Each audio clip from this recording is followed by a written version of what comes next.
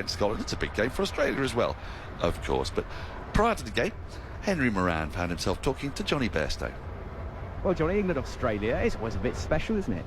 Yeah, it is. I mean, T20 World Cups and Barbados, England, Australia, 2010 comes straight to mind, doesn't it? So it's obviously a fantastic backdrop, a fantastic place to be playing cricket, and it's an awesome environment to be playing in. And game takes on a little bit of extra significance, I guess, because of the frustrations of the Scotland game. Yeah, look, you can't do anything about the weather. You come to Barbados, and probably the last thing that you're expecting is it to rain. So it's part and parcel of the game. We get plenty of it in England, and look, it's tournament cricket, and 1 point's better than none. And we'll go forward now, looking ahead to this game against Australia. Feels as though the team's been sort of raring to go, ready to go, and the rain back in England, then here in Barbados. Are you feeling as a side that you're absolutely keyed up, ready to go, just eager to launch into this tournament? Look, I think that the way we played against Pakistan when we did get on the field was really pleasing. I think as a group, whether guys have been playing out in India in the IPL or they've been playing in England, the contributions that they've made individually have been good. So yeah, everyone's raring to go, like always. It hasn't changed anything with there being a bit of rain around. And also they're the things that you just have to cope with as a group. There's a lot of experience within the dressing room, and whether it rains or the conditions change or anything like that, you just have to adapt. Australia are a side that you know about that bowling attack particularly well. Is it fun renewing those challenges against a team like Australia? Of course it is. Like you said, they've got a wealth of experience within them. They've played against us a lot. We've played against them a lot. We've got some guys that they probably haven't played against too much as well, which can be a really good thing. Salty and Jaxie at the top, coming up against Stark, and coming into obviously Stark, played with Phil just recently in the IPL and everything that comes with that, so he'll know the dangers that Salty brings, and also vice versa. But they're great matchups, and it's great to have those little battles, if you like, leading into it. And also the battle of the surfaces here, because they have been quite slow and low. What have you made of it? To be honest with you, I've not been out there yet. It's something that you can't control. You can control certain things, but the pitch that gets put in front of you, you've got to adapt to it. So whether it's fast and bouncy or slow, low turning, you just have to be capable of changing the way in which you go about your game, and understand that it might not be a 200 pitch, it might be a 175 pitch or something like that. I know your family are out here, and I know this is a special place for you, Barbados, as well. Is that somewhere you look forward to coming back to from a personal level too? I think there's quite a lot of people that look forward to coming to Barbados, to be honest with you. It's an awesome place to be, and yeah, like you say, it holds a real nice memory in my mind from when I was growing up, and Dad came out on a few tours out here, so being a little nipper, been dipped off the back of a boat into the ocean thinking a shark was coming to bite you or something like that, and then coming to the cricket ground and seeing the passion and the love for the game of cricket out here is awesome. And just finally, World Cup cricket, it is exciting, and you've got great memories of successes in World Cups. How nice is it to be playing an ICC event again? Yeah, it's great. I was gutted to miss obviously the last T20 World Cup with my ankle, so to get another opportunity to play in a World Cup, to represent England, to be around the boys in tournament cricket is something that is really exciting, and we just can't wait to get going now. You mentioned earlier about Scotland being slightly disappointing with the rain, so it's now a case of we look forward to hopefully a fantastic spectacle on Saturday. That was Henry Moran talking to Johnny Bairstow ahead of this afternoon, this evening's clash. If you're back in the United Kingdom, that starts at 6 o'clock your time. We will be leaving New York at 5:45 and heading over to Barbados to join Henry Moran and the team, and see how Johnny Bairstow and the team and Mitchell Stark and their team can get on in what is a crunch clash, it feels, in a way, for England. I'm alongside Timothy Abraham, who's with us throughout this leg of the tour, and he's in our team along with Alex Hartley, Prakash Rukanka. How big a match is this for England? It's massive, Dan. There's no kind of two ways about it, really. I mean, I suppose from an England perspective, they probably wanted to feel their way into the tournament a little bit against Scotland, and the weather intervened. What cricket was played there, I don't think England, probably by their own admission, weren't particularly great.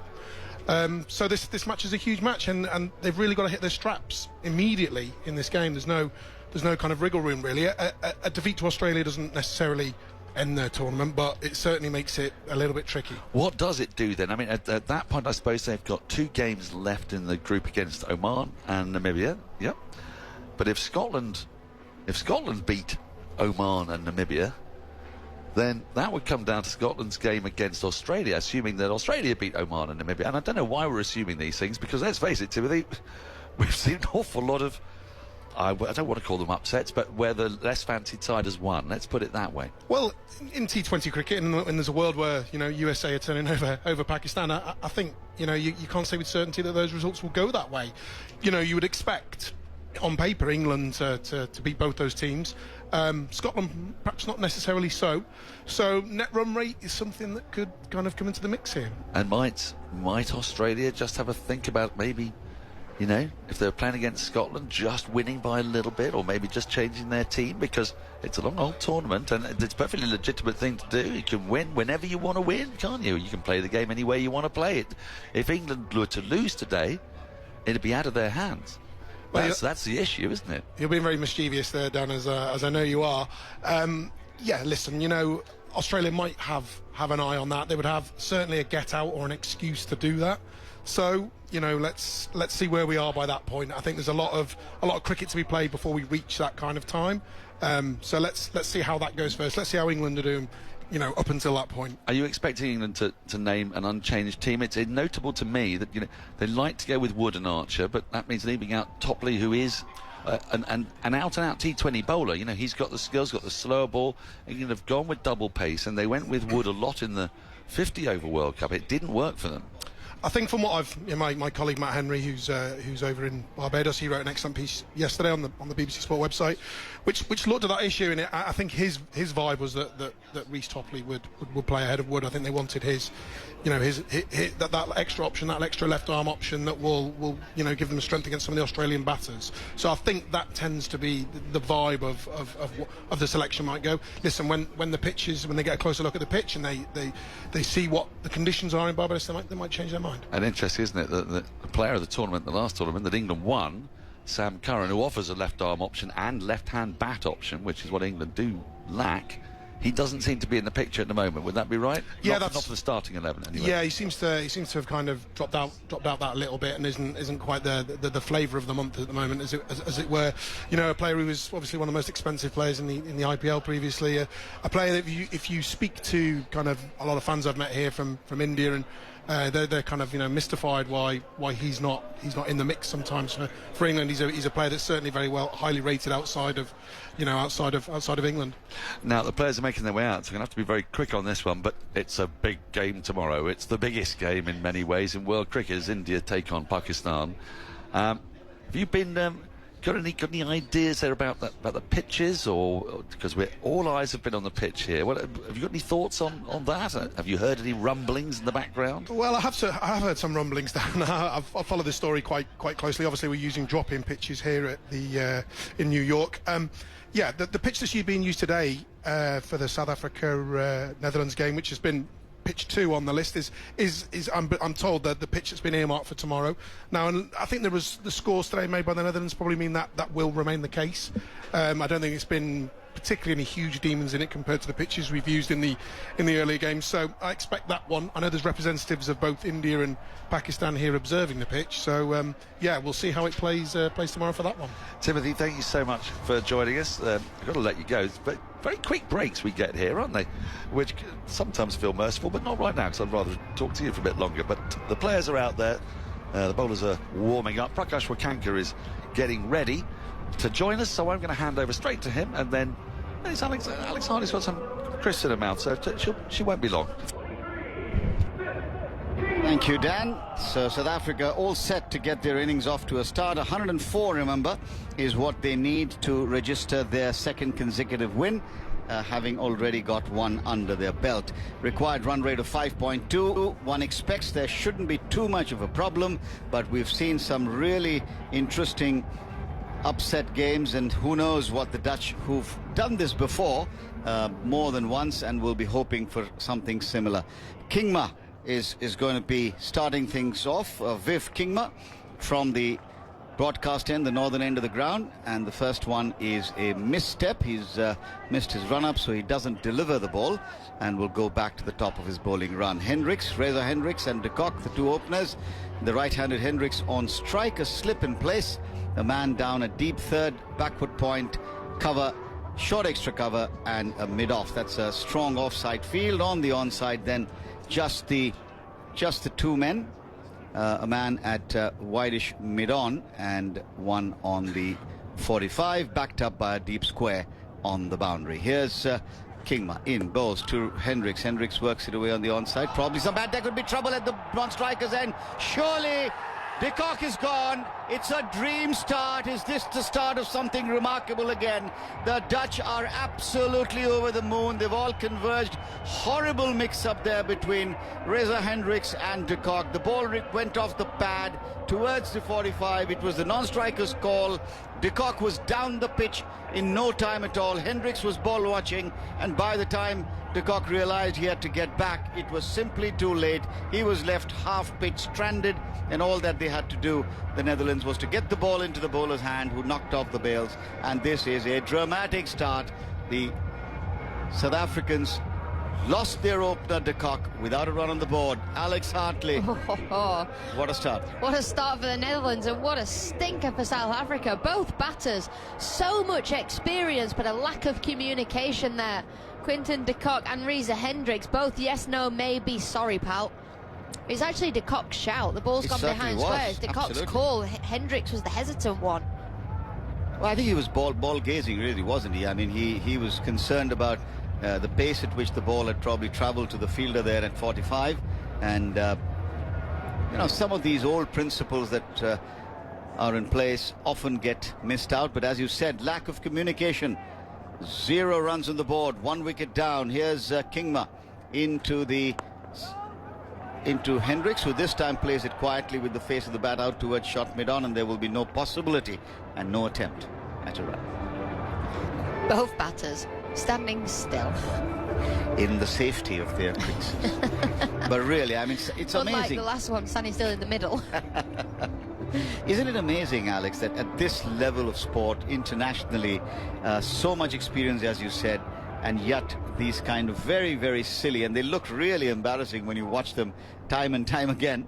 Is Kingma away from us now, into bowl to Hendricks. Slower ball in the air just a little bit, and a little bit of concern there. Playing a little early was Hendricks. The ball was in the air, but well short of the man at mid-on, who might have been interested, Max O'Dowd, the man there, in what looks to me like a greyish sun hat. You can always spot Max O'Dowd because he's always got a floppy on his head. Always, always.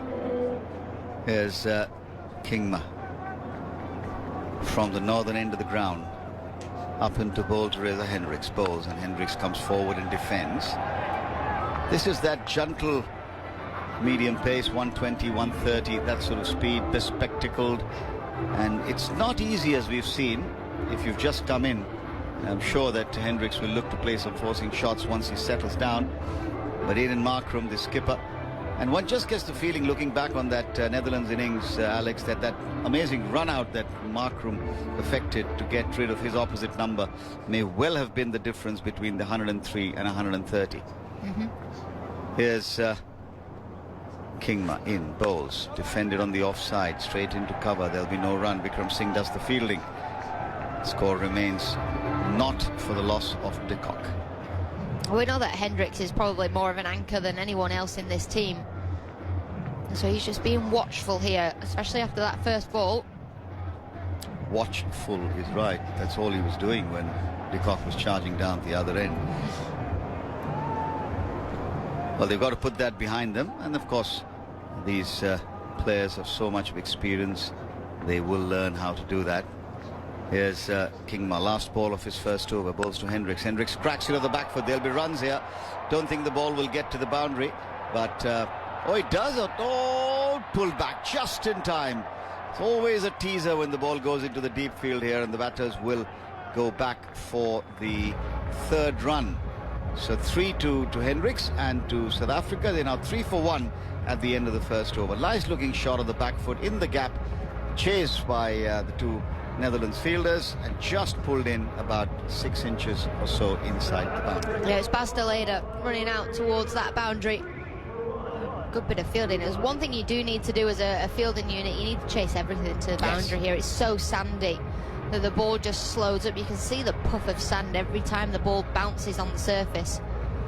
I was just out in the area in front of us, commentary position here. It's very windy at the moment. There's a nice strong breeze blowing across, which is keeping it a little bit cooler than the few days that we've seen. How do you even get out there?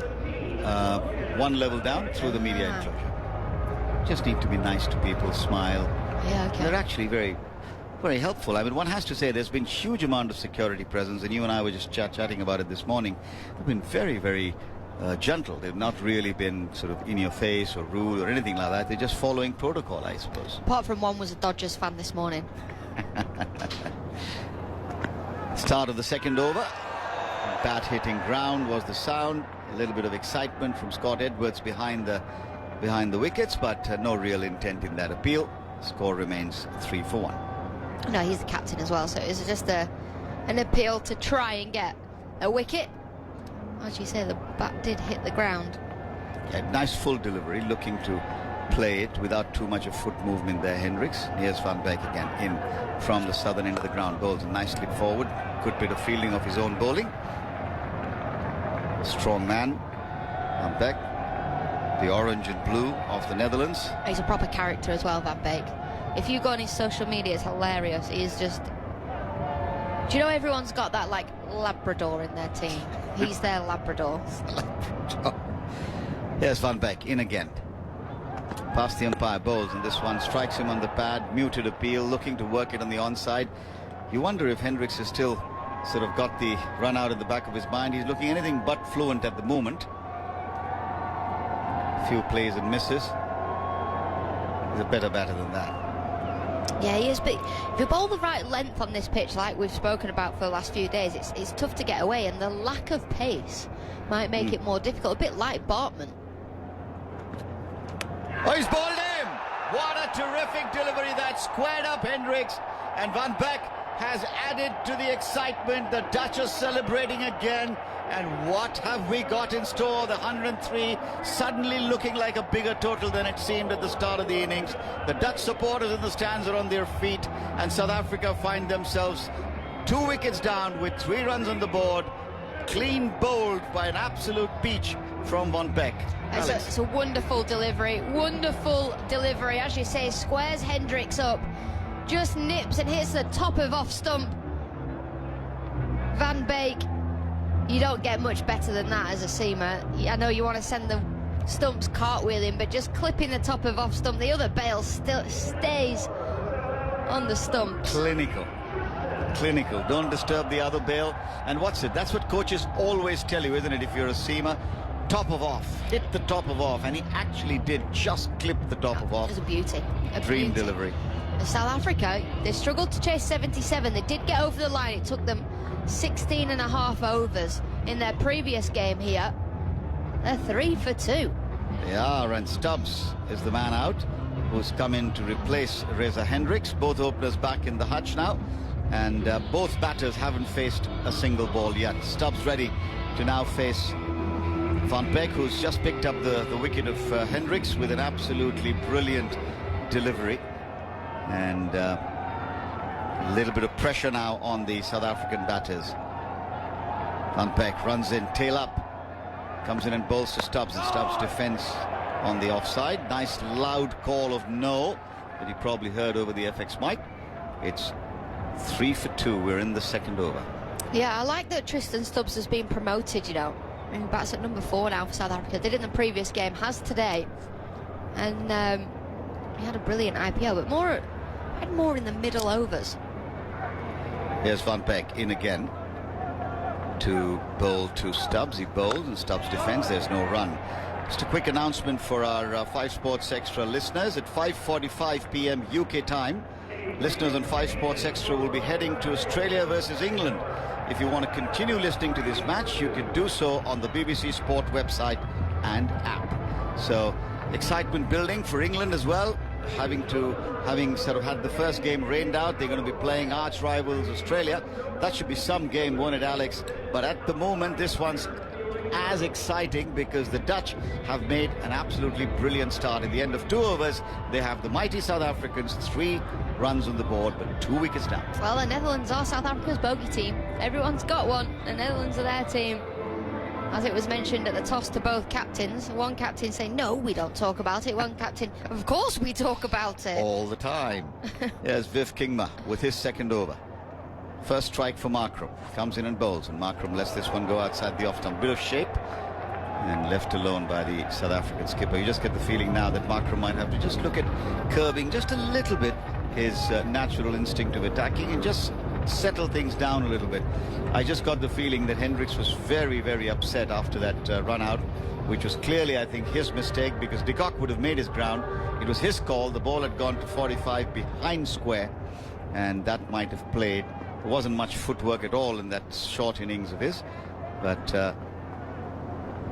now we watch as Kingma comes in and bowls. Nice full delivery. And there's an appeal behind the wickets by Scott Edwards that the Netherlands are interested. Surely that's a bump ball, if at all it came from the bat. Alex, you've got your finger up. I think this is out. You think so? I think this is out. If that is the case, this would be remarkable. They've not reviewed it, though. They haven't reviewed it. The 2 umpires are now discussing. Oh, they have. Oh, they have referred it. Yes, it's gone upstairs. And now this will be a tense moment for Markram, but he looks pretty relaxed because he'll be the one who really knows if he's jammed the ball back and the bat into the ground, or was it on the half volley it took the edge. No, I think this is out. I think the bat's hit the ground and the ball's hit the edge of the bat and gone spooned up in the air. Well, I tell you, those glasses of yours, the shades of yours, must have something very special, because here we are. Go on, Alex. Might be right, you know. Tell you what. You might be right. Scott Edwards certainly thought he has his opposite number. This is a bit of a floater, slower ball. Let's wait and watch. I don't think it has, but we're still waiting for the 3rd umpire to make his adjudication. Here's the snickometer. Oh, it's jammed in, is it? Yeah. I think that's what it is. Yeah, jammed underneath. So maybe the good old man's glasses are good enough. But it wasn't far enough, Alec. It wasn't too far from being out. Certainly, Scott Edwards was very, very sure. The not out up on the board draws roars of support from the South African supporters in the ground.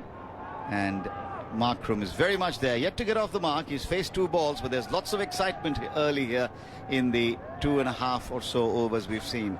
Nigma bowls down the leg side, and this one's again taken by Scott Edwards. Everybody's sure this time. Markram's not moving at all. Has he nicked one down the leg side? Has he been strangled there? Again, the 2 umpires conferring. The Dutch think they have their man. Jeez, this is super exciting, isn't it, Alex? Stay in your seat. Stay in your seat. This is getting exciting. This is getting exciting.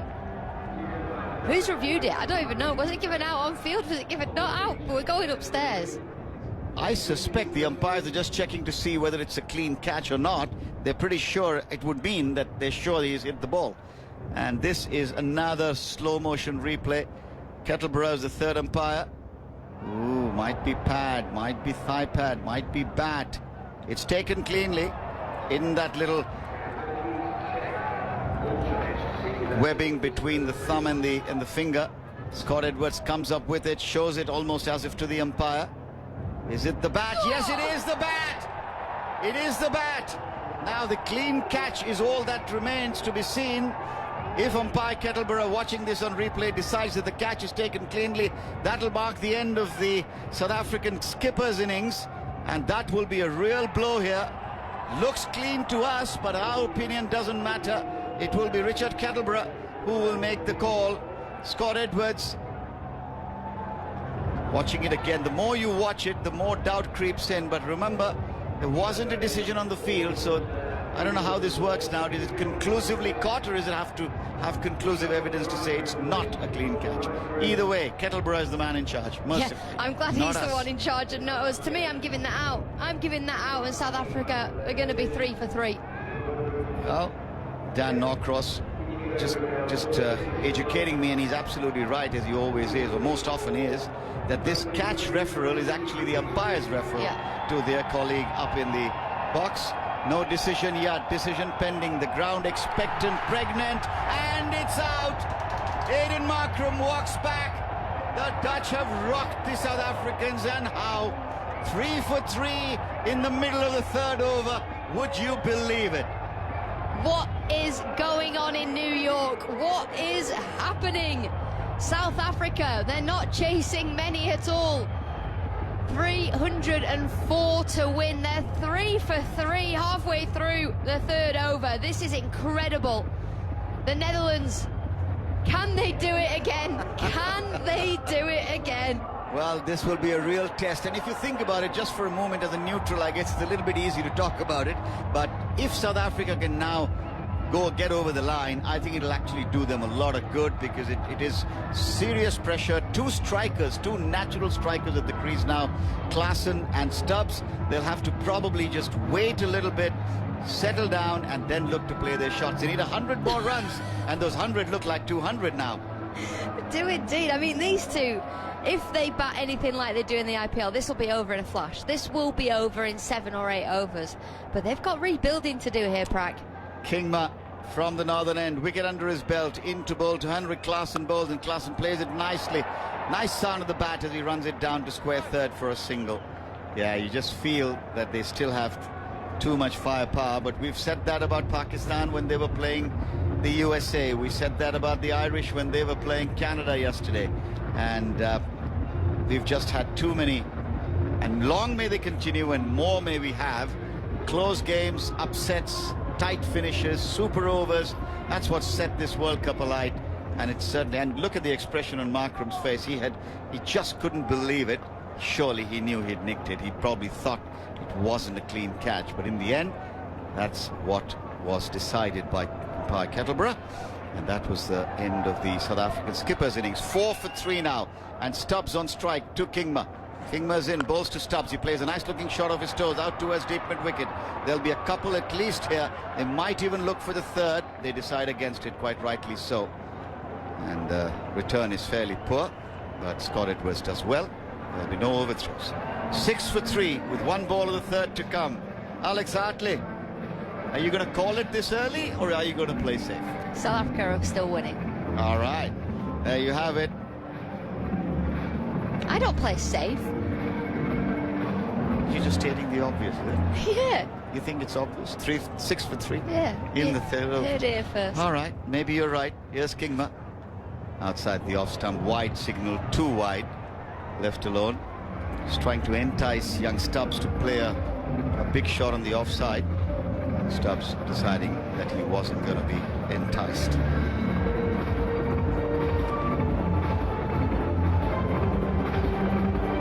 Seven for 3 in the third over. Certainly more than a spring in the Netherlands fielders. There's a slip and a catching shot, extra cover.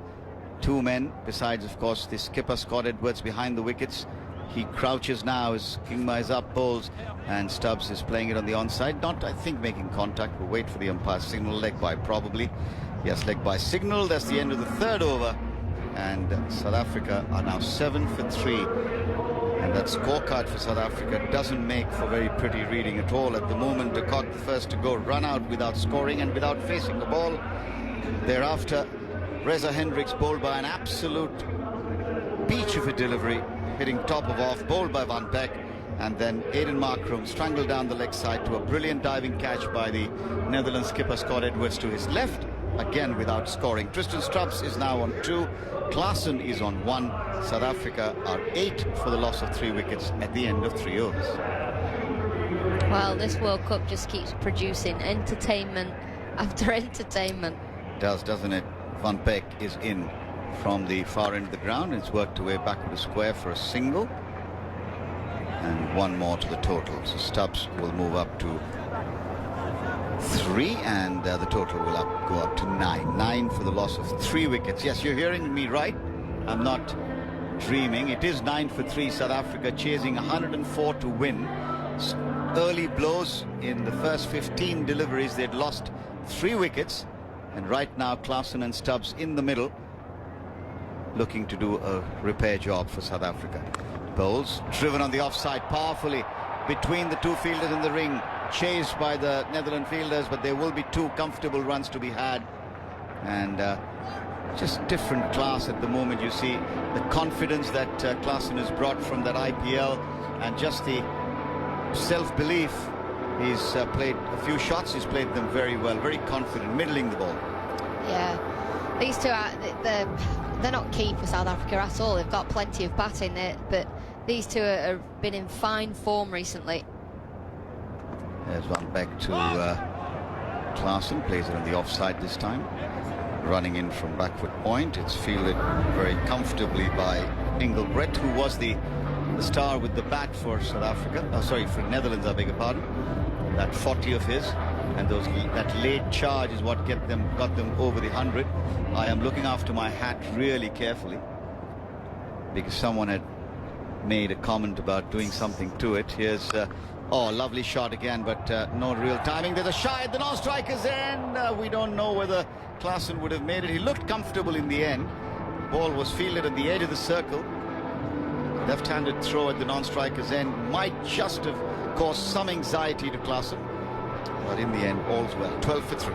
Well, the DJ has decided that we're going to have music between every single delivery now. Well, he's getting into the act. A quick reminder then, at 5:45 UK time, listeners on 5 Live Sports Extra will be heading to Australia versus England. You want to continue listening to this match, you can do so on the BBC Sport website and the app. One big bowls, pushed away quietly, short extra fields, there is no run. And 12 for 3 it remains. I wonder between how many balls it'll be to play a whole song, because they keep playing the same song in between. Well, I mean, if there are like very slow, deliberate reviews, could do a whole T20 with a 7-minute song. You could, couldn't you? Here's Van Beek, last ball of the 4th over of the innings, bowls, and it's pushed away on the offside solidly by Stubbs. There will be no run. That's 4 overs bowled, 12 for 3. South Africa chasing 104 to win. But once again, the Netherlands showing that whatever runs they get, they will put their heart and soul into defending it.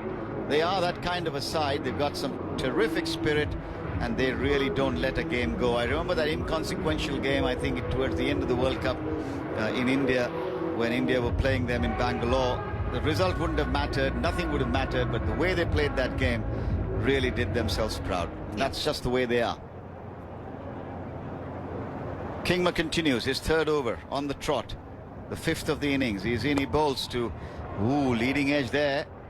Klaasen looking to work it in the onside. Fortunately for him, it goes along the ground. Could have easily popped up, Alex, and that could have been another wicket possibly. Yeah, it could have been. They've been attacking, aren't they, the Netherlands? They know that back of the length delivery is tough to get away. The lack of pace as well, making this wicket quite too paced for Klaasen and Stubbs out there. They're used to facing the likes of Bumrah and all these other amazing bowlers in the IPL. Kingma turns, goes away from us now, gets close to the wickets, bowls, pushed with the full face of the bat solidly by Klaasen, out to mid-off, and there is no run. The leader, the fielder there, number 5 on his back.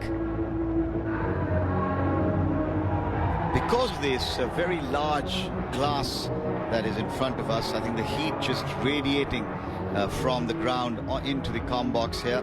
But I think it's a reasonably pleasant experience today for the fans who are here in numbers which are much more than I would have expected, as we've been telling you since the morning. Here's Kingma bowls, and Klaasen gets one shot. It's in the air! He's caught it! Heinrich Klaasen caught down a deep square leg, and the South Africans have lost another one. 12 for 4. Alex Hartley Well, well, well. What a game we have on our hands here. Prakash Clausen just trying to get the ball away, flicks the ball into the leg side, pulls the ball straight to Tim Pringle, who takes a pretty decent catch out there. Clausen not quite getting hold of it. We know we've got big boundaries here, but that was never six, no matter where you are in the world. Tim Pringle takes a catch. Kingman, he is screaming with delight. Absolutely, and why not? Because he's picked up the big wicket of class. And just look at that South African scorecard. My word, you would not believe it. You've got de Kock and Markram gone without scoring, and it all began with that horrible mix-up between the openers, and after that it's been pretty much a procession. The Dutch striking at regular intervals. Hendricks for 3, bowled by a peach. De Kock run out without scoring. Markram caught down the leg side by the skipper Edwards, again without scoring. And now Henrik Klaasen, a good catch. Your man Tim Pringle, who you picked as one that would cause some problems for the South Africans with the ball. But even before he got the ball in his hand, he's taken a wonderful catch down at deep square leg. And David Miller, that man, David Miller, comes out to bat at number 6. The finisher. The finisher, but he's come in at 12 for 4 in the 5th over. TV's just gone to his wife in the hospitality, and she's had her head in her hands. She's like, I can't believe what I'm seeing. This what an advertisement for T20 cricket. 20 teams. There were lots of people who were arguing, oh, come on, these associate nations, they don't know how to really play serious cricket. They won't run the big boys close. And here we have yet another example of what remarkable cricket can be played. Well, we've figured out how to make them closer. Put them on bang average pitches. Now you're saying that was a deliberate strategy. Oh, it's remarkable what words can do. Here's Kingman in now to Miller. Lets this one go outside the off stump. Not often that David Miller lets the ball go through. But right now they'll be feeling the pressure, the South Africans.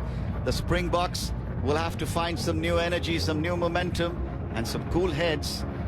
Because that was almost instinctive from Klaasen, isn't it? He's hit so many of these with his eyes closed, and they were going 60, 70, 80 meters. But this is a different pitch, a different environment, a different bowler, and he paid the price. Yeah, on any other surface, any other ground, it's there to be hit, that ball. Slip and a short extra catching as the left-handed Miller waits for Kingman. He's in, he bowls outside the off stump, left alone again. And this is intelligent by the Netherlands. They're just making sure and saying to Miller, you want to play this aggressive shot, go for it, mate. And at the moment, luck's with us. Our efforts are proving to be decisive, and we may well pick up another one. This is absolutely marvelous, this situation. Last ball of the 5th over coming up. The crowd getting their money's worth. Lovely day here in Nassau County. A bit of cloud in the air, but high up. Patches of beautiful blue sky. And just the perfect recipe for an exciting game of cricket here at the New York Nassau County Cricket Ground. Kingman bowls again outside the off stump, left alone. That's 5 overs gone. 5 of one of the more exciting overs that I would have done in recent times. South Africa have lost 4 wickets, 12 runs on the board, and we are going to have Alex Hartley taking a well-deserved break for a bit, and Dan Norcross is going to come in and join me here. 12 for 4. What a remarkable 30 balls at the start of the South African innings, eh, Dan? It's been absolutely gripping and breathtaking. It's crazy, is what it is. This felt like such a pedestrian game for so much of it, didn't it? I mean, let's be frank, until the last 3 or 4 overs of the Netherlands innings, it was going nowhere. It was not a great advert for cricket. It's a great advert for South Africa's bowling attack. But my word, the Netherlands, you cannot keep them down. They just lift themselves every time they play South Africa. It is remarkable stuff. Van Meekeren runs in to Stubbs, who covers up in defence, pushes back to the bowler. There's no run. Now, I'm afraid, Lister, you're going to have to make a choice. In about 1 minute's time, we are heading to Bridgetown, Barbados. Henry Moran and the team are covering Australia against England. It's a massive game.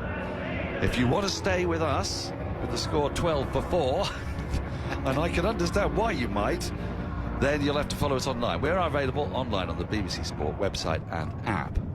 But in about 35 seconds, we'll be heading to Bridgetown. And we have made our choice here in Australia. We will be headed to Bridgetown for Australia's second match in Group B up against England. So we'll keep you up to date with the contest between the Netherlands and the South Africa across this morning here in Australia. But it is time to head to Australia's match up against England. The toss has just happened. England have won. They've sent Australia in. And Pat Cummins, as expected, will return to the 11 for the Aussies. So let's head there now. And no changes for England as well. Let's catch up with the BBC team at Bridgetown for Australia and England. Thank you very much indeed to Daniel Norcross and the team following that extraordinary game taking place between South Africa and the Netherlands. Hello from Bridgetown. England and Australia preparing to renew rivalries once more. 1 year on from the Ashes, 14 years on from the final in this very ground where England triumphed to lift their first T20 title. The two face each other in a game that could be so pivotal in deciding the outcome of this group. Tuesday's washout against Scotland increases the pressure just a little bit on England to get a result today. Defeat would leaving them needing to win big against Oman and Namibia in their remaining matches. As for Australia, a far from perfect performance against Oman saw a win, but they're still really looking to hit their stride in the tournament. Henry Moran here for this huge clash, and alongside me in just a moment, Stephen Finn, former England fast bowler, and the Australian journalist and broadcaster Geoff Lemon. But the all-important toss out there in the middle. Let's join Michael Atherton with the two captains. Mitch Marsh, Joss Butler, match referee Andy Pycroft. You've got the coin, Mitch. Heads. Heads is the call. That was a horrible toss. It's a shocking toss, but Joss, you've won it. What are you going to do and why? We're going to bowl first today. Obviously a short boundary with the wind. We're a little bit unsure as to how the wicket will play, so we want to bowl first. And how excited are you for this contest? Yeah, I've just said to the group, these are real special days. Getting to play against Australia in a World Cup in Barbados. These are the days you play for, and we expect a great game. Just the 10 overs in that frustrating match, the washout against Scotland. Was there anything that gave you pause for thought in those 10 overs? Yeah, a little bit. I think there's a couple of little areas we can sort of scratch up on. I think especially in the field, we pride ourselves on that intensity, so those little areas. But yeah, we're really excited for today. We've trained well, prepared well, and now it's about playing well. And you have a particularly good record against Australia in this format recently. Has that given you confidence ahead of this game? Yeah, we've played well against Australia in the recent past, but they're a top team, and one-off games in World Cups, I don't think form counts for too much. So it's going to be a great game, two really good sides, and we're looking forward to it. You're unchanged, I think. How close did Reece Topley come into consideration? Yeah, not just Reece, but the whole squad. We've got a really good squad of guys, and we've got lots of different options, but we've gone with the same team today. Okay. Go well. Mitch, what would you have done? Well, if the toss is anything to come by, we're in trouble today. We were going to bowl first, I think, just to get a read on the conditions, but hopefully we can post a good total. The chance to hold all 3 ICC titles simultaneously, how much is that driving you and your team on? Yeah, it's a big carrot for every team that's here. Everyone's come here to win this tournament. We start today, we're going to get past England, and it's going to be a great game. How's the captaincy treating? You don't look like the type to get too stressed about things. I know, I'm human, I get stressed, don't worry about that. But it's a great team. We've got a lot of experienced players that I'll lean on throughout this tournament, and a great coaching staff, but it's been great. I mentioned that Australia don't have a great record against England in T20 in recent times. Have you dwelt on the reasons for that in the build-up to this game or not? No, we haven't. I think we've got a game here today that presents a good challenge for us. It's a World Cup game. In these tournament play, it's all about being present, winning today, hopefully, and moving forward. Any changes from the team that played Oman? Yeah, one change. Paddy comes in for Nathan Ellis. Thanks for your time. Go well today. Cheers, mate. Thank you. So the two captains out in the middle with Michael Atherton. England winning the toss, electing to have a bowl. First, we wondered what they might do with their team, Stephen Finn. We expected Reece Topley would be into the side, perhaps in place of Mark Wood or Chris Jordan. But England going with the same 11 that took on Scotland in that rain-affected game. What are your thoughts on that? Well, it just means that I know nothing of what I'm talking about, because in the build-up to the game I was saying I felt as though Reece Topley would have to play. So with that left-arm swing that's been so potent in the power play, especially here at Bridgetown in Barbados. And then I thought, especially given the surface that I went down there and looked at an hour or so ago, I thought the captain winning the toss would want to bat first, get runs on the board and let the wicket, with the cracks that are running down the middle of it and the dryness and a little bit tacky on top of the surface. I felt as though that might lead to it becoming more hard to score as the game went on, but both captains wanted to win the toss and bowl first, so it's going to be fascinating to see how this plays out. Geoff Lemon, we know this game has a little bit of extra significance after England's washout against Scotland. Talk us through exactly why. OK, so Scotland, at the moment, they've got 1 point from the washout. They've got a couple of games coming up. They've won the game against Namibia, so they've got 3 points now from that. They're head of the group at the moment. They've got one more game against Oman, and then the game against Australia. If they win the Oman game, they go to 5 points. If England lose here, the best they could do is get to 5 points. And if they get to 5 points, it comes down to who's got the better net run rate. And it comes down potentially to an Australia-Scotland game where Australia might even win it in a way that doesn't damage Scotland's net run rate that much. OK, so we're in a position where England's next fixtures after this one being against Oman and Namibia on Thursday and Saturday. But if Scotland win tomorrow in Antigua against Oman, they'll be on 5 points. But the easy way around it for England is beat Australia without having to worry about any of this. And that is what they'll be looking to do first and foremost. They've actually won 6 of the last 7, England, against Australia in completed T20 internationals, and they return to a ground where 14 years ago they lifted their first ICC trophy, beating Australia in that final. A final where the player of the match was Craig Keyswetter. A lot has changed in English and world cricket since then, but the rivalry between England and Australia remains as strong as ever. So this Australia side, containing plenty of names that we're very familiar with, David Warner and Travis Head at the top, Mitchell Marsh the captain, then it's Glenn Maxwell, who's had a horrible run of form of late. Marcus Stoinis played brilliantly the other night, match-winning innings in that game against Oman. Tim David, Matthew Wade, the wicket-keeper. Pat Cummins comes into the side in place of Nathan Ellis for his first game ever in the West Indies. He's never played in the West Indies before, so there you go, there's a little stat for you. Mitchell Starc, Adam Zampa and Josh Hazlewood. England line up unchanged with Phil Salt and Joss Buttler. Then it's Will Jacks, Johnny Bairstow, Harry Brook, Moeen Ali, Liam Livingstone, Chris Jordan, Jofra Archer, Adil Rashid and Mark Wood. Stephen Finn, as the players prepare to come out for the anthems, the flags being unfurled in front of this big crowd at the Kensington Oval. It is 2 lineups, very familiar names, familiar rivalries. It feels a huge event, arguably the first blockbuster fixture of the tournament.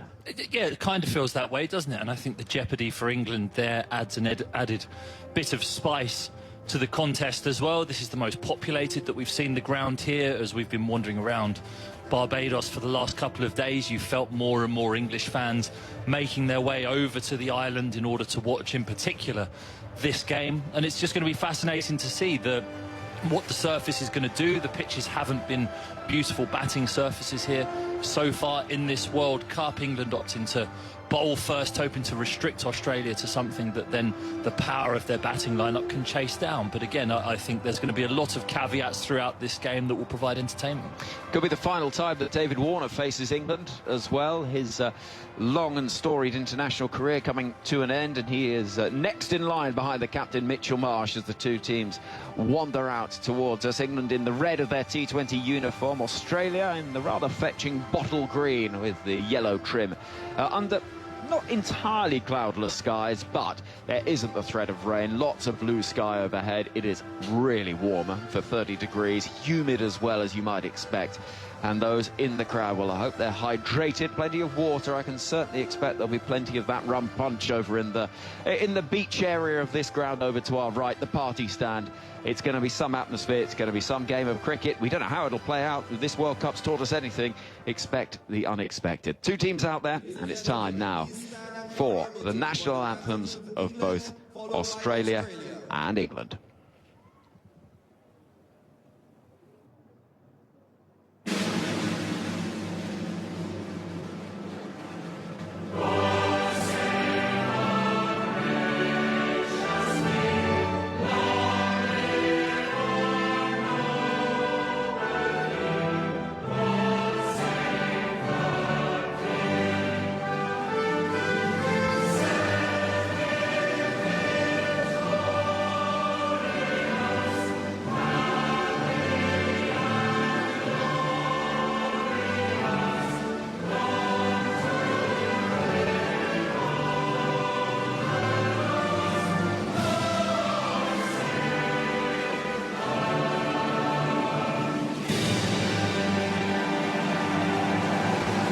was roared out by many of the England team, and those in the stands as well.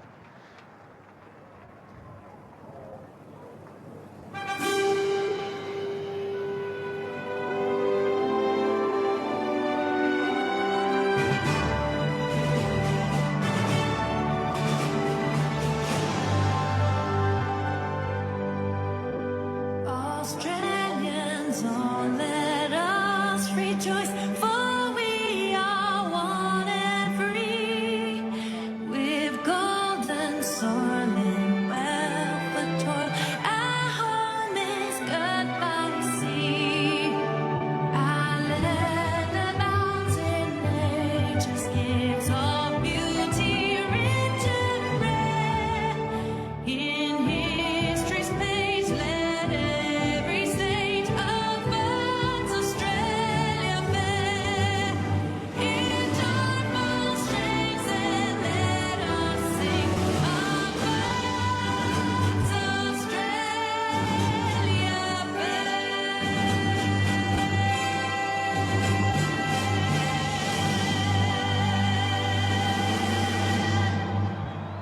Advance Australia fair, and now the flags will be folded up. The players will head back towards the boundary edge, and there's plenty of Australia fans in this ground as well that enjoyed that.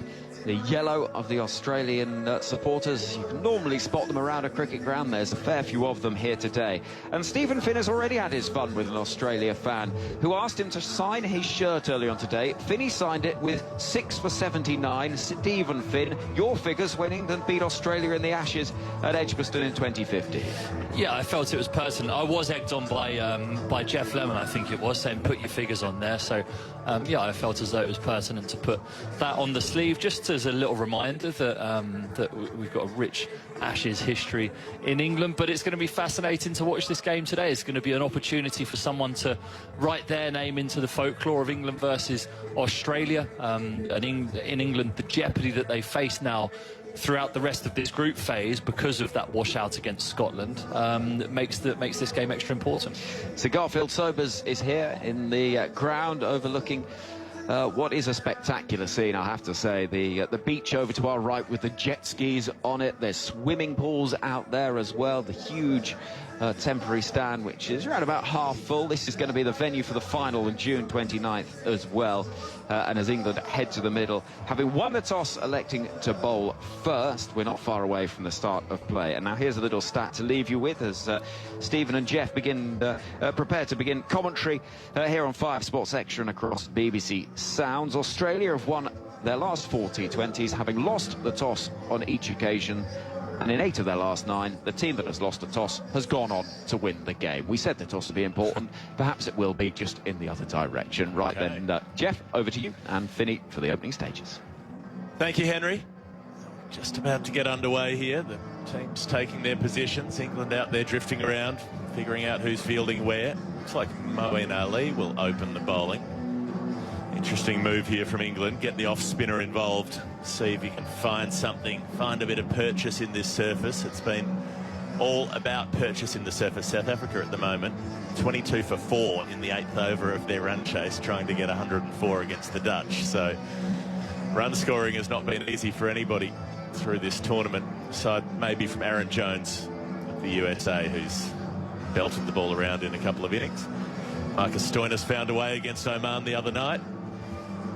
England haven't had a chance to have a hit yet. They bowled 10 overs against Scotland, and that's been their only contribution to the tournament so far, with the rain coming in. So Mark Wood out there. He's not going to bowl first. He's not limbering up either. Popping a slip in place for Moeen Ali. We've got a pair of left-handers for Australia, David Warner and Travis Head. Warner at 37 years old, so experienced. Travis Head, after a scintillating IPL, smashed the ball to all parts until the last couple of games, where suddenly that ability deserted him against left-arm swing. So I do wonder about that. Didn't pick Reece Topley, and Travis Head has been all at sea against left-armers swinging the ball at him early in T20 innings. But it will be off-spin that he'll face here, with Moeen Ali looking to turn the ball away from the edge of the left-hander's bat.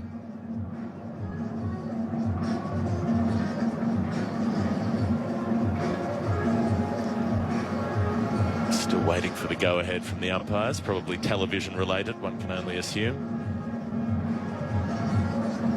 Now one of the umpires is trying to move a gentleman in a very bright yellow security vest, and also to get him to get some people in the crowd to sit down as well.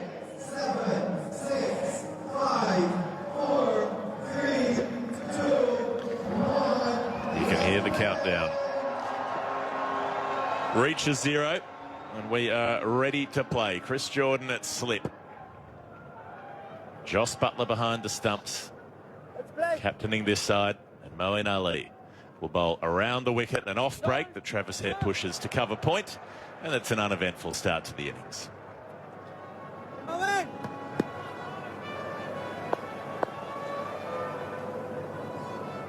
goes the trumpet with Jerusalem as per usual, and Travis Head opens up the face of the bat and slams it out to deep extra cover. They've got a fielder out there, but Warner will get back for a second run, calling Travis Head through, urging him through, saying there's always 2 there. Warner loves a 2 in T20 cricket. That's his trademark, I think, more than the buccaneering shots of his early career, is the hard run double that he really brought into his game through the second half of his career. So Australia 2 with that loss. Those runs to Travis Head, who's pushing the next ball back to Moeen Ali, and there's no run. Yeah, nice start by Moeen Ali, keeping the line tight. Travis Head throws his hands at anything outside the off stump. Moeen bowling around the wicket, trying to hit the stumps. Does exactly that again. Backing away, Head gets a ball that lifts on him, and he pulls his head back out of the way as that ball zips up past the gloves and into the gloves of Buttler. Got a bit of kick, and it didn't miss the off bail by much either. Moeen was not demonstrative, but just gave it a little whistle of appreciation. Tries again, and Head backs away and cuts to point and can't get through the offside trap. So a very tidy start here. 1 ball to come. Couple to come in this over from Moeen Ali. Travis Head looking for something to hit. He can only flick it across the line, where mid-on gets around the field and keeps the scoring to a single. Warner's first ball will follow. If the scoreboard's finally caught up, it was the last ball of the over. And so we're 3 for none after the first over. Double spin. Looks as though Will Jacks has the ball in his hand. Both these Australian batters wanting pace on the ball to throw their hands outside the off stump. Will Jacks, he does bowl in the power play for Surrey. Looks like he shaved all his hair off as well, but England opting for double spin to begin, which is an interesting ploy, but given what we've seen in that previous over, not a surprising one. I saw Joss Buttler just wave his hand towards Jofra Archer and say, you just hold on. Clearly the plan would have been initially for Archer to bowl the second over, but quick on the spot thinking by Buttler means he's opted for his second off spinner. So the 2 fielders allowed outside the circle. We've got a deep mid wicket for Travis Head, and we've got a long off. Harry Brook down on the rope there. Then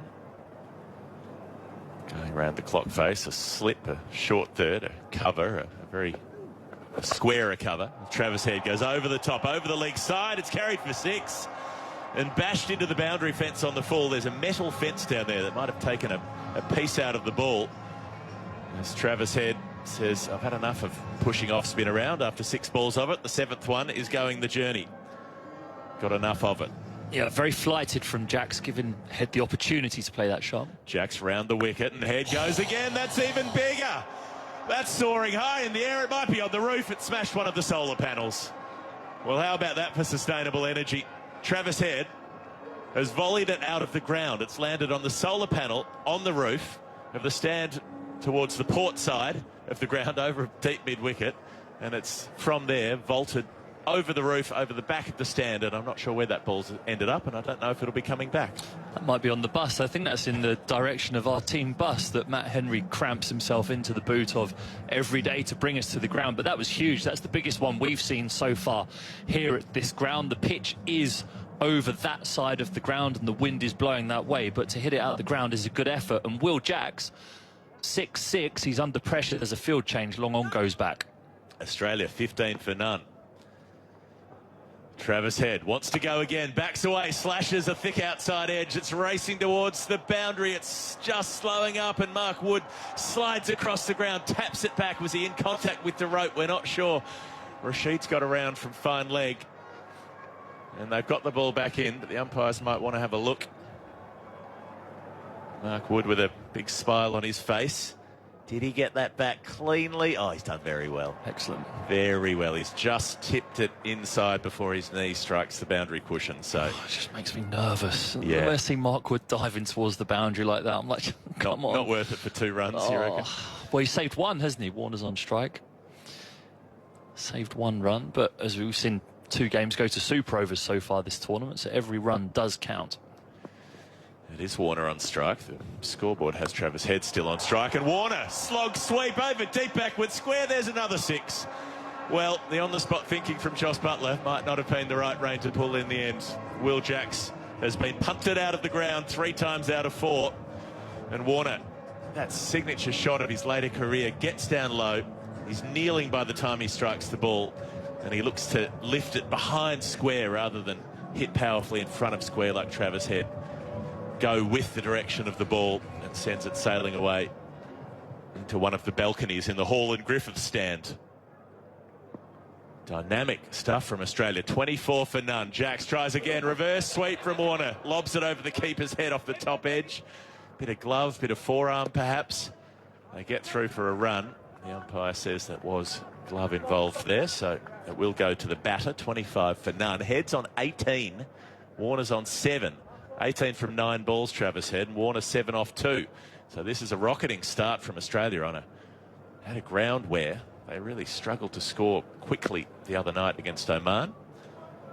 Doing the opposite here. Jacks under the pump, backing away goes Head, slaps it to cover. But tumbling across, it's a good stop from Jordan away to his right. And he stops any more damage being done. But the damage is extensive. 22 runs from the over. Australia 25 for none after 2. Yeah, not quite the start that England would have wanted there in the second over. Moran bowled brilliantly the first over, driving it into the surface, which meant that Travis Head had to pop back and play most of the deliveries off the back foot from just around the top of the stumps. But Will Jacks being a more loopy off-spinner, the ball comes up out of his hand, whereas Moran's comes pretty flat. And down meant that Travis Head could just plant his foot down the middle of the pitch, have a big slog sweep at it, get underneath it, and help it on its way for 6. So England now, after looking rosy at the end of the first over, have got their backs against the wall now, and they turn to their premier fast bowler, Geoff Archer, to try and make a difference. Well, hindsight always helps. You have a good over a spin, you think, let's try that again, and it doesn't work out. So Buttler has gone for express pace. He's got 2 of those options, Wood and Archer. He's turning to Archer first of all to bowl to David Warner, who hasn't always been comfortable against absolute top-notch pace in the last few years of his international career. He's had some struggles. He's had a few wins as well. Took a double 100 against a South African team where Anrich Nortje was bowling mid-150s consistently, but there are times when Warner has not looked comfortable against it. And Archer into this international comeback around the wicket. Warner chips it just wide of mid-on. That wasn't a convincing shot. Had the field been a little different, it would have been a comfortable catch, but mid-on had too much ground to make up coming around the circle. 26 for none. Warner on to 8. Just insinuating to his partner Head that maybe just stuck in the surface and bounced a touch. Warner threw the shot early, which is unusual when you're facing the pace of Geoff Archer, but that one definitely just stuck in the pitch a slight little bit. Travis Head, if he gets any width, he'll carve it. Archer, Yorker, and Head. He's called through for the run by Warner, who dives at the non-striker's end. I think he would have been safe. Buttler was gesturing as though he thought that was close, but it was Warner's call. The ball squeezed away just behind point. Warner wanted the run immediately. Happy to get back on strike. 27 for none. He looks in a bullish mood, David Warner. He immediately got up. He did the full belly flop dive along that rough surface of the wicket, which is never pleasant. He's got tubey grip protecting his elbows for exactly that, but he was immediately up.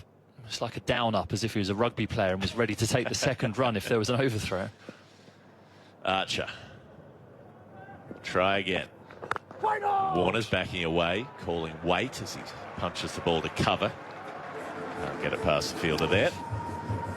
Good bowling that from Archer around the wicket, not looking. There is a slip in place, but he's not particularly looking to swing that ball away from David Warner, because that will offer width to the diminutive left-hander to be able to throw his hands at. So he's just following David Warner. He's taking little pigeon steps outside the leg stump, and Archer can see him going, follows it in towards his midriff and can only defend it back out towards point. So good start for Archer. Archer around the wicket once again, looking for Warner, hunting him, and he's going in at the toes as Warner backs away. He's able to dig the ball out to deep mid-wicket over some of the blotchy, discoloured grass out there.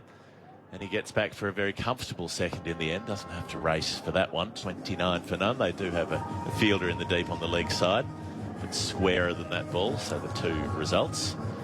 Interesting that Chris Jordan was keeping, it slipped rather to the spinners, and Moeen Ali had slipped to the quicker bowler, but they've taken Moeen out of that position now. More conventional ring field. Moeen's at mid-wicket. Bouncer down the leg side, and that's a wide. Archer was looking to cramp Warner, trying to aim for that front shoulder, but just put a few too many inches on that angle. Yeah, relatively quick from Archer. Again, you've got to try and cramp David Warner for room. He does play the pull shot sometimes, but it can also get him in trouble and go straight up the chimney for a simple chance. So Archer just trying that one out. Short third and short fine leg. So if there's any top edge on anything, it is going. Archer to Warner, who backs away and pumps him over cover. Doesn't time it perfectly. The ball's lobbing, pitching, rolling back, and Johnny Bairstow's chasing it. And in the end, he leaves Will Jacks to pick up the ball and essay the long throw back to Joss Butler. So not a bad effort from Archer. He's conceded a couple of singles and a couple of twos. He's got one more to bowl because of the wide. They're 32 for none. One ball left in the third over. Archer with the Worrell, Weeks and Walcott stand at his back. Familiar turf here in Barbados for Geoff Archer. He bowls around the wicket to Warner, who's surprised by that one. Not entirely comfortable as it gets him up near the splice, near the gloves. But the ball drops away to square leg, and he's thinking runs first and discomfort second, Warner, as he sprints through to the far end. 33 for none after 3 overs. It's a flyer for Australia. Travis Head, 19 off 11 balls. David Warner, 13 off 7. 33 without loss. Yeah, that one's just kicked off out the surface. It's a off-cutter from Geoff Archer, and it's just popped. And it's hit David Warner on the top hand. If it's hitting top-class players on the top hand, it means the bounce is very erratic. We've seen a little bit from that end with the bowlers running towards us. Moeen Ali bowled one into the surface that just leapt and kicked and beat the edge of Travis Head, and that one, also an off-cutter from Geoff Archer, has kicked up as well. So that's the reason why I thought that batting first would be the best ploy on this pitch. Just from looking at it and what I've watched so far on this ground suggests to me that that bounce is going to get no easier as the game goes on. I think Warner's relieved that it hit him on that thick slab of padding on the back of the hand rather and than it was a slower ball. Yeah, 76 miles an hour as opposed to 91 like the others in the over.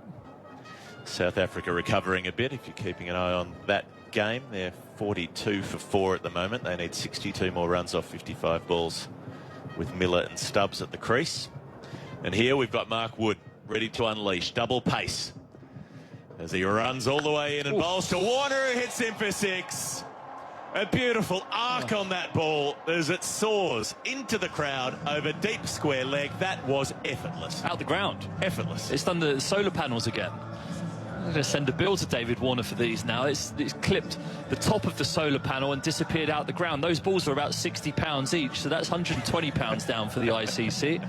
Thanks for coming, but that's a huge shot by Warner. Wood going full, trying to tuck the line up, but the length is there for David Warner to just flick his wrists. And those big bats and those powerful forearms have just carried it all the way out the ground. It's a wonderful start of the over for Australia. David Warner's definitely been docked more than that out of his match fee on a few occasions, so I don't think he'll mind paying for a few of the balls. I'm not sure he's scratching around for £60, David Warner, unfortunately. No, I think he's going okay. Mark Wood will try again. Right arm over full, hooked by Warner. It's gone for 6 again. Australia running amok here in Bridgetown at the Kensington Oval, and that's gone into that balcony again in the Hall and Griffith stand. And neither Wes Hall nor Charlie Griffith would have much enjoyed being hit like that. Intimidating fast bowlers from Barbados' past. We've got a couple of intimidating fast bowlers here. being whacked. Mark Wood's gone again. Yeah, it's a good shot, but he's not looking at it, Warner. That it suggests that it's not quite come off the surface as he's thought it might do, but the extra pace of Mark Wood has meant that it has skipped on, and he's actually put it through the advertising hoarding there. It's pierced a hole in the banner that says ICC Men's T20 World Cup, West Indies and USA 2024, and David Warner's put a hole in it. So that's they can dock a bit more for damage to that one off his match fee. Using it for target practice at the moment. Australia 45 for none in the 4th over. Warner's 25 off 9. He's going at a strike rate of 278. Head 19 off 11. This is unbelievable stuff. Well, it's unseen at this ground as well so far. There's been talk that this is in this tournament, but there's talk that this is the best surface on the block of pitches. But Mark Wood will try again.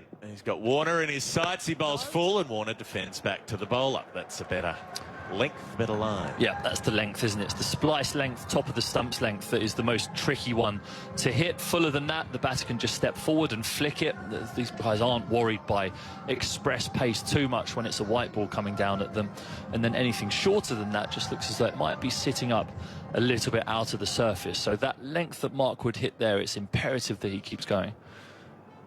He's got a ring field, short third. 5 in the circle on the offside. Wood coming up, and he bowls a full toss. It's hit for 6. And that has gone not quite onto the roof this time. That one does go into the populace in the bottom tier of the Greenwich and Haynes stand. And it wasn't that high a full toss, I suppose, but Warner was able to dip and get under it and lift it away. It doesn't really matter how fast you're bowling. If a good enough player is there, you bowl them a full toss. Sure, it was 149 kilometres an hour. That's the 3rd 6 for the over. Yeah, these guys are not worried by pace. You can see David Warner dancing around sometimes in the red ball game against this type of pace. But he knows that if Mark Wood misses with the wind pushing across the ground that way, it's the shorter of the 2 boundaries as well. And to David Warner, your game plan is always to bowl a tight line, but he knows that now. He's not silly. He just stands there and waits for it and is gifted a full toss to help all the way for 6. 51 for none. Mark Wood bowls again. Warner pulls along the ground, this time for 4. Kept that one down. That was deliberate, more a test match pull. They do have a mid-wicket there. Putting in the big dive, away to the left, but no good. That ball goes too far in front of square, and you know you've time to pull well when that's the part of the ground it ends up at. 55 for none. Warner's on to 35 from 12 deliveries. 1 4 and 4 6s. There's been 6 6s between these 2 batters so far in 3.5 overs. 55 for none feels like a mammoth score off the power play already with 2 overs to go. Mark Wood thus far this over has gone for 22 runs. Deep mid-wicket goes back. Along with the deep backward square, Wood to Warner, and he drops the ball to backward point and then says no run as Liam Livingstone picks it up and shapes to hurl it at the non-striker stumps. But in the end, elects to hold on to the Kookaburra. 4 overs bowled, 55 for none. We have not seen a start like this from any team in this T20 World Cup. This is buccaneering stuff. So to get an idea of what's happening with the pitches out there, we've got a very dry, brown-looking wicket square. This pitch is the brownest of them all, and it looks completely shaved. It's completely bare. It's got some cracks on it, but it looked like they might be more cosmetic cracks rather than cracks that you could hit and do something devastating with. Yeah, they're not Perth 2013 cracks where Ryan Harris was getting the ball to move 45 degrees off the surface towards the slips, but they are in your eye line as a batter, and they did look as though they might just crumble on the edges a little bit, which again, when looking at that surface, is why winning the toss and batting first felt like an important thing to do. We're going back to spin. Moeen Ali. He's bowling to Travis Head, who backs away and slams him down the ground for 4. Change of pace doesn't matter. Travis Head giving himself plenty of room to get that bat swing through to a fuller length ball. Hits it straight. Mid-on is quite straight, but still can't get across to stop that shot. Australia up to 59 for none. Travis Head, he's been snoozing at the non-striker's end for a couple of overs, and now he's 23 off 12. Yeah, this is savage, isn't it? This is it's an unpleasant watch at the moment if you're an England fan, and there's a lot of them in today. Some baking in the party stand. Moran round the wicket to Head, who again backs away and lofts him down the ground for 6. Yep, right next to the sight screen, just to the onside of straight. And it's into the Worrell, Weeks and Walcott stand, which is well populated at this time of day. It's a spot in the shade. But England are in the heat, and they are wilting so far. 65 for none. We're only in the 5th over. We've had 26 legal deliveries. We're not even that far into the 5th over either. This is, this is ugly viewing at the moment if you're an England fan. Travis Head didn't look like he got that at all. It looked like it was off the toe of the bat, but he's hit it 89 metres down the ground. Chris Jordan at mid-on looked interested for a second, tracking it back over his shoulder, but no luck. 65 for none. Moran to Travis Head, who backs away and punches down to long off, where England do have a fielder. Sigh of relief when it comes to that delivery. 66 for none. Head up to 30 from 14. Warner 35 from 13. They did this to New Zealand during the 50-over World Cup. You remember that opening partnership where they took about 117 off the first 10 overs or something along those lines. So hard to stop the momentum when it's like this. Bear in mind as well, Moeen Ali's first over, I think, went for 3, is it? Yeah. 3 singles off the first over. We've had 63. We've had 63 since. Moeen to Warner, who charges and drives him hard at mid-on. In the end, doesn't get a run. He's not game to take that on. He was looking to go square out through deep mid-wicket. But Jordan was moving well out at mid-on, right on the edge of the circle. He's able to prevent the run. So that's 63 runs off 3.4 overs. Moeen, and Warner goes again. This time cross bat, and this time he will get 4. It's a little touch, a little fingertipper from Jordan sprawling across as he had to get square at mid-on, but all he was able to do was change the line in which the ball would roll over the rope. They do have deep mid-wicket, who was trying to get around, but wasn't able to make up enough ground. 70 for none. Warner's up to 39. And it's not even risky cricket that Australia are playing here. It's not wild slogging and just standing there and swinging as hard as you can. It's calculated. Moeen to Warner, who backs away and he's bowled. Finally something for England. And Moeen Ali has looked the pick of their bowlers so far, even though he's gone the journey in this over. 3 runs off his first, he picks up a wicket in his second. And as the 5th over comes to an end, Australia, after a dramatic start, are 70 for 1. David Warner, 39 of 16 deliveries. And in T20 cricket, you can say that's an opener doing their job, even if he's now out. Yep, so he's done 2 different roles, hasn't he, in these last 2 games. Previous game against Oman, he got 50-odd off almost a run a ball, which got his team through to a competitive total, and then now he's absolutely put the hammer down and exploded and put England under the pump after only 5 overs of this game. Hello. Good afternoon, Henry. Feels like a lot's happened in the 23 minutes since you departed. It does rather, doesn't it? And has to be said, it's not quite got a plan for England. The good news is they got a wicket. The bad news is it kept horribly low. And that's the length, actually.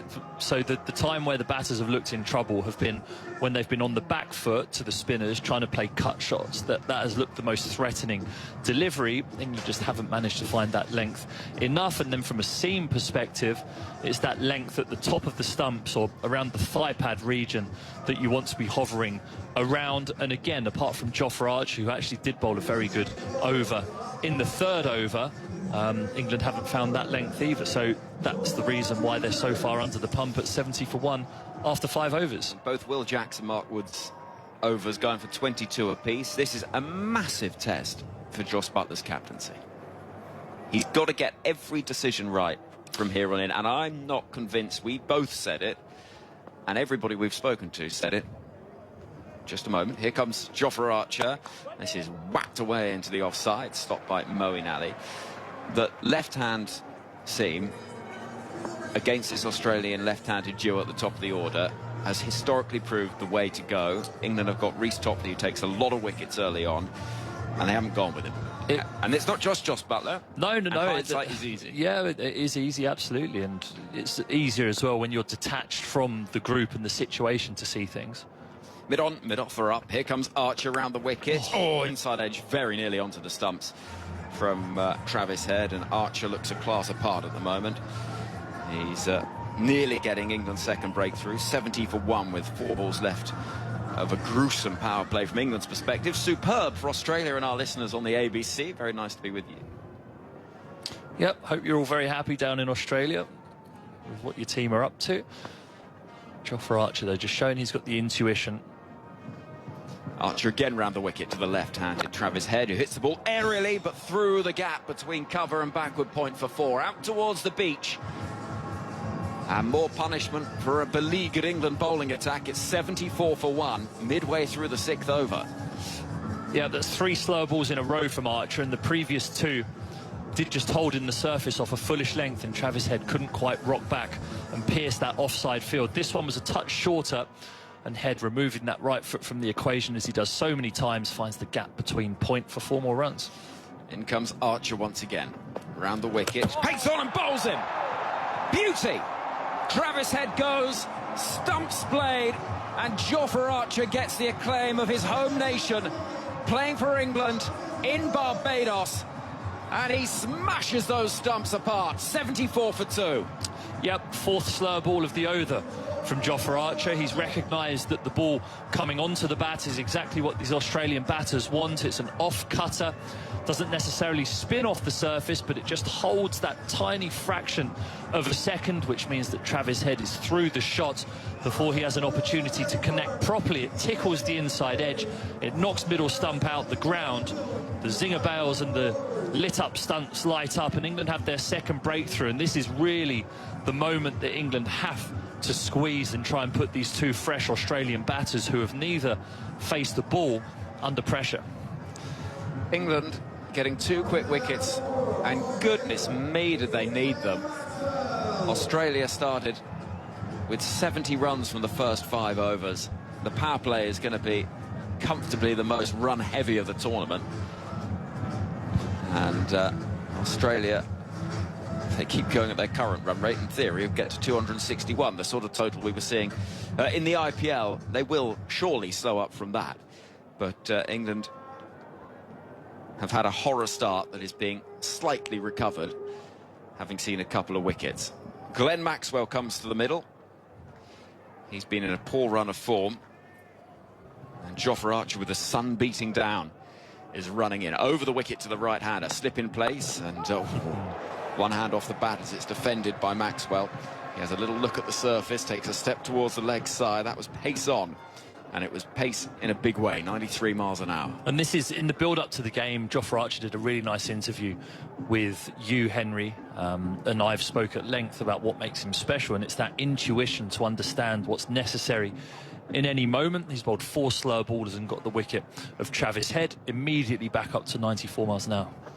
Maxwell waiting. Oh, it's another quick ball that flies on through. Goodness me. And he swings out of the way, does Maxwell, with 92 miles an hour. That small projectile whistling past the grill.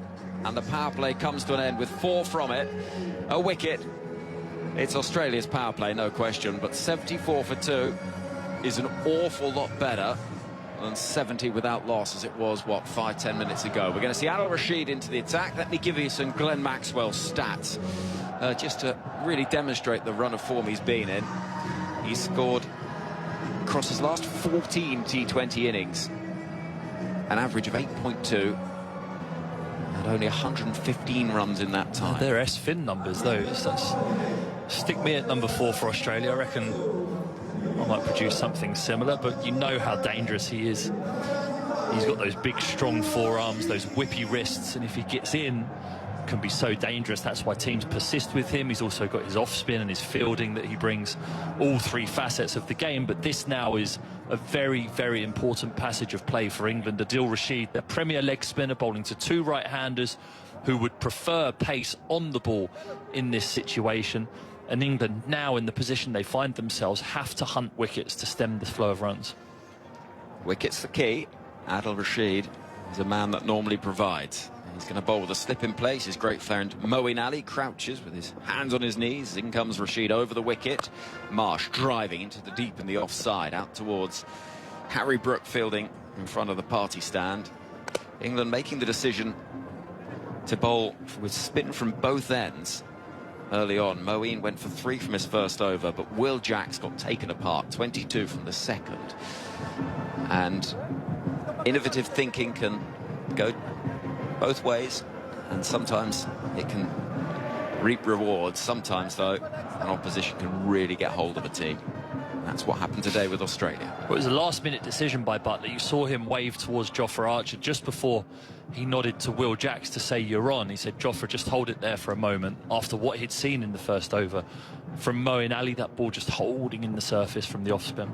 In comes Rashid again. Maxwell moving around in the crease and really mistiming a sweep into the leg side. Archer and the wide-brimmed hat will run to his right at mid-wicket to pick up. It's brave wearing a wide-brimmed hat here, actually. The wind, we were out there earlier, weren't we, Henry? The wind, it looks rather innocuous when you're watching from up here, but it is strong, it is stiff, so that hat could find itself flying across the outfield at some stage. Tall figure of Marsh waits. 76 for 2. In comes Rashid, and this is swept fine out into the leg side. That's a good shot. That'll be 4. And away it goes, bisecting the two fielders towards the Greenwich and Haynes stand and just reaching for it. And he plays it so well, does Mitchell Marsh, the Australian captain. 80 for 2. Such a big reach outside his front pad. He can get that foot all the way down the pitch on middle stump, and his long arms mean that he can meet the ball exactly on the half volley and not giving it an opportunity to spin. And the placement out there to pierce that gap between the two fielders is excellent as well. 4 more runs for Australia. Archer goes towards fine leg. In comes Rashid to bowl to Marsh, who's forward watchfully in defence, pushing into space in the offside. That's good running, and Australia have the room to do this. Pick off the occasional ball, try and find the boundary, run the singles hard. 7 already from this over from Adil Rashid with 2 balls left of it. Well, they'll also know that England's only way into this game is for them to gift wickets through these middle overs so that the lower middle order is batting towards the back end. If Australia build any sort of a partnership here, it's going to be so dangerous for England. In comes Adil Rashid again, into bowl to Maxwell. A quicker ball this time, whipped into the leg side. Archer will field, and everything he does on this ground, Jofra Archer gets a big cheer from a crowd that are passionate about one of their own, albeit he's playing in the colours of England rather than West Indies. Huge cheer, and he's at the end of his mark. Here comes Adil Rashid to bowl to Glenn Maxwell, who whips the ball with a lot of bottom hand out towards Chris Jordan in front of the Garfield Sobers pavilion. End of the over. Good one for Australia again, 8 from it. It's 82 for 2 after 7. Is it fair, you know, speaking about Reece Topley, left arm success against the 2 left-handers for Australia, we have those conversations. England have that data. Are we just being annoying and using hindsight? No, we're not being annoying at all. I said that I thought it was inevitable that Reece Topley would play this game because of that movement that he gets. So you look at the wickets that have been taken early in games here by seamers. It's been left-arm swing bowlers hitting the pads of right-handed batters in the first couple of overs. So you felt as though that was going to be a potent threat for England. They didn't look that threatening with the new ball against Scotland the other day, who took them 90 for none off the first 10 overs. So, yeah, it was somewhat of a surprise when Reece Topley wandered out in his trainers holding a coffee for the warm-up rather than his bowling boots and a cricket ball. But these guys have all the data. There's logic behind the decisions. They don't just throw chips in the air and whoever comes down first they play. There's reasons. We'll find out after the game why. Mark Wood, 22 from his first over, comes into bowl his second. Inside edge will fly down towards Rashid, waiting at fine leg, and a single is taken. Well, it'll be interesting to know. I'm rather intimidated by the prospect of having to speak to Jos Buttler if it goes badly for England. I'm glad you can do it. It's not me. But a reminder why this game matters so much for England, other than the obvious, but because the game against Scotland was washed out, there is the prospect that England... I'll bring you more in just a moment, because Mark was turning at the end of his mark, running into bowl to Marsh, struck on the pad. There's half an appeal for LBW. Maxwell's setting off for a ill-advised run from the non-striker's end. It won't be possible. But if England lose this game and lose it heavily, then you're looking at net run rate calculations, because presuming Scotland beat Oman tomorrow, which is by no means certain but feels likely, in Antigua, the most England could get would be what Scotland have already got, which would be 5 points. And then you're looking at net run rate calculations for England to try and overhaul that. And if it takes a big hit today, then they are in more than a spot of bother. Mark Wood running into bowl, outside the off stump, clobbered away. It's so hard, but it goes straight towards Harry Brook at mid-off. Much better over this from Mark Wood. Just the one run from it so far. Midway through the 8th, Australia 83 for 2. He's clobbered that Marsh, isn't he? Such a big figure. Stands at the crease. He's holding the bat in his right hand, which if you walk out on a Saturday in village cricket holding it in your right hand, everyone thinks you're not a great batter, but it's like it's a club in the hands of Mitchell Marsh, and when he hits it, it stays hit. Absolutely nailed that to Harry Brook at mid-off, but it was a dot ball. He waits now, the Australian skipper. Here comes Mark Wood, very full, and just dropping down on it is Marsh. It'll be Wood sprinting to chase after it as it drops towards a vacant space at mid-wicket. They'll get 2. That's good running once again. 85 for 2 is the score. 3 from the over so far. England desperately hunting wickets. They're way back into this game because at the moment, with 70 from the first 5 overs, though they are hauling it back a little, they do need to keep the pressure on because Australia have got such a quick head start in this game. Wood down below us. Tosses the ball from one hand to the other. And begins moving in. Past umpire Nitin Menon over the wicket.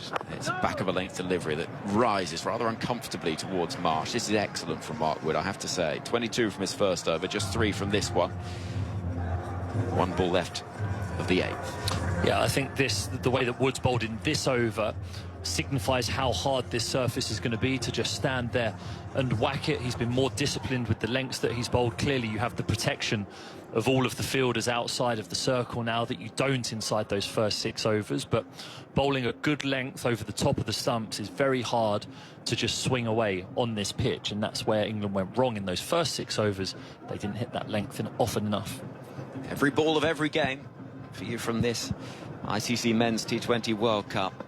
We're here in Bridgetown, Barbados. Here comes Mark Wood to conclude the 8th over, and that's well bowled. Appeal for LBW. There's a little bit of bat and pad, I fancy. Wood loves this. He's running towards Josh Buttler and imploring him to go upstairs with a decision that has been thus far turned down by Nitin Menon. So if they do overturn this, it'll have to be via DRS, and Buttler, I think, is uninterested, despite the protestations of Mark Wood.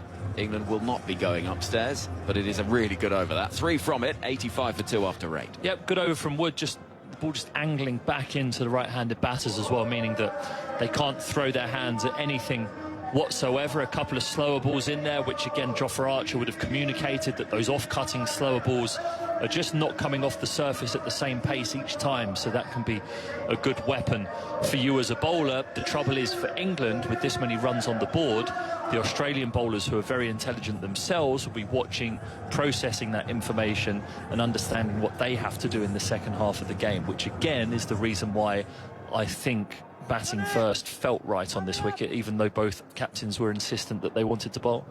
85 for 2 the score. Adil Rashid is going to bowl his second over from the far end of the ground, the Joel Garner end. He's moving in now, outside the off stump, whipped away by Glenn Maxwell, and for 4 or possibly 6, it went flat and hard, and it is forged. Bounced just inside the boundary, and the Australian flags are flying as we get another burst of Rihanna, which tends to be a fairly popular refrain in this part of the world. We're probably 200 yards away from Rihanna Drive, where the pop star grew up. Here comes Rashid again. Maxwell is on to 7. Rashid bowls outside the off stump, chopped towards the backward point. Running round is Liam Livingstone, who tumbles and saves the second run, but 5 from the over so far, 90 for 2. As we look at the LBW shout from Mark Wood, and yeah, inside edge. It's a good decision not to review. I think it was point. Johnny Bairstow at point came running in and said, no, that's bat first. Thick inside edge onto the pad. Got himself in a bit of a tangle though, Marsh. Marsh waits for Rashid in the sunshine. Outside the off stump. Oh, he gets lucky. The googly comes off an inside edge and not far from that leg stump. Lovely sound of the brass band somewhere down below us.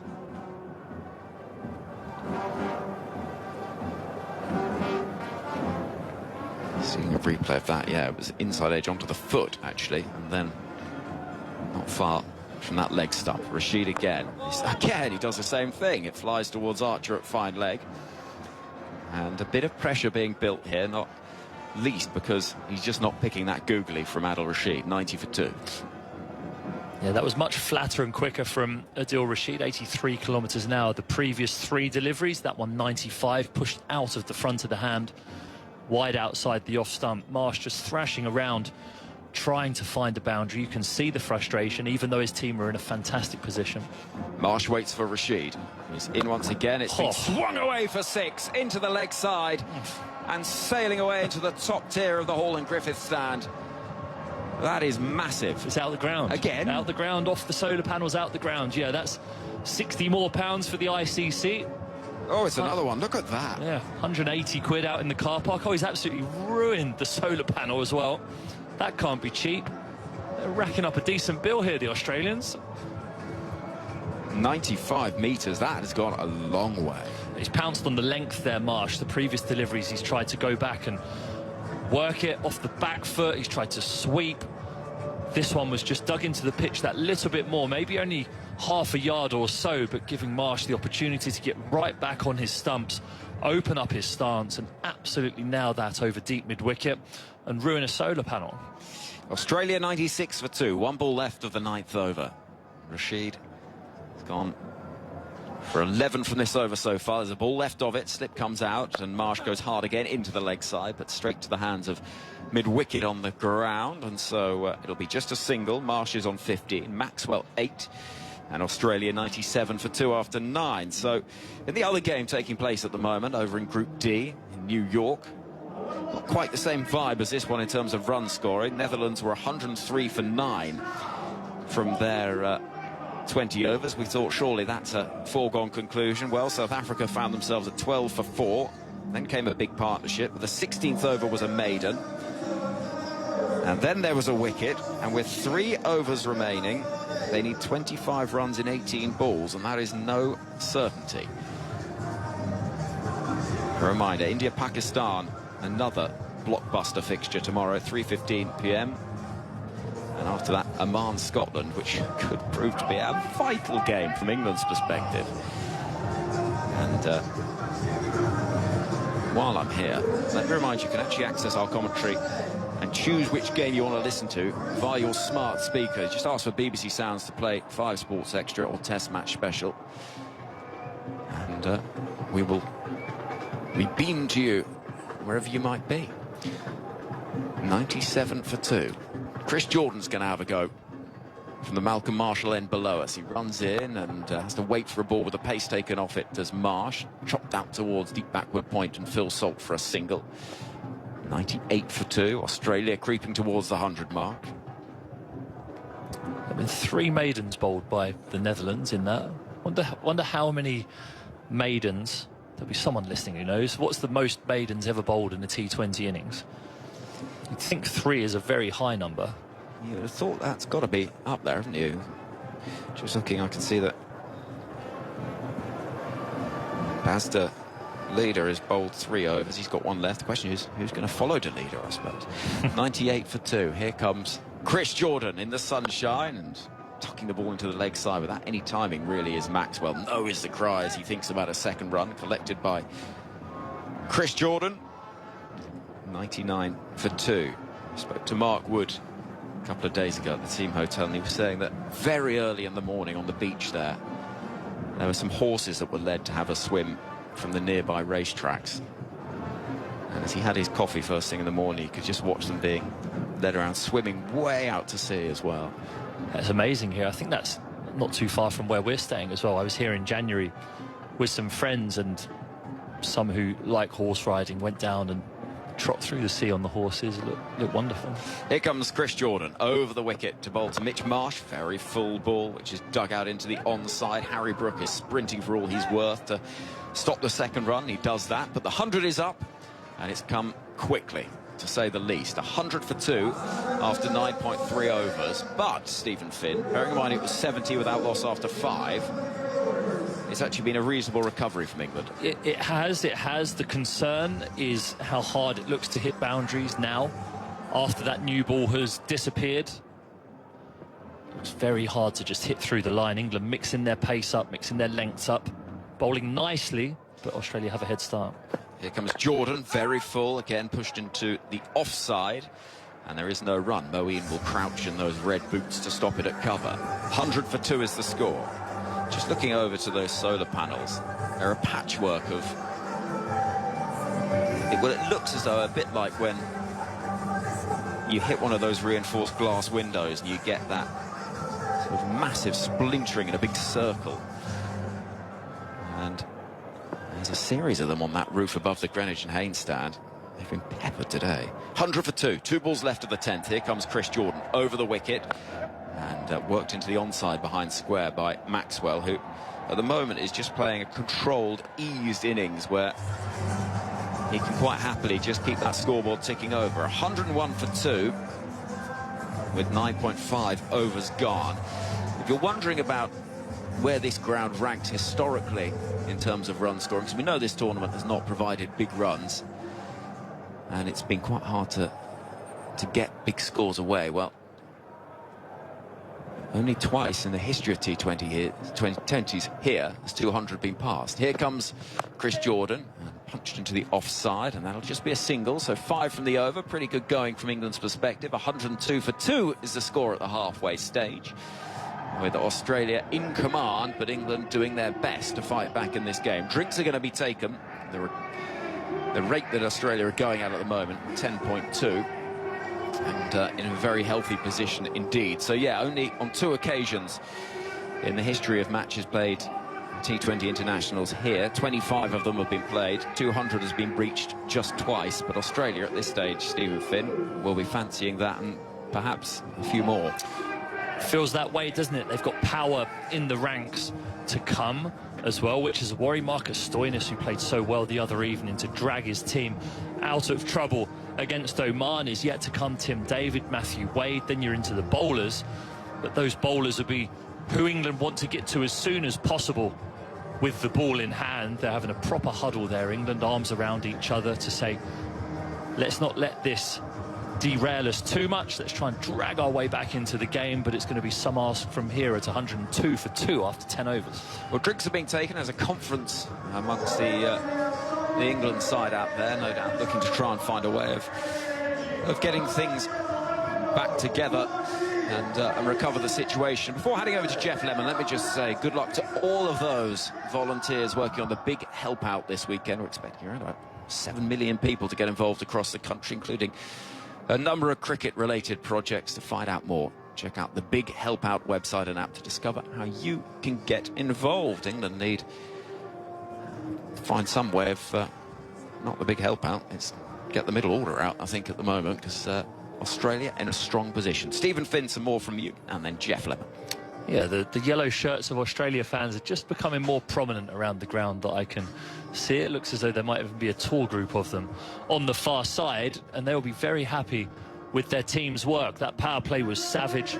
The second over being taken for 22 really kick-started it. Travis Head following on from his IPL form, where he was brutal inside that power play for Sunrisers Hyderabad, propelling them to some ridiculous scores over the course of that IPL. But the surprising thing about this is how hard it has seemed to hit sixes like that on these surfaces thus far in this tournament, which makes that hitting at the beginning of today even more remarkable and leaves Australia, I think, in a brilliant position. It's not even just a good position. 102 for 2 seems like a mammoth score on this surface. It's an outstanding position, and you could look at that and say 100 after 10, so they should make 200. I don't think it'll be that easy. No. As the innings goes on. They'd be luckier to make more like 180, something like that, but even that would be hugely challenging on this surface. We've had the ball replaced, at least once, maybe twice. 3 times. 3 times. Yeah, we're 60 pounds down for the ICC outside over the top of the Greenwich and Haynes stand. So we're about to get going after the break. And we've got Archer back into the attack. 1 for 12 from his 2 overs. He's in bowling over the wicket to Marsh, who swings hard across the line, bottom edge, out to deep backward square leg for 1, 103 for 2. Meanwhile, it's been rocking and rolling one way and another in New York. A couple of wickets fell for the South Africans. They're 6 down now, but David Miller's just hit a couple of 6s. He's still there, and it looks like he should just get South Africa home. They need 10 runs from 11 balls, but if he gets out here, that could get very squeaky indeed. They lost their first 4 wickets with 12 on the board, South Africa. So it's been a real rescue job from Miller. We've got England and Australia here. The old contest.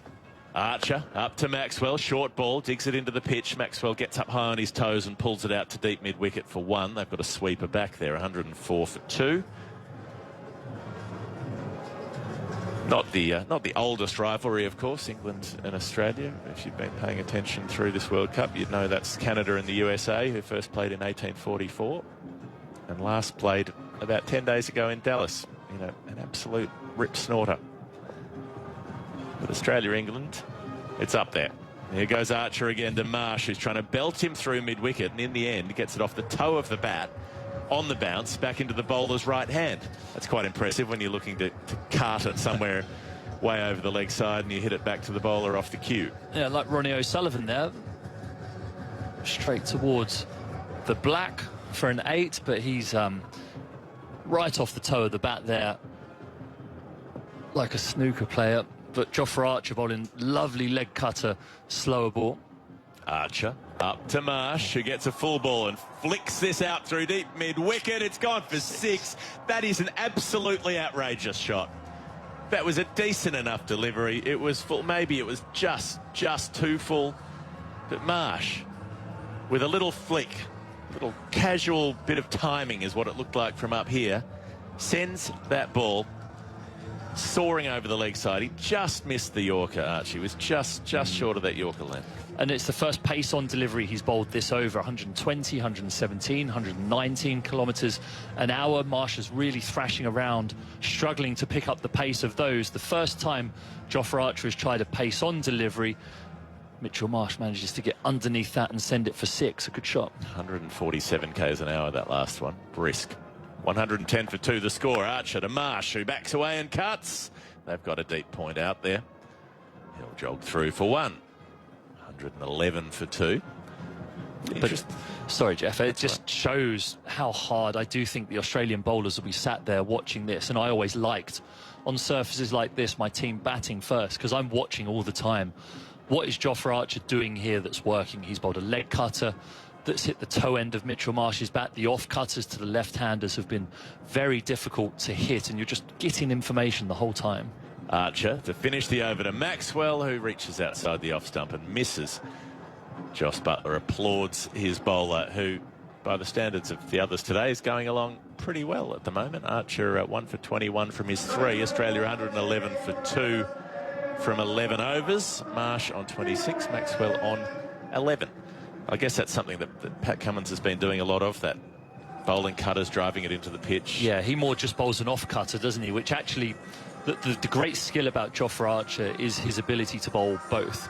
So he has a leg cutter that he runs his fingers down the left-hand side of the ball, which means the ball is spinning towards the left as it goes down, and it cuts off the pitch away from the swinging arc of a right-handed batter. Right. So that's why that ball hit the toe end of Mitchell Marsh's bat, is because as he comes through to hit the shot, the ball moves away from him. And then to the left-handers, he bowls an off-cutter, which does exactly the same thing. Sometimes the guys who can only go one way, so Pat Cummins just bowls an off-cutter, that can be into the swinging arc of a right-handed batter. Mark Wood will bowl the next over. Pace to pace, back to back, and flicking across the line is Marsh out to deep mid-wicket. And again, they're not interested in putting any pressure on the throw. God, that was a brilliant throw from Livingston from the deep. Flat, hard, took out leg stump, and it gives away an overthrow. So you get punished for good fielding, because we didn't actually need to hit the stumps there. They weren't looking for the second, but he did. Knocked one of the stumps out of the ground. 113 for 2, and Marsh is back on strike on 28. And this actually shows how friendly the teams are together. Glenn Maxwell, Australian batter at the non-strikers end, was giving thumbs up to Liam Livingstone saying thank you for the extra run. I'm not sure that would have happened 20 years ago in a battle between these two teams. I'm not sure it would have gone down very well if it had. No. Wood up to Marsh, who shuffles at him and cuts hard, but they've got their field well set. They know Marsh loves that shot and hits it very powerfully, so the deep point will again keep the scoring to 1. 114 for 2. Just one thing I noticed during that previous 5 overs, there are a couple of occasions where it looked like a 2 was on and Maxwell wasn't interested, and he's normally very quick between the wickets. Just struck my curiosity. I wonder if there's something going on there with that sore ankle that he's got from the badly broken leg that he had, or something that means he's not confident trying to hair up and down for the second run. He has looked a touch awkward actually when he's come down the pitch and had to stop and turn. Clearly when you break your leg like that, it can be debilitating.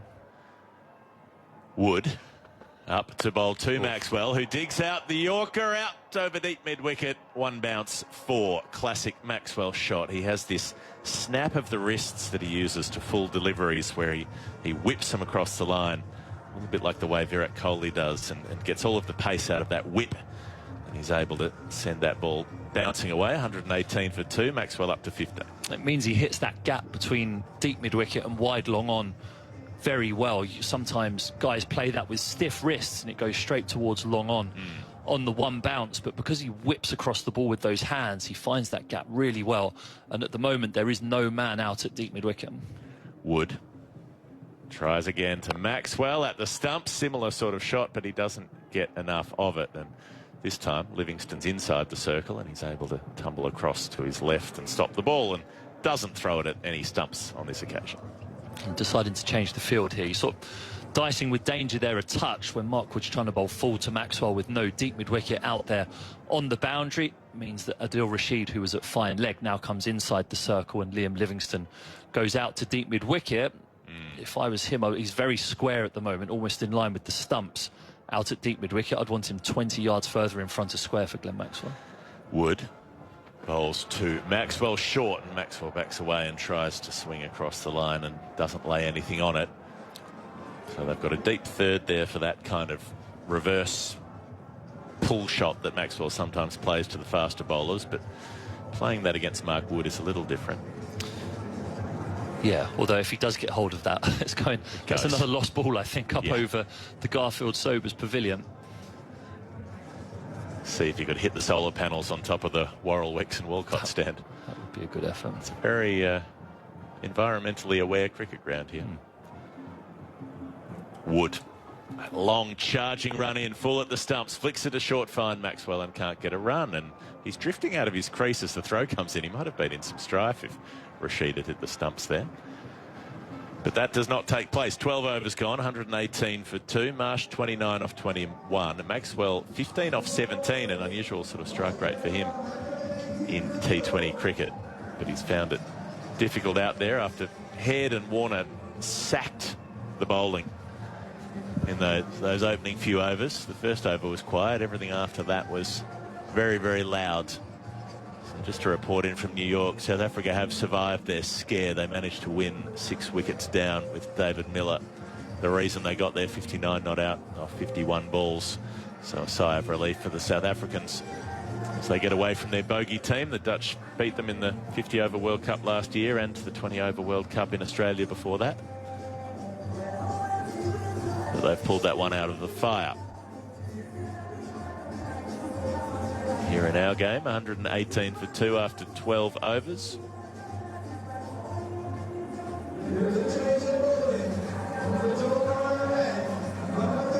Chris Jordan bowl another over. Hit his Yorkers pretty well before. Went for singles. Changed his pace nicely as well. He's a very intelligent bowler, Chris Jordan, captain of Surrey in the T20 Blast and one of Jos Buttler's trusted men out there on the pitch to be able to relay information, always communicating, always talking about what's going on. Bowled a very good first over. They need a few more from him. Jordan, right arm over, up to Marsh, who's clearing the front leg and driving down to mid-off, through mid-off, down to long-off, not timing it, gets a single, 119 for 2. Australia's opening partnership was 70 in 5 overs. 30 balls it took for Warner and Head to put on 70. Warner 39 off 16, bowled by Moeen Ali. Travis Head 34 off 18, bowled by Jofra Archer. They hit 7 sixes between them. Since then it's been Marsh and Maxwell with a more circumspect kind of collaboration. It was savage, wasn't it? And they just sensed an opportunity. Jos Buttler opting to bowl Will Jacks for the second over because Moeen Ali's first over had only gone for 3. Driving the ball into the surface, bowling off spin.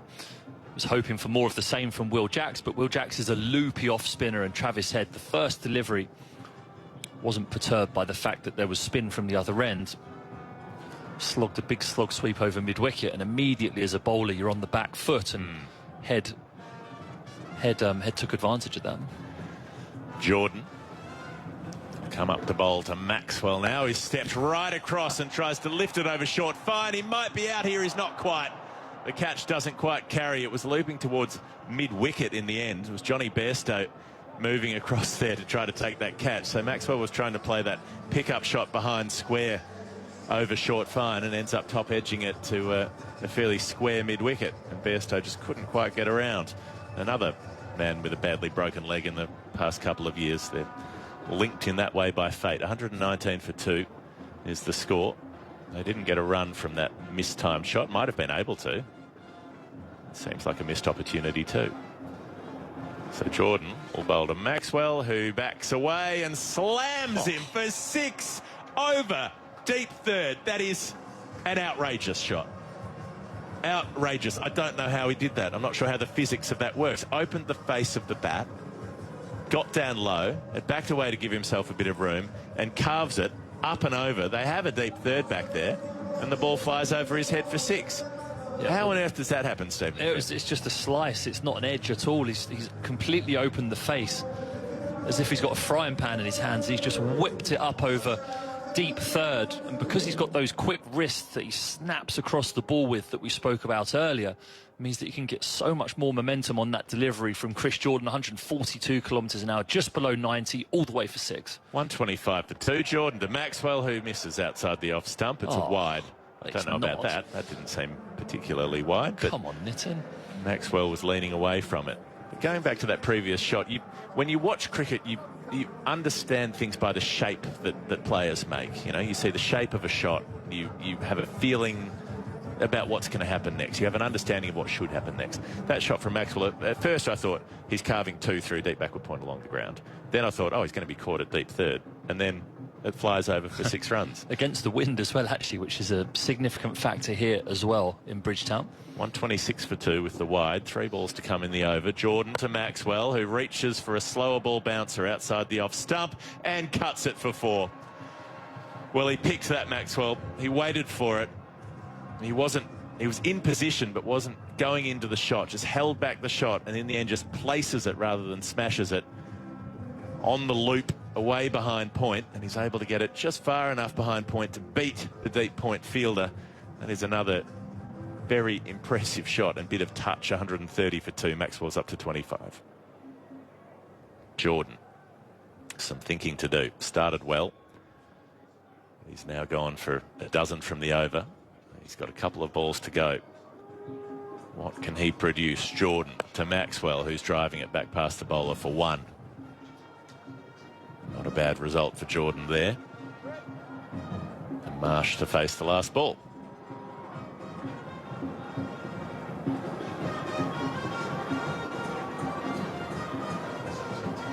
You can hear the band playing there in the background. Beautiful, beautiful day in Barbados. Beautiful place to be in the world. All the cliches come true. The palm trees are swaying. The breeze is coming across the ground.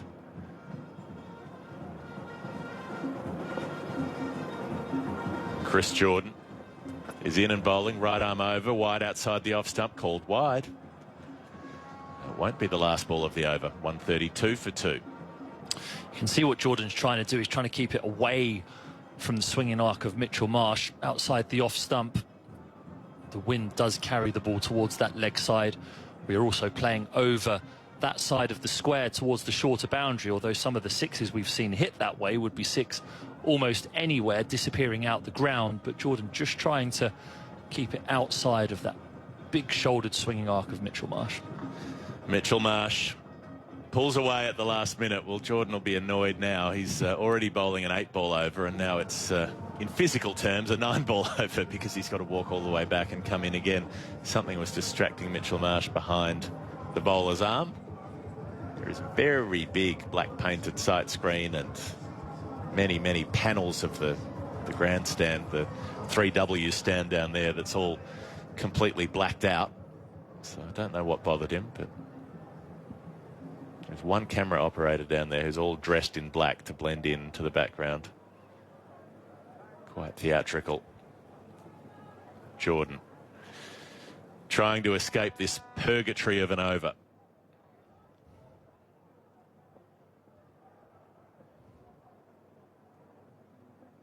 Finishes his approach, bowls short and wide, and Marsh cuts him for 4. Well, that was a torrid over for Chris Jordan. He bowled well in the previous one. That one's gone for 18. And this roaring, scoring pace of Australia continues. 136 for 2 after 13. So they're going at 10.5. And we're coming into the back end where the hitting usually begins and where they've got a few wickets in hand as well. And it's just come up on the screen that England are 1 over behind, which means that for the final over, if they do remain 1 over behind, I think it's an extra fielder comes up inside the circle, right, which is also an absolute nightmare for a bowler. At the back end, yeah, it's looking all rather ominous at the moment for England. Unfortunately for the England fans listening out there, Jos Buttler turning to another of his bowlers. This is going to be number 1, 2, 3, 4, 5, 6, 7 used. Liam Livingstone bowling his mixture of off spin and leg spin here to try and whip through an over to try and save England, requiring that extra man inside the circle. But scrambling around for a breakthrough now, England, because Australia have laid a brilliant foundation. Well, I wonder, if you're looking for bright sides, if when a big chase is posted, if that frees up England to go for it. You know, if they were coming out, if Australia had played cautiously on a slow pitch and made 140, whether England would second guess themselves chasing something like that. If they have to chase 190, 200 here, then there's no doubt about how to go about it. You just have to go and trust yourself to play. Yeah, the trouble is, I think that'd be a good outcome for England to only be chasing that many. Livingstone will come into bowl, and there's a switch hit immediately from Maxwell. He loves to switch the spinners, but he doesn't place it well enough. He hits it to cover. Normally he's looking to go squarer or behind square. So they've got a short third for Maxwell to a spinner, which is a, you could say brave or you could say reckless fielding position. Almost a Yorker from Livingstone in at the heel on leg stump, and Maxwell wants the second this time and Marsh doesn't. Marsh was right. Careening in off the fence. That Will Jacks out there moving fast across the turf. 137 for 2, Maxwell to 27.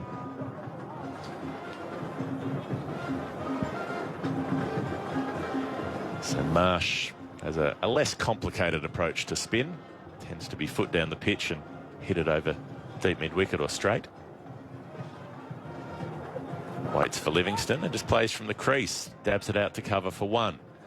Maybe he just wants Maxwell to face the spinner. So this is the interesting part. The field for Maxwell. Short third with Archer there. Deep point. Cover and extra cover. Long off, long on. Deep mid-wicket, deep backward square. Short fine. Livingstone doesn't bowl to Maxwell. He fakes him out just to see if Maxwell was going to move his feet, and Maxwell didn't. He stayed still for once. I'm guessing Maxwell's going to play a switch hit here. Well, he always does, but this is why I'm puzzled about having the fielders up behind square. Full toss, low full toss from Livingstone, and Maxwell hits it out to deep mid-wicket. Maybe in a way that's a good delivery because it makes him go leg side instead of trying to switch it to the offside as he does so damagingly. 139 for 2.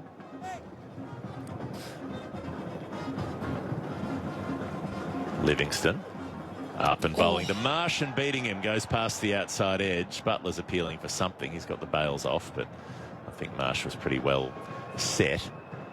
Well, Butler's not interested in this at all. They're going to have a look at the stumping, and the England fielders are in desultory fashion just drifting in together. I think this is one of the things I find most annoying in modern cricket is the gathering of the team for the DRS review.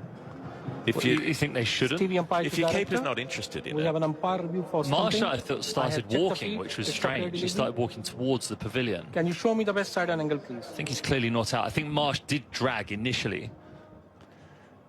So, I mean, it just seems like a waste of time for everybody to come in, join up in a knot, and then leave again.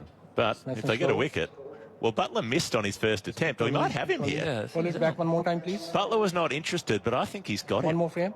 And he's had a fresh area on his first go, Butler, so he's missed the bails and then had to have another bite. And the bails are off. And Marsh does not have his toe back. Well, now they can gather, and now the deep mid-wicket and the deep backward square leg run in belatedly to join the huddle. And Mitchell Marsh is out in very understated fashion. Nobody seems that pumped up about it for the England side. There are no high fives being thrown and hugs being dished out. But a wicket has fallen, 139 for 3. Marsh is out, stumped Butler, bowled Livingston for 35. And Australia have 6.1 overs to go. And they've got Marcus Stoinis coming in next. Yeah, it was a good piece of bowling this over so far by Livingston. Dot 111 wicket. He's bowled full and he's bowled straight, spearing into the toes of Glenn Maxwell, not allowing him to switch his hands round and hit it towards the offside.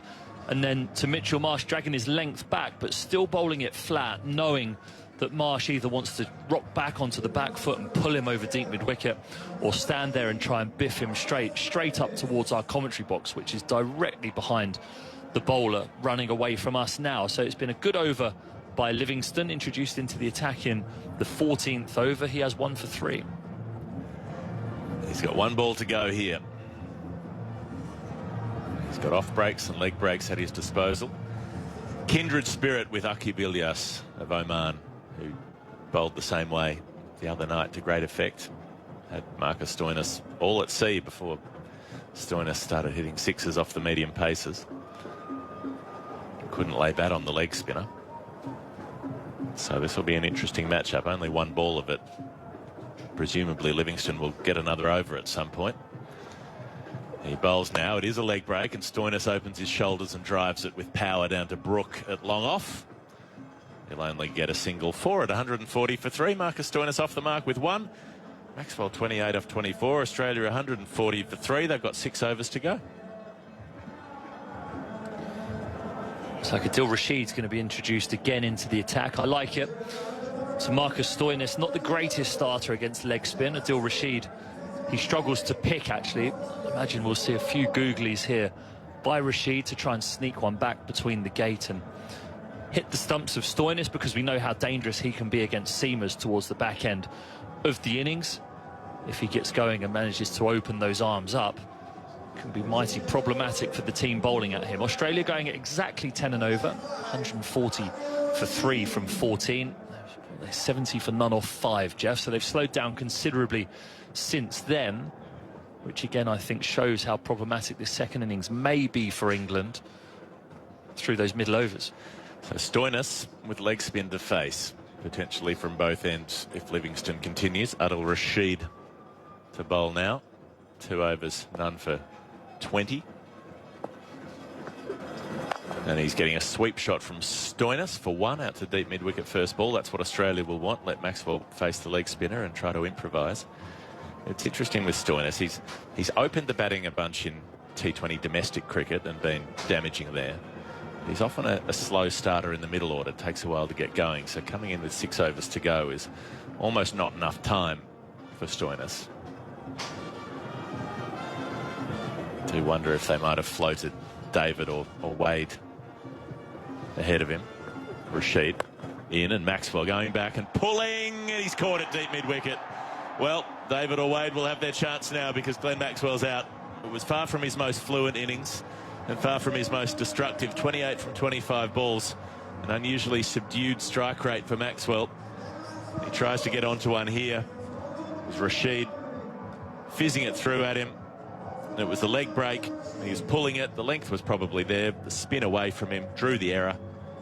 And in the end, it nestles into the hands of Phil Salt at deep mid-wicket. Australia lose another 141 for 4 with just under 6 overs to go. Stephen Finn off for a spell. Henry Moran's joining us. England needed that and just feels as though, bearing in mind after 5 overs, Australia 70 without loss. Goodness me, did they need something, England, to get back in this game. And actually, if you take away those first 5 overs, they've done a pretty good job. It's just the destructive nature of Australia's top order. David Warner batting against England, probably for the final time. There is talk about Champions Trophy, but almost certainly the last time he'll bat against England. They could meet again in the knockouts, couldn't they? Well, they could, yeah. There is that forgive me. There is that prospect. But might be back here, could the be. same ground, replay of 2010. Can Australia banish the ghosts of Craig Keyswetter? You know, a name that keeps all Australians up at night. Clenched fists. Ah, Keyswetter. Took that one away from the Australians. You Australians take defeat so badly.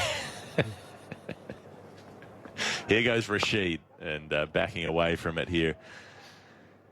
Punched out towards deep cover point. Tim David gets his first run. Very strongly built hitter of the ball. Broad shoulders. He's got that kind of loose-limbed, menacing walk, David. Bit of swagger. Likes to throw a gold chain on. Does his fielding in the night games. No hat, gold chain. Rashid. Up to bowl outside the off stump here to Stoinis. It's a wide. The ball's turned away from Stoinis. And the umpire says it's turned too far. 143 for 4. Rashid. 1 for 23 now for him. He's into his third. Bowls to Stoinis, who swings across the line, and he's nowhere near that. That is the shot of a man who's not confident playing leg spin. That ball turns away from the bat, well outside the off stump, and Stoinis is trying to hit it over deep mid-wicket. Those two things don't really go together. Bit of a panic on here, says Jos Buttler, regarding Marcus Stoinis against Adil Rashid. Keep it coming is the cry. Doesn't mind a chat, Jos Buttler. Here goes Rashid, fast, and this one's not spinning as much, and Stoinis is finding cover. No run. The slowdown continues. It's the first time since the end of the first over the run rate has dipped under 10. Rashid throws the ball hand to hand. Comes up to Mitchell Marsh, to Stoinis rather, who sweeps and gets a big piece of that. Well, every time England think they're getting back into this game, something else clears the boundary rope, and that was a slog sweep from Stoinis. It goes behind square, and it goes into the stands again. 149 for 4. Marcus Stoinis suddenly on 8. 9 fours, 11 sixes in this game so far. It has been such a dramatic change from what we saw in the fixtures here previously. And those that are occupying that big temporary stand over to our right, well, they've been watching on as primarily the ball has been sailing towards a shorter side of the ground, the Greenwich and Haynes stand, which has taken a right peppering over the last couple of hours. And Australia have been enjoying themselves. Here comes Liam Livingstone, who has had a good start with the ball. He's bowled 1 over, taken 1 wicket for the concession of just 4 runs. He's in now. It's a leg break, and it skews off the outer half of the bat of Tim David out towards deep backward point for a single. And he doesn't disguise it. It's not that sort of thing from Livingstone. It's pretty hard to bowl both of the two disciplines, and to do it as effectively as he does is a testament to a lot of hard work from Livingstone. But he stands at the end of his mark. You know what he's going to bowl, because he'll toss it in the one way that a leg spinner does, just from one hand to the other, rolling the fingers over it. And he comes in once again to Stoinis. It's a very full delivery, drilled down the ground for 1. Harry Brook, who is an increasingly lean and lithe figure. He spoke earlier this week when we chatted to him about having worked on just getting a little bit fitter and working on adding a yard or two's pace. As Livingstone is in, drilled back towards Liam Livingstone. He does a decent job of almost a goalkeeper saving with his feet. There was almost a bit of the Peter Schmeichels about that. Arms and legs spread everywhere to try and stop it in any which way. And he manages to divert down the ground. 3 singles taken at the start of this over. Australia 152 for 4 with 3 balls left of the 16th over. Every ball of every game available for you to enjoy here on the BBC and ABC across this T20 World Cup. Livingstone bowls. Appeal for LBW is rather retracted because it hits the bat. Throw comes in. And Marcus Stoinis will run through. It was a reverse sweep attempted, and I think Butler was anticipating him missing it, and he didn't. Single taken, 1-5-3 for 4. I enjoyed just how furious Adil Rashid was at the end of that last over. He was fuming about that poor delivery that went for 6. He was cursing himself, castigating everybody. Livingston again. That's onto the pads of Tim David, who walloped it down to Chris Jordan below us. There's a little bit of a hush around the ground. It's a hush that will be ended in just a moment when the brass band strikes up down there below us. They look marvellous. Those resplendent, rich, deep red uniforms. The tuba down there with some trombones. I like the band leader, who's got a big cane as well. He's wearing a sort of military hat in bright pink. As in comes Liam Livingston. It's got a mile up in the air, and it's got a mile back. It's going to land somewhere at our roof, I fancy. Wait for the bang above us. It goes slapping down somewhere behind this stand. It is a monster. Tim David and Marcus Stoinis meet in the middle to acknowledge one of the biggest hits we've seen in this tournament. 160 for 4, and as per the 15th over, the 16th finishes in the grand fashion. That is unusual. We are right behind the bowler's arm here, and that ball came back towards us. It's not often in commentating cricket that you see the ball go up in the air and then you just never see it come down again. It vanished. I don't know where it ended up. They somehow got it back. Must have bounced off into one of the walkways behind this stand, but we're up on the 4th floor of a substantial building here, and it's carried the roof comfortably. Well, Australia going at exactly 10 and over. We've seen 2 overs in this innings go for 22. That was in the power play, a power play that was about as grisly as it gets from England's perspective. And Australia looking for the big finish. It reminds me, that 6, of the one that Livingston hit at Headingley, that same dead straight over the roof. Remarkable. Some shot. Here comes Chris Jordan into a 3rd over from the far end of the ground. It's been skewed away into the offside. Could be 6 with one hand off the bat. It is. Amazing power from Tim David. And Chris Jordan is putting his arms out to Jos Buttler, saying, well, have we got this field right? But I think you've got to hand it to the batter. That is an enormous hit. Well, this is what Tim David is there for. Come in late in the piece and sack the bowling. Clear the ropes from few opportunities. Be as damaging as he possibly can in a short space of time. That's his specialty. That's what he's trained himself to do over years of T20 circuiteering. He's an unusual player, not nationally contracted, doesn't try to play for Australia in other formats. Just honed this skill. Chris Jordan again. Bowling and back towards him and put down. I think that was on the full. The reaction from Chris Jordan suggests he's missed an opportunity, which is a rarity. It came back quickly. It's a dot ball. That's the good news for England, but they've missed out on the opportunity of a 5th wicket. Let's have a look at this. Yeah, on the full. Hits the tips of the fingers. Almost rolls back onto the non-striker stumps as well, which might have been interesting with Stoinis drifting.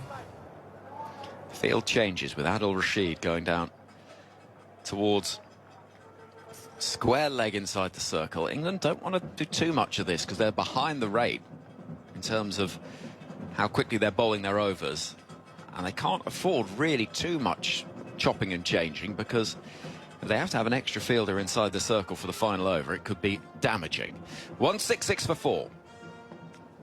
In comes Jordan from the Ghana end. This is hit back past him by Tim David with a flat-batted snap of the wrists, and Archer will field in the distance underneath the Worrell, Weeks and Walcott stand, which is pretty much full. I can see a group of England supporters all in red. It's one of those tour groups. And in front of them, some Australian fans all in yellow.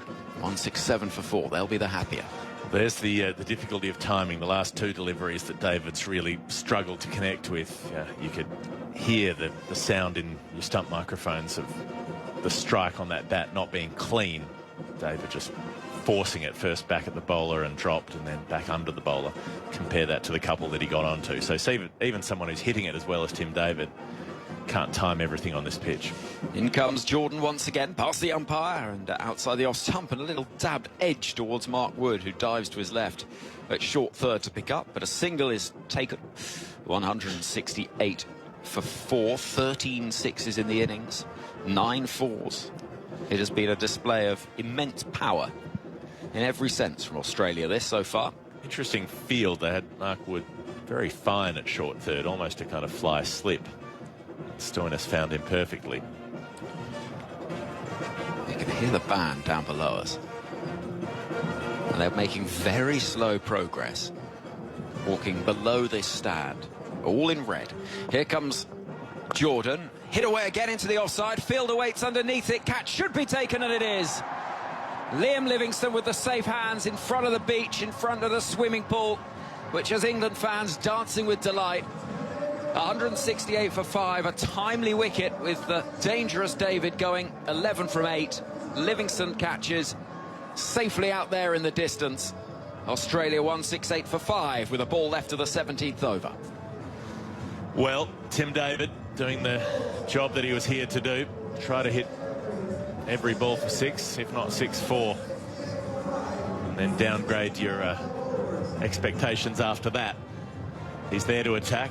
It was a length ball, but it was the long side of the ground and into the breeze.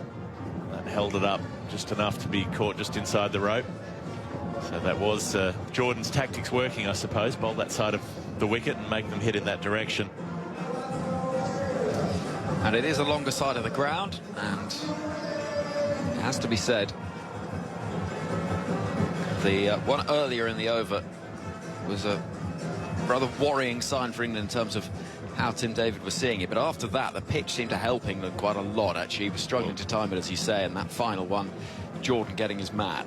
A different setup to the game we saw against Scotland, where Michael Leask was hitting sixes over that side, but he was about 4 pitches further over towards that boundary. Changes the equation by about 15 metres. So Matthew Wade into the middle, and this is an interesting one. Wicket-keeper bat, who has been in and out of Australian sides for a long period of time. He'd be 36, 37 now. First played Test cricket for Australia in 2012, if my memory's right. Here comes Chris Jordan, bowling to the left-hander, and Wade watches the ball go down the leg side. Pace taken off it, and Jos Buttler throws it back quickly, knowing time is of the essence. England have been a little loose at times in this innings. 5 wides bowled. One of them, I think, was a bit harsh, but he's a diminutive, in the classic wicket-keeping mould. Stocky, muscular, short, doesn't mind a chat. Very aggressive with the bat. Wade waiting for Jordan. He pulls the ball hard into the leg side. That could be 4 runs. There's a long chase out in the deep, and the ball wins the race. Geoff Archer got there, but as he dived, he had to get absolutely everything right, and he couldn't quite stop it. And so the 17th over finishes with a boundary. Australia continue with this assault, and Stoinis and Wade will be looking to go big from the final 3. 173 for 5, 17 overs gone. Where are England going to turn here? It looks as though it's going to be Adil Rashid, with Geoff Archer still with 1 to bowl. Moeen, in theory, has got 2, but I can't see that happening. Chris Jordan, in theory, will bowl the other of the remaining 3 overs, so we're going to see 1 from Rashid, and then Archer and Jordan to close out the innings. There are some big, rough patches around the boundary line where the grass has died off, which would be the least pleasant places to dive, and that's where Archer was. In the end, he stayed on his feet and tried to get his hands down to tap that ball back in as he ran past it, but wasn't able to do it. So Adil Rashid, with Australia 173 for 5 with 3 overs left in the innings. Rashid is in. His attempt to reverse, nicely played, but a good tumbling save. That's really excellent fielding from Johnny Bairstow. He prevents the boundary, and it was heading that way out towards the dugouts. So Matthew Wade with this late career opportunity to put on the Australian shirt again. He might have thought that he was done after 2019. He played in the Ashes that year. He played in the Australian summer at the end of 2019. But we played a match-winning hand in the final of the 2021 tournament as well, yep, when Australia won it. And this is a matchup he'll fancy. Shorter side of the ground, playing with the turn, the left-hander, and that's why it's tossed up outside the off stump. But it matters not to Wade, who wallops it away through extra cover. 4 runs, not a great ball. That over pitch from Adil Rashid, and gets the treatment. 178 for 5. He was a wicket-keeper, and then he came back into the side as a number 6 bat when Tim Payne was keeping wicket. And And eventually they lost his space with the squeeze when they wanted to get Cameron Green into that side to have the all-rounder, have someone who could bowl. It seemed to be the time when they'd moved on from Wade, but he's been able to hold his position in this 20-over format. He's got 8 from 2.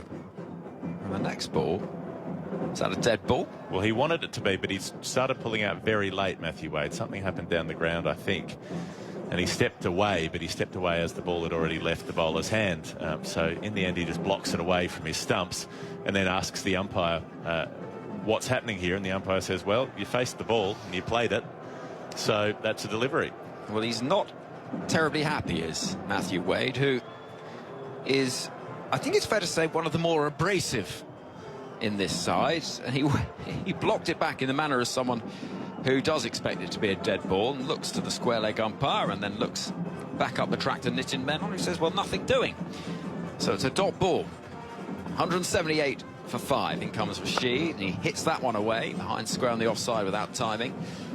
And a single will be added. 179 for 5. Listen to that band below us. There's a wonderful sound. I think I've called that incorrectly. It's not a tuba, it's a euphonium. That's what I'm going with. Got some trumpets down there, several trumpets, a couple of trombones, some various drums, 4 different sizes and shapes of drum. But it's trumpet heavy, about 5 trumpets down there. 179 for 5. Hit away into the leg side, in the air to the right of Chris Jordan, who's pretty much the best fielder in the world at that position at long on. He runs round to his right, and while he can't take the catch, he does prevent the boundary. 2 taken, 181 for 5. The band turn right below us, right next to Matt Henry from the BBC Sport website and app, who's standing alongside and might be wishing that he had taken some ear defenders with him.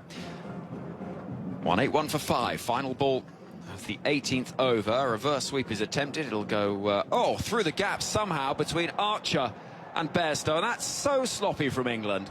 Adil Rashid stands with his arms outstretched. Butler takes off his helmet and looks at his 2 fielders that have had a miscommunication that's allowed 4 runs. 12 come from the over, and that is as sloppy as can be. Well, they've got Bairstow at a backward point, Archer at a short third. I think Bairstow thought that Archer was going to dive for that, and Archer pulls out. He might have been in position, in better position to do it. I don't think he would have got there, Archer. He was a bit too far away.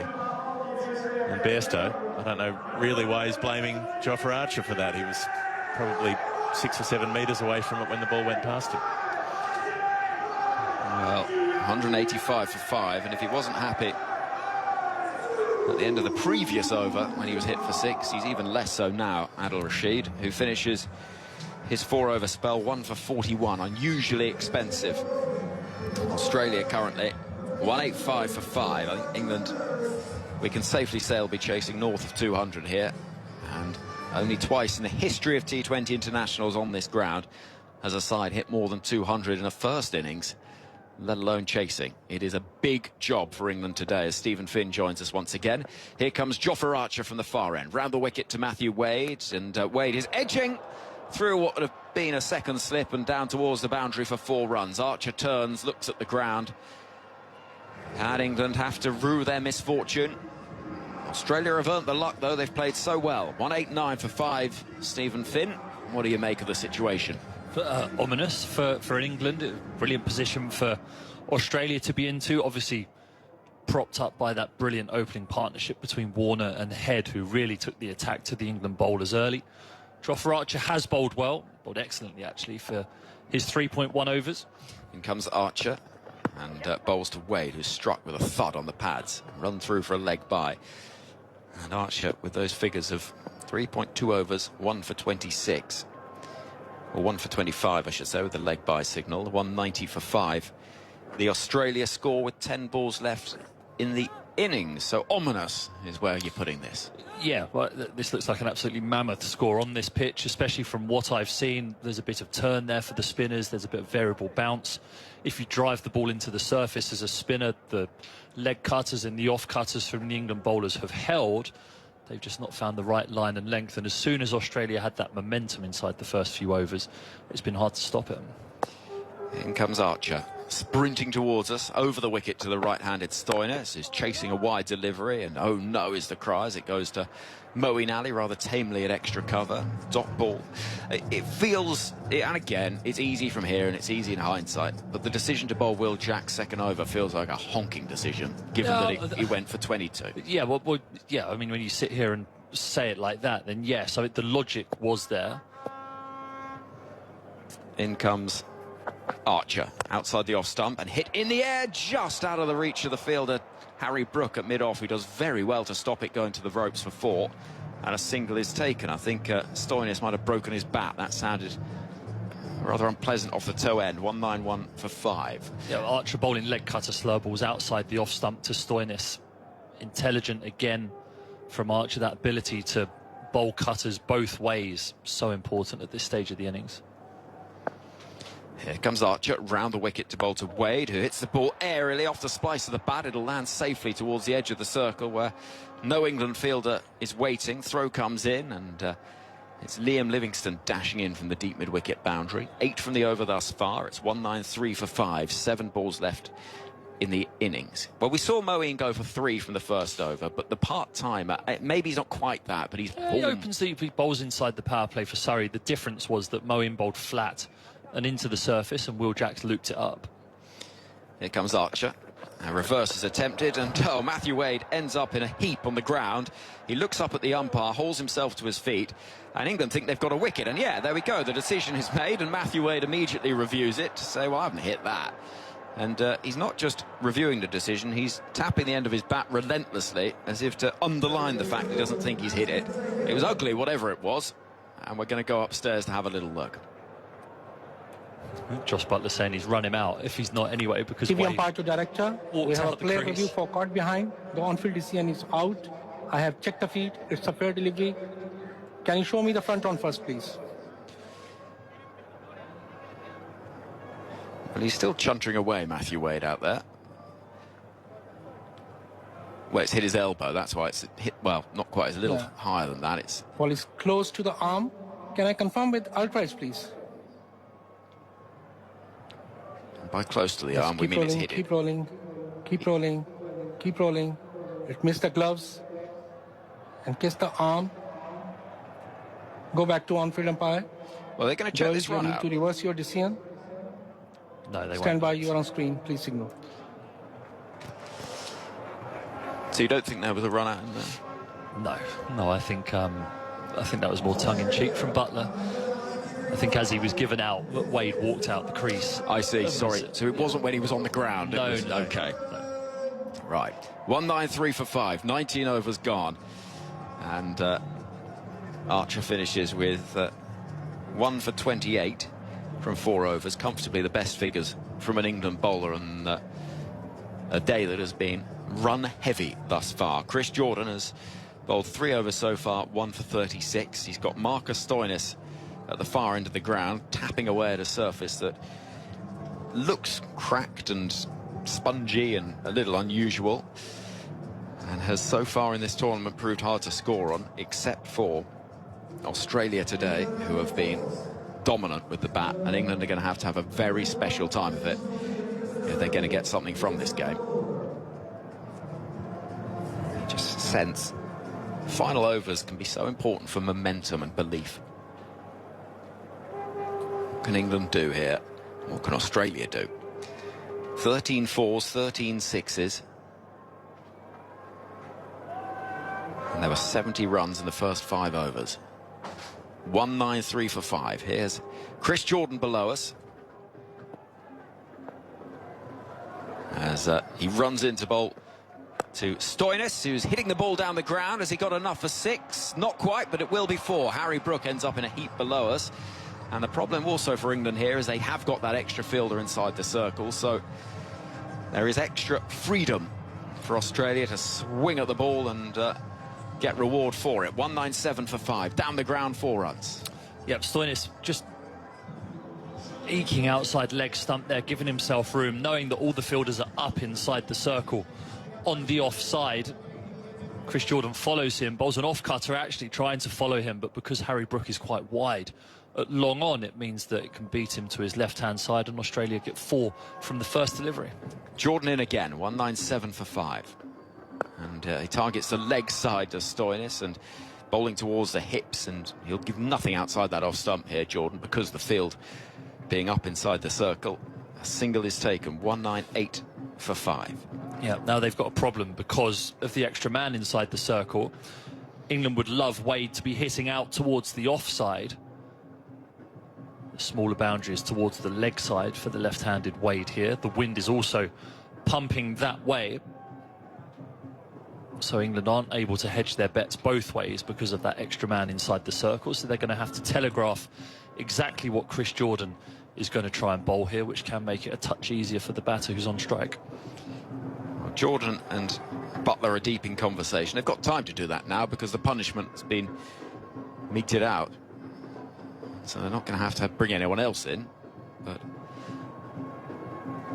with the innings now having taken an hour and 40 minutes, heading towards 20 to 3 local time. Back in the UK, it's coming up to 20 to 8. 198 for 5, Australia. What can they do from the final 4 balls of this innings? It's Wade on strike. He's hit 3 boundaries already. Here comes Chris Jordan. It's outside the off stump, far too wide. It is signalled wide, and that'll be 1 more onto the total. 199 for 5, so England will be chasing 200 at least. Yeah, now Chris Jordan has a short fine leg, a square leg inside the circle, but 5 yards behind square, a short third, a mid-off, an extra cover, a deep cover, a deep wide backward point, a long on and a deep mid-wicket. Jordan again, in past the umpire. This is pulled into the onside, out towards the hands of the fielder in the deep. It's collected by Phil Salt, who'll be strapping on his pads shortly to try and get England off to a quick start. Australia 200 for 5 with 3 balls left of this innings. Moeen in conversation with Jordan. Australia supporters again waving those flags as the milestone's brought up. Over on the beach and in the swimming pool, we're not quite at the stage where we've reached the full sort of raging party, but we're not far from it out there. 200 for 5. Here's Jordan with 3 balls left of the innings. Chris Jordan bowls. It's been pumped down the ground. Could be a chance of a catch. Harry Brooks steadies himself, and it's easy as that. There's the wicket. 200 for 6. 2 balls left in the innings, and Chris Jordan's got a second. Yep, Jordan executing his plan there. Cutter into the pitch. 129 kilometres an hour, just rolling his fingers over the delivery. It's around the midriff of Marcus Stoinis, who again was just pulling himself outside the leg stump towards the wide line down the leg side, but Chris Jordan followed him, and because the length was good and the line was good, it cramps him for room, and Stoinis can only splice it out towards the long on fielder. Harry Brooks settled himself underneath it and took a very simple chance for such a good fielder to safely pouch it. But 2 deliveries remaining. Australia have crossed the 200 mark now for the loss of 6 wickets. It's Pat Cummins coming to the crease, who's an able striker of the ball, and he's got 2 free hits here really to try and punish England even further.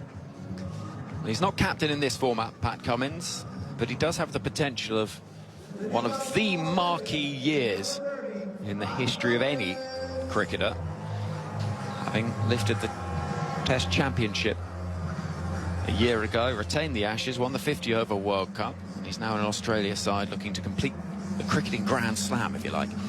And for the first time in his career, he's playing cricket in the West Indies as well. Pat Cummins on strike. Right-hander. Here comes Chris Jordan into bowl. It's a short delivery, which is very well bowled. Oh, mix-up. Should be a run-out at the non-striker's end. Chris Jordan will run out Pat Cummins, who turns on his heel and heads back with a little bit of a mess there from Cummins and Wade. It was Wade who called it, and with the ball ballooning straight to Buttler, it was a bold one, but 2 wickets from the 4th and 5th ball of this final over see Australia 200 for 7. So Cummins' introduction to cricket in this part of the world is a brief one. Yeah, very brief. He's fallen on his sword there, the Test and ODI captain Matthew Wade making the right call and saying, let's run through for a single to try and make sure that he faces that final delivery. Pat Cummins initially thinking self-preservation and tapping his bat beyond the crease to make sure that Buttler didn't run him out. As soon as Buttler missed the stumps, he removed his bat from the crease and just jogged down the other end to watch Chris Jordan whip the bails off. Then he had to turn on his heels and walk all the way back to the other end of the ground to take his pads off and contemplate bowling and how he's going to bowl in the second innings. Well, I mentioned momentum and what the final over can do. Either way, Australia will be the happier of the two sides at this stage, but it's been... First ball of this over went for 4, but actually since then, Chris Jordan and England have had a better time of it. Yeah, no, he's executed his plan nicely. Chris Jordan getting hit to the parts of the ground that he wants to, and that's even more important because England do have the extra fielder inside the circle. And yeah, in tighter games or in games where there are less runs, momentum can mean a lot, but 200 feels like a mighty lot of runs on this surface. So Wade to face the final ball of the innings. Stark at the non-striker's end. Here comes Jordan. It's been thrashed away towards mid-off. Harry Brook will throw, and I think, well, potentially there's a run out. And hold on a minute. This is... I'll explain this because it's complicated as Matthew Wade walks off. The throw has come in from Harry Brook, who was waiting at mid-off. I think Jordan knocked the stumps early. Umpire to director. We have an umpire so the bail review for came run off out at the bowling end. And then he Can had you to, show me the best angle with the for ball this in one? hand, lift out the stump to see if he can affect the run out. I'm not sure he has, but we'll check. Well, regardless, it's only a single, isn't it? Which is the most important thing for England. Wade attempting to come back for the second. Just keep rolling, keep rolling, keep rolling. He's home. Yeah, one bail is off before the ball going into the hand. And then when they turn for the second... Can you roll it further? Roll it further. Can you roll it further? And can you show me from the side on angle, please? Oh, God, this is unnecessary. I mean, he's out there, actually. He's out when please he's... show me from the side on angle, please. I'm not sure of the laws here, to be honest. Does the stump have to be completely removed when Jordan does it with the ball in his hand? Well, he's home for the first all run. All the way back. I mean, this is completely unnecessary, this one. one. Now roll forward. Yeah, one bail is off. Yeah, bat is grounded this time. Now roll further. Need to check it more. Well, it's semantics, isn't it? Because... And frame by frame, please. Frame by frame. Yeah, keep rolling. Keep rolling. He's out of the ground now. Off the ground. Yeah, keep rolling. Frame by frame. Yeah, keep rolling. Foot is still out of the ground. Yeah, still in the air. Not grounded. Just keep rolling. It's you asked. Good question. At what point is the stump out of the ground? Can you, take it back one more time. Can you show me the split screen for this one? Need to check whether the stump was uprooted or not. Because it's just deciding whether he's out or not, and they finish, 8 down or 7 down, but ultimately it makes no odds. Yeah, foot is grounded and same number of runs. Well, what if the scores are tied? Wickets don't matter, do they? It goes to a super over. Yeah. So this is completely unnecessary. It's average. That's all that we're looking at. So here comes decision pending on the big screen, and we will find out in just a moment. Not out is the answer. So there we go. And we know that Australia finished on 201 for 7. So Stephen Finn, your thoughts after all of that? Well, my thoughts are that that's a fantastic first innings for Australia. The first over of that innings going for 3 by Moeen Ali to the 2 left-handers, Warner and Head, driving the ball into the surface, getting it to bounce a little bit, getting it to be a bit variable bounce as well, a bit of turn.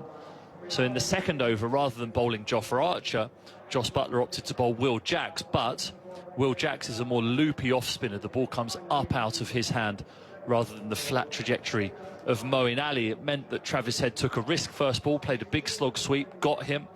Then Australia had all the momentum, and from that point onwards, even with a couple of little slower patches of scoring by Australia, it meant that they were always ahead of the game after they had those 70 runs from 5 overs. Thank you very much indeed, Stephen Finn. So 202 will be England's target. A blitz from the first 5 overs, 70 for 1 at the end of all that. And from there, Australia just kept on going. 201 is their total. Remarkably, nobody passed 50 in all of that. Just contributions right along the way. In amongst that final over, by the way, Chris Jordan passed 100 T20 international wickets. So a little milestone for him in there.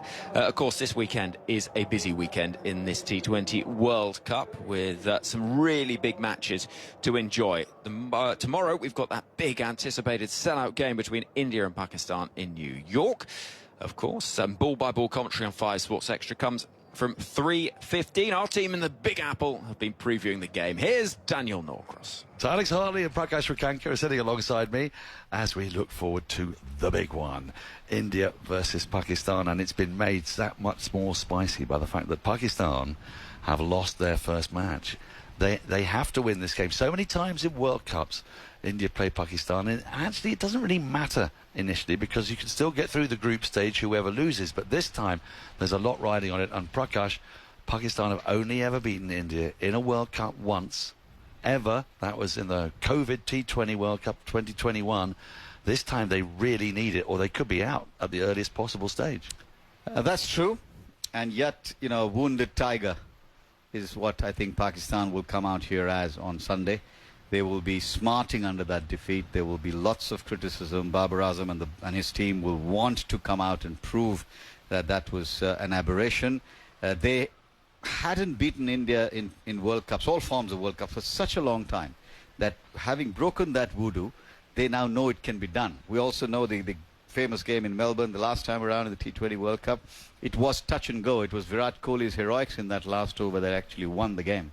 But for Pakistan, Alex Hardy, that loss to the USA is crushing. They've got to get back on it immediately. And what was it that went wrong? I mean, I look at the way they bowled at some parts of that. They were really good.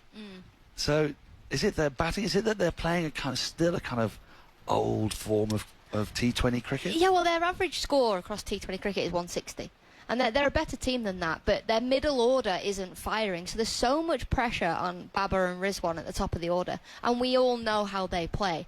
You know, Babar will take advantage of the power play and then he'll slow down. He always does. Rizwan a little bit more the other way. He'll be slower to start and then he gets a little bit quicker with his strike rate. But then, because if one of those fail, and, you know, they've both of them batted 1-2, 2-3, 1-3, you know, they've not been consistent, and then you've got the middle order that have been so inconsistent. So for me, it's the batting that has let them down. We saw with the ball yesterday, they came back beautifully. You know, they were down and out of that game, and the bowlers, they've got a world-class bowling attack, you know, with seam and with spin. You know, they've got an unbelievable bowling attack, but it's the inconsistency of the batting that let them down. It was lucky that their bowlers brought them back into the game yesterday, and then unfortunately in the super over everything just went wrong. Now look, you've been working out there for the Multan Sultan, so you know Pakistani cricket, but they've almost been about as Pakistani as you can get recently. They had Shaheen Shah Afridi as captain. I think he did 5 games before they jettisoned him, went back to Babar. They've had a different opening partnership, and then they've gone, no, we're going to go back to Babar and Rizwan. I know that doesn't mean that they're destined to fail, because actually when things are at their most uncertain, sometimes they bring out their very best performances. But this has not been ideal preparation, has it? A bad series in England, had rained off games, didn't get the chance to practice in Dallas. They're really up against it, aren't they? Yeah, and they also lost a game against Ireland. Yes, they won that series 2-1, but they lost that opening game as well against Ireland, and they haven't got any momentum behind them. There's a lot of eyes on Azam Khan, the wicket-keeper batter, who actually didn't end up wicket-keeping yesterday. I don't actually think he fielded for very long either, and there's a lot of scrutiny under this team. It's how can they block that out, how can they bounce back, but they have been a typical Pakistan team so far in this World Cup. Yes, they've only played the one game, but it's just not quite working for them. We must talk about the pitch, because there's been so much talk about the pitch. For the first couple of games played at this stadium, there was some dismay. There was the ICC issued a statement saying, you know, that they were disappointed in the quality of the pitch. The game that we saw between Canada and Ireland was played on the same pitch that Ireland played India, and we had gasps of concern. In this game between Canada and Ireland, absolutely not so much. It wasn't a good pitch, it wasn't a fun pitch, the ball didn't come onto the bat, but it's utterly different in nature, isn't it? So different, so different. There was a contest between bat and ball, which is actually what we like. You know, 140 will be India-Pakistan could be a brilliant score. You know, today 120 would have been a brilliant score. However, Canada got more than that. So it's yeah, the picture, whatever they've done to it, from what we can see, they've put stuff on it, they've rolled it, they've watered it. Whatever they have done has worked. The pressure is on the pitch that India-Pakistan is going to be played on, because it's probably going to be a fresh one, and no one knows what it'll be like. Well, I suspect it'll be one of the two in the centre. There's one that's being worked on now, and what Ravi Shastri told me, obviously when I met him in the morning, he just said, look, they've shaved off all grass and they've rolled it as best and as much as they can. And if that's the model, the question is, are they actually better off playing that big game on a surface that they know a little bit about, the known devil, as opposed to taking up a completely fresh pitch? We don't know. It'll be a decision that the ground staff and ICC will take. One last thing from me. I have never done an India-Pakistan game. Seriously? Never. Me neither. So for both of us, Prakash, for both of us, as succinctly as you can, what are we in for? You're in for a fabulous game of cricket with loads of emotion, which is what South Asia is all about. Enjoy it, because at the end of the day, whether it's biryani or it is dal, both are equally tasty and spicy. Prakash Wakanka finishing things off there from New York, and this tournament feels like it is really coming alive. Not just the shocks that we've seen, but of course these big fixtures across this weekend. Our coverage tomorrow from 3:15 from the Nassau County Cricket Stadium out there in New York. India against Pakistan, and following that, the game between Scotland and Oman from the Sir Vivian Richards Stadium in Antigua, which could be a crucial game for England as we head towards the second innings of the match between England and Australia. With England needing 201 to win, there is the very real prospect, if it doesn't go well in this innings, they'll take a net run rate hit, and suddenly they'll be looking for a favour from Oman, because Scotland, if they win that game, will be on 5 points. England couldn't get more than that, and things could start to get awkward net run rate wise. So that is why there is such significance to that game in Antigua tomorrow, depending on what happens, with England needing 202 runs to win from 120 balls after Australia blitzed England's bowling, particularly early on. 70 runs accrued from the first 5 overs. Travis Head made 34. David Warner, 39 from just 16 balls. Mitchell Marsh, 35. Maxwell, slow by his standards, 28 from 25. Marcus Stoinis, 30 from 17. Tim David made 11 from 8 at the back end of that innings. We saw Matthew Wade finishing unbeaten on 17, and Mitchell Starc did not face a ball. In terms of England's bowling figures, well, it was pretty expensive across the piece, really. Moeen Ali, 2 overs, 1 for 18, though he did bowl the first over of the innings and only went for 3. Will Jacks bowled just the 1 over, the second of the innings. That kick-started the momentum. 1 over, none for 22. There was a wicket apiece for Archer, who was outstanding. 4 overs, 1 for 28. Adil Rashid also. Liam Livingstone picked up 1 for 15 from 2 overs. And Chris Jordan 2 for 44, including passing his 100th wicket for England in T20 internationals. Just the second to do that, behind Adil Rashid. Right then, Geoff Lemon is standing by to take up commentary, and he's going to be joined by Ashes winning fast bowler Stephen Finn. Thank you, Henry.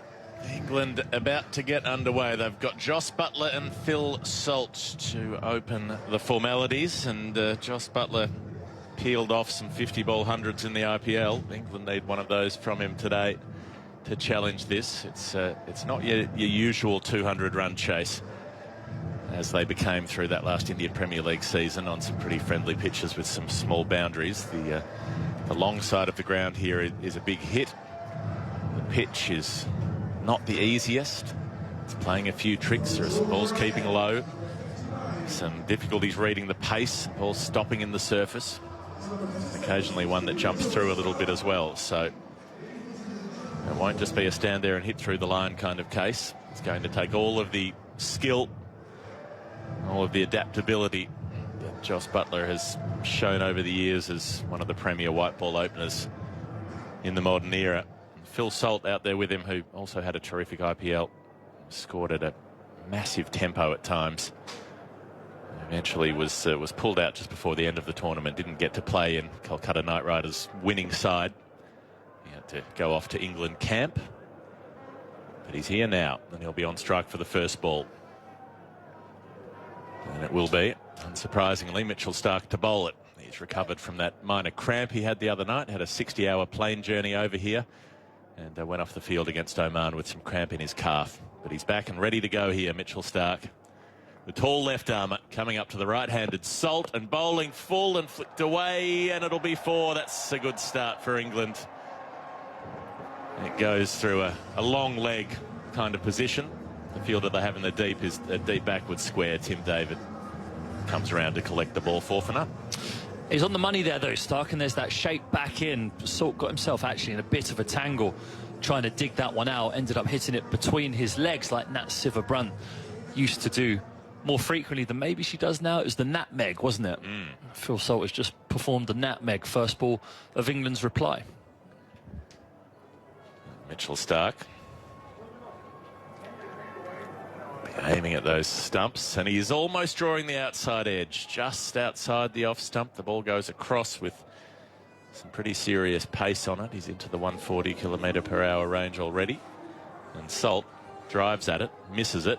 They've got a slip in place too. Mitchell Marsh has positioned himself at slip, looking for that sort of edge. It's quite wide of the off stump, but Salt chased it.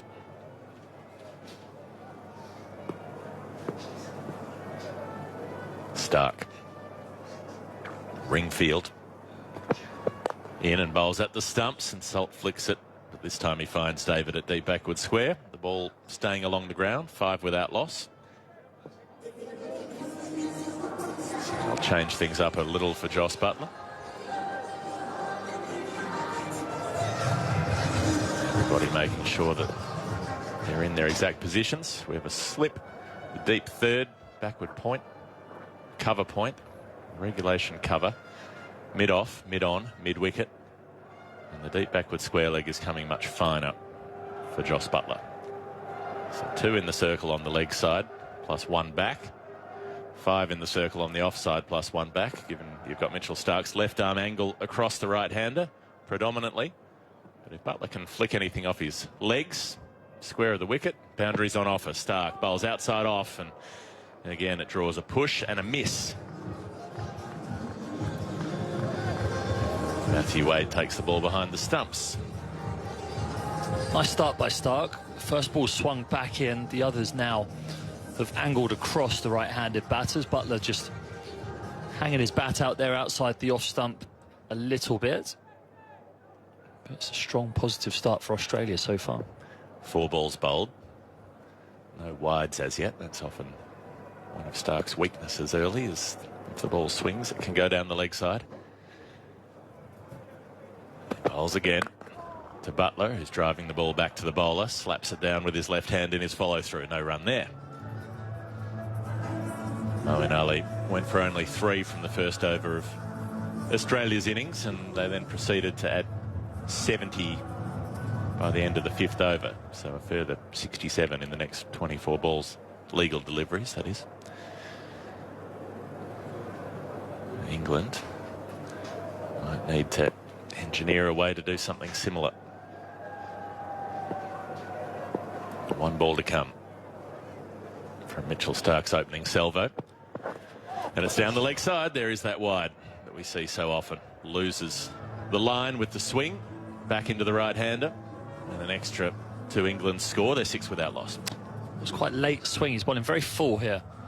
Mitchell Starc trying to give it every opportunity to swing back in, trying to hit Jos Buttler on the boot, but just getting it a bit wrong down the leg side. But still threatening. So they need a bit more than 10 and over, England. Challenging. Starc to Buttler, who's playing the ball defensively towards cover. It still ends up as a good over, even with the wide. 6 runs from it. Required rate up to 10.3, started at 10.1. So Phil Salt on 5, Buttler yet to score from 3 balls. Australia made 201 for 7 earlier, largely thanks to that shock and awe opening batting partnership from Warner and Head. Put on 70 in 30 deliveries. After that, a collection of contributions through the middle from Marsh, Maxwell, Stoinis, David, Wade, all made a few. Hazelwood take up the attack from the Malcolm Marshall end here at Kensington Oval. We're in Bridgetown, Barbados. Breeze ruffling the thick green foliage. A lot of trees you can see outside the ground from our vantage point on the 4th floor. The cranes of the port over deep extra cover. And Hazelwood is coming in to bowl, and it's being driven away off a thick outside edge by Salt down to deep backward point for 1. 7 for none. Hazelwood and his accuracy here could be a problem for England. When England got whacked for boundaries inside the first 6 overs, it was either half volleys and low full tosses or back of a length that the batters were able to get back and pull, especially off the seamers. Hazelwood, with that metronomic accuracy that he has, angling in towards the right-handed batters, can hover around the top of the stumps, and from there, for a batter to try and hit the ball for 4 or 6, they have to take a real risk. Shifting the field around here for Butler, so they had 3 on the leg side for Salt. Mid-wicket comes out. Square leg moves to mid-wicket, and they've put in an extra fielder at a cover point, really. Got a backward point, cover point, short cover, and a mid-off, plus a slip. Stacked offside. Hazelwood outside the off stump, but Wade doesn't take it cleanly. But that only happens because Butler hasn't hit the ball. And that one looked to keep low a bit, squared up Butler, who ended up crabbing, trying to lay bat on that ball just outside the off stump. That one did keep very low in the end on that replay. We saw Moran keep one low, Archer kept one low to take the opening wicket for each of those bowlers respectively. Yeah, and those cracks, they did look troublesome. Hazelwood up and walking at him and cracking the ball away for 4 is Butler. That's a shot of authority. It goes through backward point, opens the face of the bat on the walk, and plays a full-blooded square drive.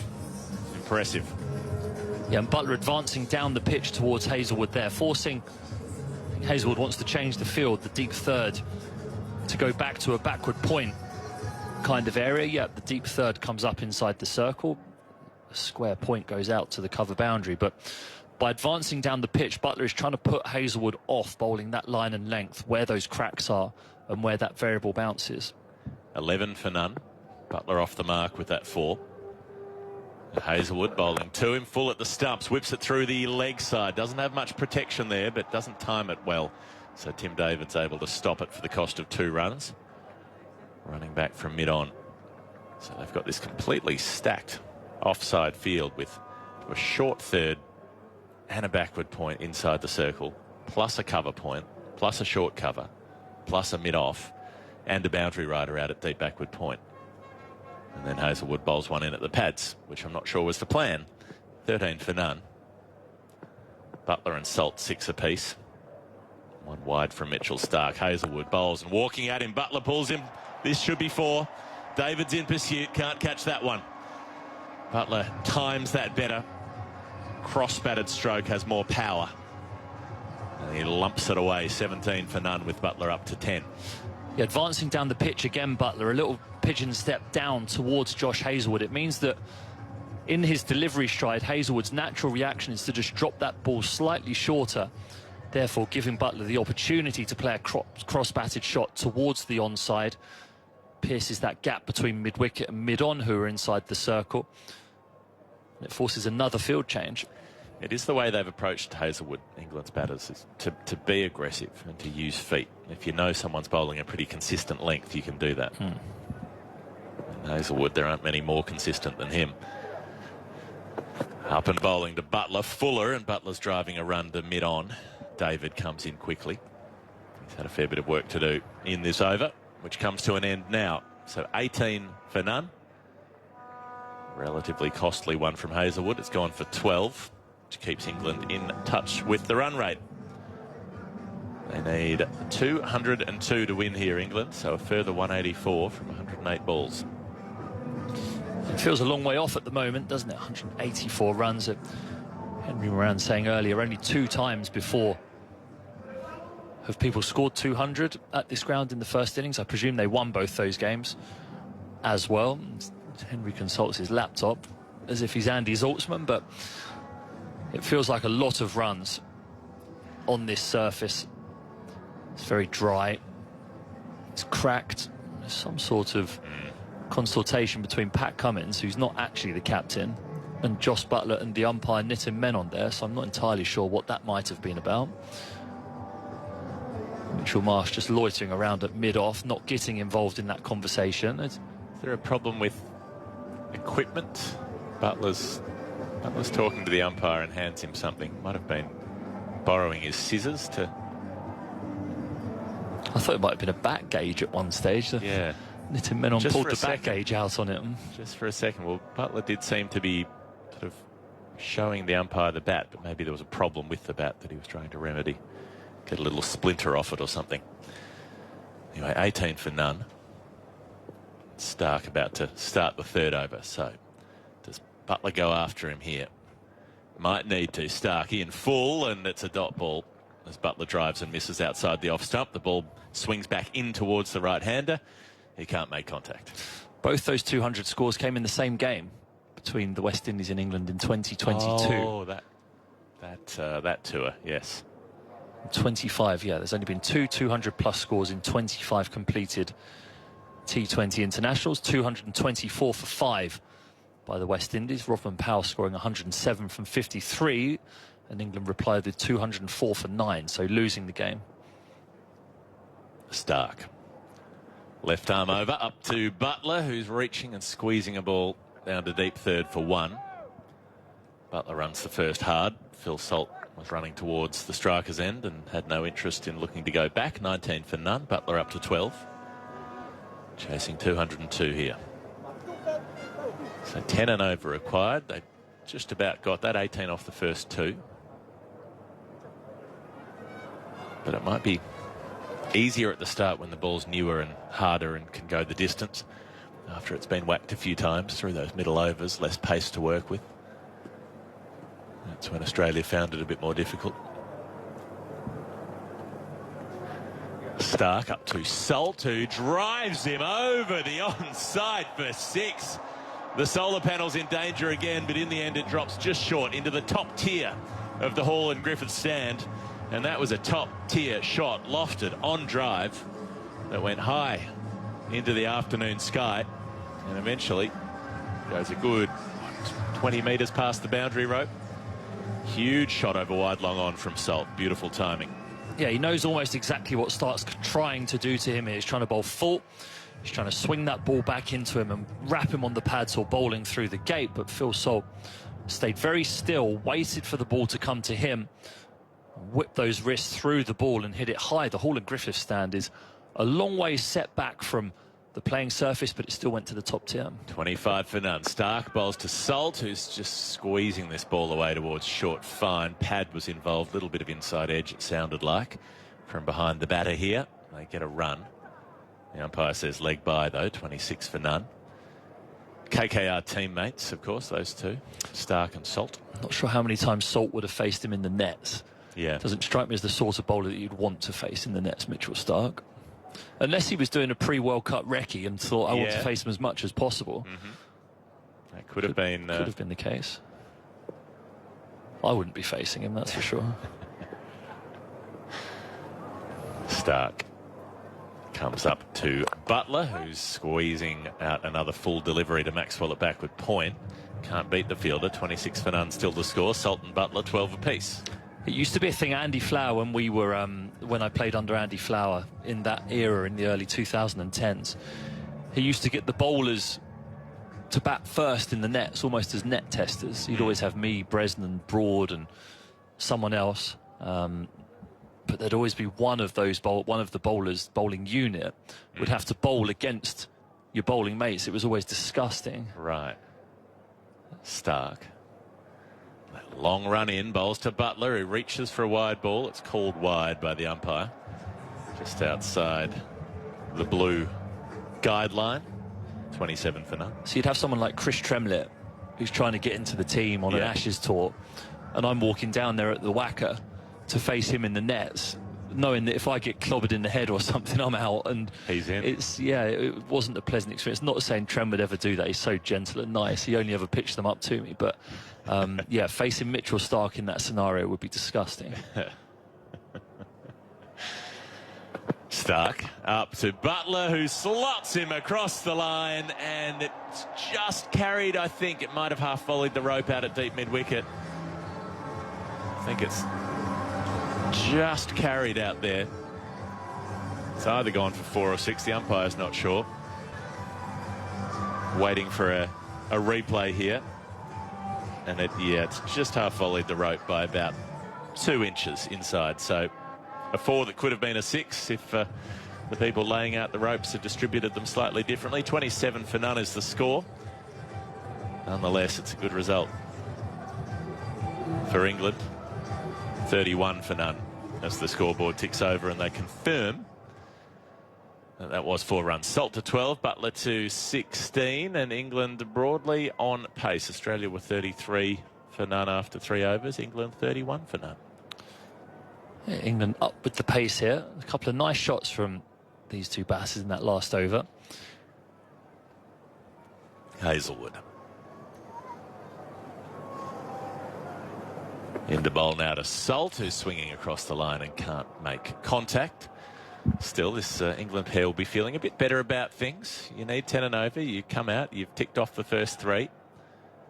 And you'd love to get further ahead of that rate to buy you some time for some more difficult overs later in the innings. But still, there haven't been too many alarms out there. They haven't been clinging on, overturning decisions on DRS, anything like that. Been given a few extras. Played a few good shots. Hazelwood to Salt, who's walking at the bowler and then heaving across the line. I don't think he had much idea of what shot he wanted to play there. That ball's back of a length. Salt's trying to pull it in the end, but he was effectively playing a pull shot after the ball had passed him. And looked all at sea against that delivery. Butler comes down to have a word to him. 31 for none still. Yeah, it's just that bit of extra bounce there from Hazelwood, kicking up out of those cracks that we've referenced a few times. You can see the bowler's footmarks getting more dusty, churning up a bit more, encroaching onto the playing area. It's very dry out there. Had a look at the pitch earlier. Didn't feel as though it would get easier to bat on as the game went on. 2 out on the leg side for Hazelwood now, who bowls just back of a length, and he's cut away for 4. That's what happens when you take your deep point out. And Salt goes in exactly that direction. That ball was on a length outside the off stump and allowed him to carve it away behind point. 35 for none. Salt up to 16. They're keeping pace with each other. Salt, Butler, 16 apiece. They were 6 each, then they were 12 each. Now they're 16 each. Hazelwood. Long run starting just outside the fielding restriction circle. Comes up to Salt, who struck on the pad. The ball bounces away to backward point. There's no appeal, there's no run. You can see how awkward it is. As soon as Hazelwood is back of a length or on a good length straight, with the odd change of pace, the wicket's doing a lot of the work for him. The boundary there, the previous delivery was about 1.5 foot outside the off stump, and giving Salt the opportunity to just throw his hands at it and beat that infield. So 3 fielders inside the circle behind point for Phil Salt, plus a cover and a mid-off. Hazelwood bowls on that length, and he cuts it away for 4.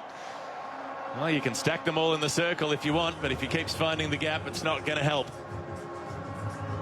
Phil Salt doing the job so far for England. He's up to 20. He's faced 11 balls. They're 39 for none in the 4th. Yeah, with those 2 men out on the leg side, deep mid-wicket and deep backwards square leg, I mean, the mid-wicket is getting brought back inside the circle now because that field hasn't worked, but it telegraphs what you're trying to do. Josh Hazelwood actually, unusually, has not nailed the skill. You need to be bowling on leg stump if those 2 fielders are out, and get Salt hacking across the line. Instead, he's offered him width and 2 easy boundaries. Hazelwood tries again to Salt, bowls on the pads, hits the pads. Ball ends up at at short mid-wicket with Tim David. They go through for a leg by 40 without loss after 4 overs. So what did they need? 10 and over. What have they got? 10 and over. Haven't lost a wicket. England well placed. Salt on 20, Butler on 16. A dozen balls each. It was only a matter of time before we heard Sweet Caroline, wasn't it, really? You can see the English supporters very rather stereotypically swaying from side to side with their arms in the air. So good, yeah. I suppose we shouldn't be jaded about it. You know, if you get to go to one cricket match a year, then you want to hear it and you'd enjoy it.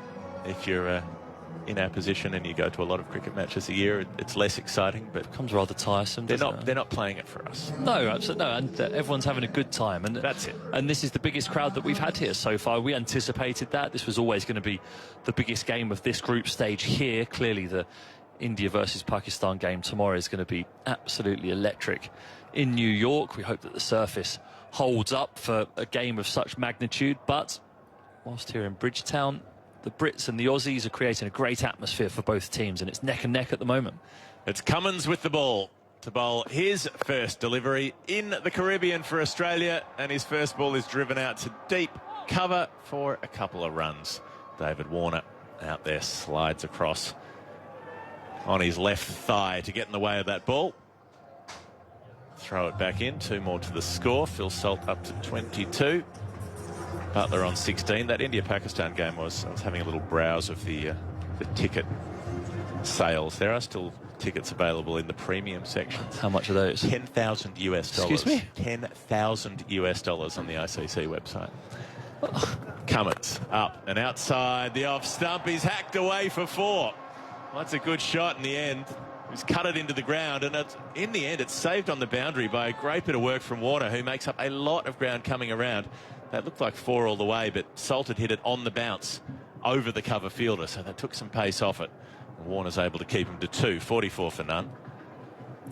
He's scampering out there, David Warner. He's only got little legs, going 1,000 miles an hour to make that ball there. He's a man who's playing England potentially for the last time, as though he wants to beat them this one last time and have great memories of that for the rest of his life.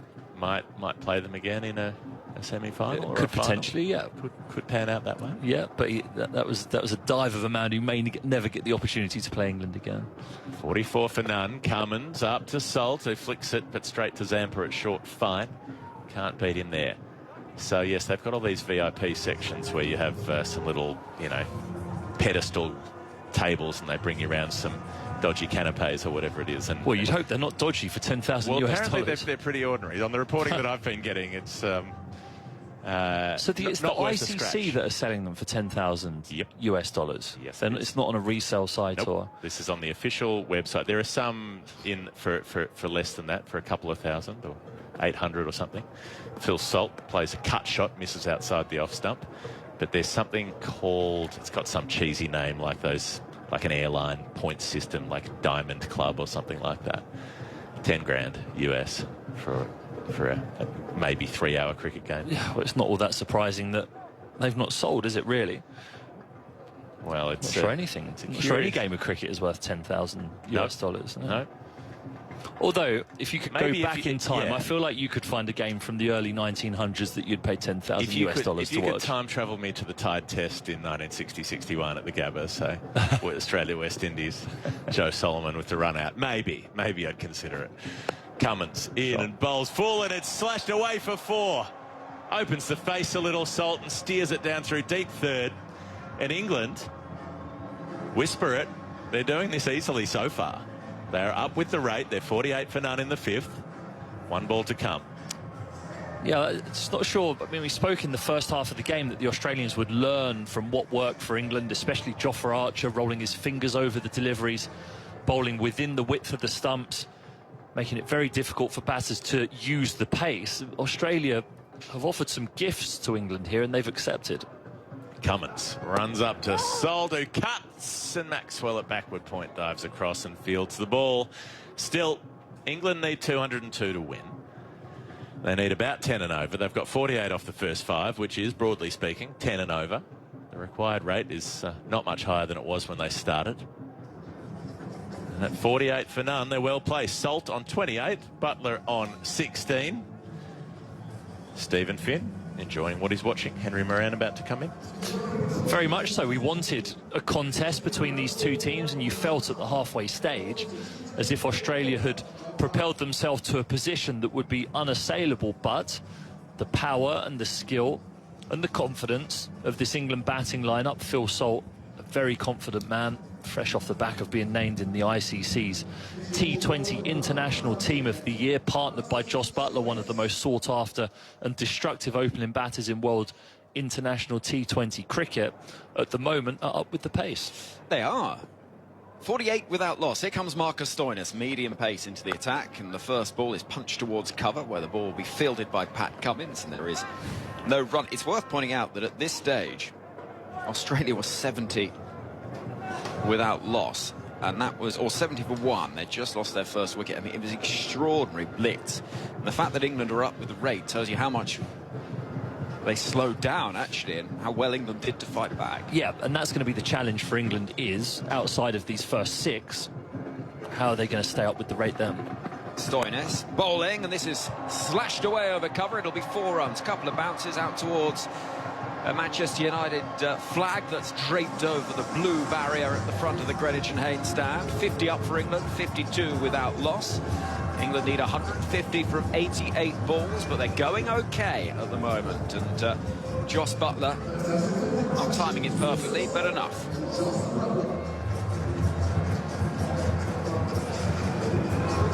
And Hypercourse got in touch on X to say the reason for that little delay with Buttler earlier on, they've taken a sponsor sticker off the bat. Butler moving around in the crease, helping the ball on its way towards fine leg. He was followed by Stoinis, and in the end, had he left it alone, it would have been wide, and he would have got the ball again, but instead, looking for the boundary, he instead only finds the mulleted Adam Zampa in the shadows at the far end. 53 without loss. Yeah, well, there are regulations, and I'd imagine there are ICC regulations about whether you're allowed back of the bat sponsors. I know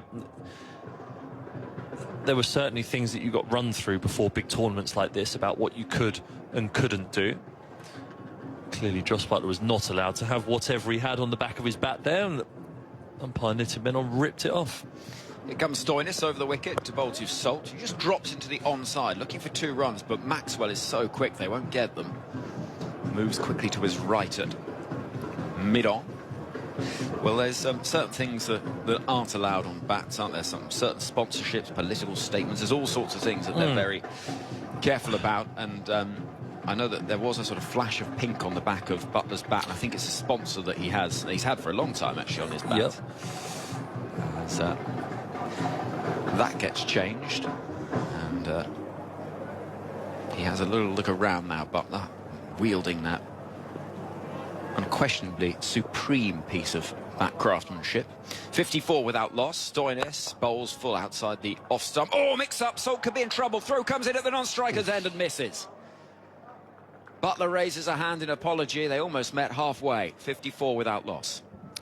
Yeah, hairy moment for Phil Salt there as he was sent back, turn on his haunches.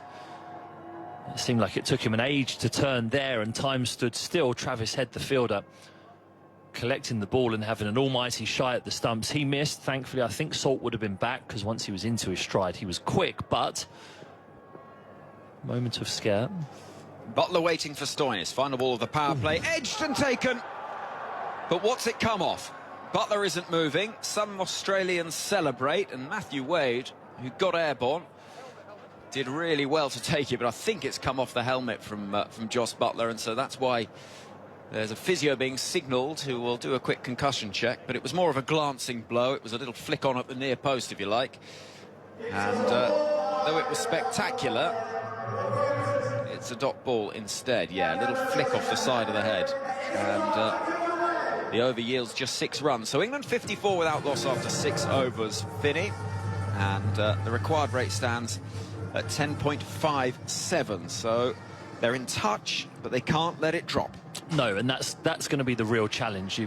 Outside of this power play now, with the fielders spread and the leg spin of Zampa, you'd imagine Maxwell will come into the fore as well at some stage. And the bowlers like Stoinis running their fingers over the ball and bowling it into the surface, challenging the batters to hit square of the wicket. How do England score boundaries? Because undoubtedly, once Australia were outside of the power play, they really struggled to find those boundaries for 10 overs or so. Well, we've seen 8 fours and 1 6. Australia at this age were 54 for 2. England are 74 for 2, sorry. England 54 without loss. And a message in on the social media from John from Hove early on today saying that England needed to get their discipline back before coming into bat. England still just about in this. That was at the halfway stage. Discipline, do you think? Have we seen that? It's felt quite controlled. It's not felt sort of wild swinging. No, both teams, I think, inside the first 6 overs, it wasn't wild swinging at all. It was controlled batting, a touch of bad bowling as well. But there was nothing streaky about it. Here comes Mitchell Starc then to bowl his 3rd over. England 54 without loss. Phil Salt is on strike. Starc in the sunshine bowls. It's slashed away in the air. Fielder underneath it. Takes the catch. Jumps over the rope. I think he has taken it cleanly. But they are going to check this. You're saying it's 6 runs. Yeah, easy. His foot was on the rope as he caught it. You could see he was backpedaling. He could have come in and caught it reverse cup further in, but the momentum on the ball and the backpedaling of Travis Head meant that as he took the catch, he was stood on the boundary sponge, the triangular shaped boundary sponge, which is large, isn't it, as we found out yesterday. Steve Yakub is the TV umpire. It's a fair delivery. Can you show me the best angle for this one, please? Well, the fact that no Australians are celebrating tells a bit of a story. Here we go. Here's the view, and catch is taken, and then foot is in contact with the boundary. I'm ready to make my decision for the big screen. And there'll be a cheer when this comes up. Decision pending, it says at the moment. Not out is the signal. And there we go. England fans like that. And it will be, as well as no wicket. 6 runs to start the over too. So England 60 without loss. It was one of those where Travis Head just got it fractionally wrong. And it's amazing it doesn't happen more often, that really. Here's Mitchell Starc. Into bowl to Salt, who's drilling the ball towards mid-off, and he's timed it actually poorly enough to allow quite an easy single. So 61 without loss, the England score. They're chasing 202. No side has ever chased that many at this venue in a T20. International, that is. Yeah, they're looking in control at the moment, England. The spin is going to be the problem. As soon as Adam Zampa, so experienced in T20 cricket, gets the ball in his hands, you feel as though he's going to have a huge say. Mitchell Starc cruising in once again. Butler, one hand off the bat, into the leg side. He's got 6. Such is the power of the England captain. Whipped away out to the Hall and Griffith stand at deep mid-wicket. Butler with 6, the second 6 of the over. England 67 without loss. Yep, excellent from Butler. Hitting with the wind there. It's interesting from Australia that they've opted to bowl Mitchell Starc here outside the power play. His 3rd over of the day. Hasn't looked all that threatening in the couple of overs that he'd bowled up to this point, and one of Australia's premier death bowlers. His ability to bowl Yorkers right at the death of the innings have won Australia many games, but bowling his 3rd over now, and he's under pressure. 13 runs from the first 3 deliveries. England, especially with the none down, they're behind Australia in terms of runs at this stage, but 67 for none is a brilliant start. Required rate is exactly 10 and over. Here is Mitchell Starc running towards us again. Into bowl to Jos Buttler, who once more hits hard down the ground, this time for 4. Mitchell Marsh just turned on his heel as soon as it came off the bat at mid-off, knew he wasn't stopping it, and those England fans that are piled into the swimming pool over to our right are waving the 4 and 6 signs that have got a little soggy, but they're enjoying themselves. 71 without loss. Yep, Starc not using the facilities really here. He's looking to go very full to both Salt and Butler, but it's those deliveries all day that are the ones that have disappeared. It's the cutters and the cross-seamers into the surface that are hard to score from. Here's Starc again, 71 without loss. Butler goes hard into the leg side. There's a fielder out there in the deep, though, who just moves gently to his right. It's Tim David out there in the distance. And he will pick up and throw with the score at 72 without loss. England profiting from this Mitchell Starc over in a big way. So far, we've seen 18 runs from it, with the required rate dipping to under 10 and over. 72 without loss. Here comes Stark to conclude the 7th, running in towards us. To bowl to Phil Salt, and he chips it in the air, and it's an odd-looking shot. Come off a funny part of the bat, that as well. And I think he's perhaps missed out there because a quick flick of the hands. You expected the ball to go sailing away over the ropes, but instead he picks up a single. 73 without loss after 7 overs. And England need 129 from 78. Yeah, these are the overs now. Adam Zampa's just marched towards the umpire and thrown him his cap. And it does mean that now England up with the rates. They're not going to be able to knock Zampa around. They're going to have to take some degree of risk against him. These two are not risk averse either. Salt and Buttler both in. Salt 37 from 22, Buttler 32 from 20. So they've got their starts. They've both been out there 35 minutes, but you feel as though Adam Zampa here, Australia's premier spinner in this format of the game, is going to have the biggest say of the day in what happens here.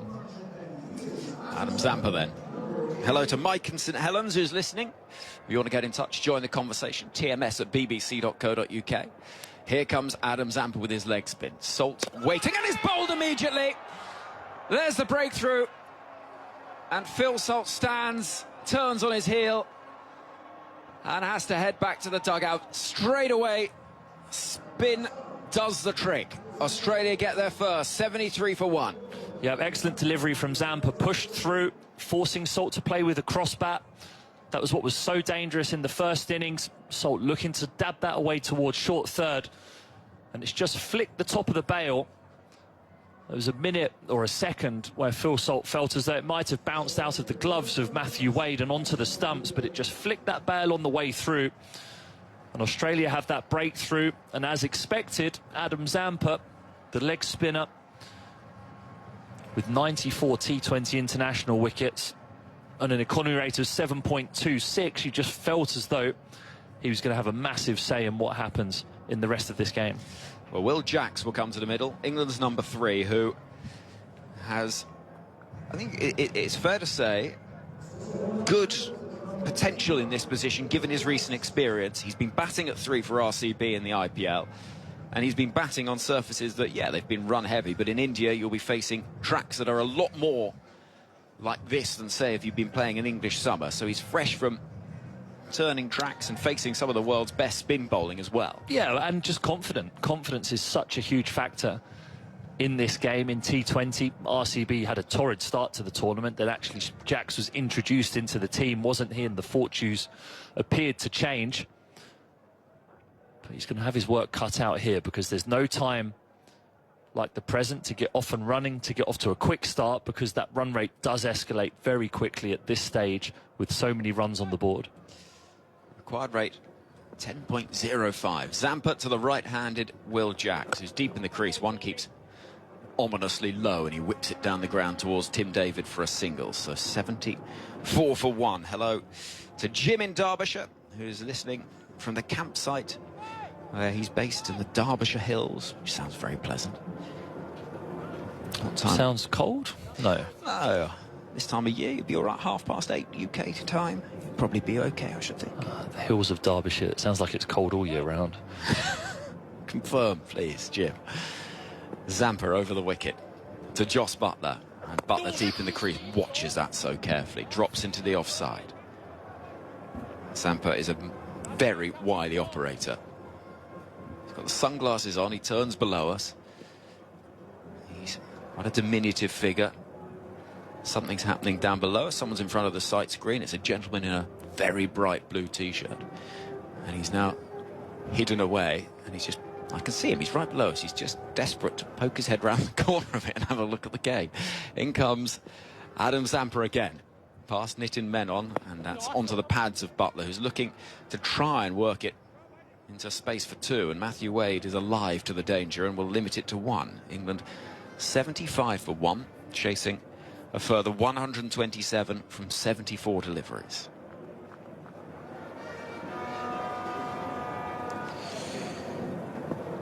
Here's Zampa again. Moving in and bowling a shorter ball this time that Jacks flays towards cover, and Pat Cummins will stop it. Interesting email in from Robert Jackson. posing a little bit of a question about England's batting order here. 2 from the over so far. I'll bring that in a moment. Here comes Zampa in the sunshine, bowling a full delivery, worked away to the left of mid-wicket for a single by Will Jacks. An excellent start from Adam Zampa. 76 for 1. 3 from that over. 8 overs gone. England need 126 from 72. Yeah, Robert asked a question. There'd been a temptation to bring Moeen Ali in at 3. A spinner on, always having the ability for one batter to hit to the short side. It was a question, wasn't it, coming into this tournament, how England were going to break up those right-handers through the top order. We think that's why Ben Duckett was introduced to the squad, to give England the option to be able to do that. They clearly felt that unnecessary in this game. But my thought is probably that at the moment they're thinking that Moeen Ali might be more beneficial to them, maybe slightly further down the order, to make the most of that short boundary and the win towards the latter stages of this game, especially after the start that they got and how good Will Jacks is playing at the moment. He's a confident man. He hits the ball very hard and deserves his opportunity to bat at 3, I think. We're going to see Pat Cummins from the Joel Garner end.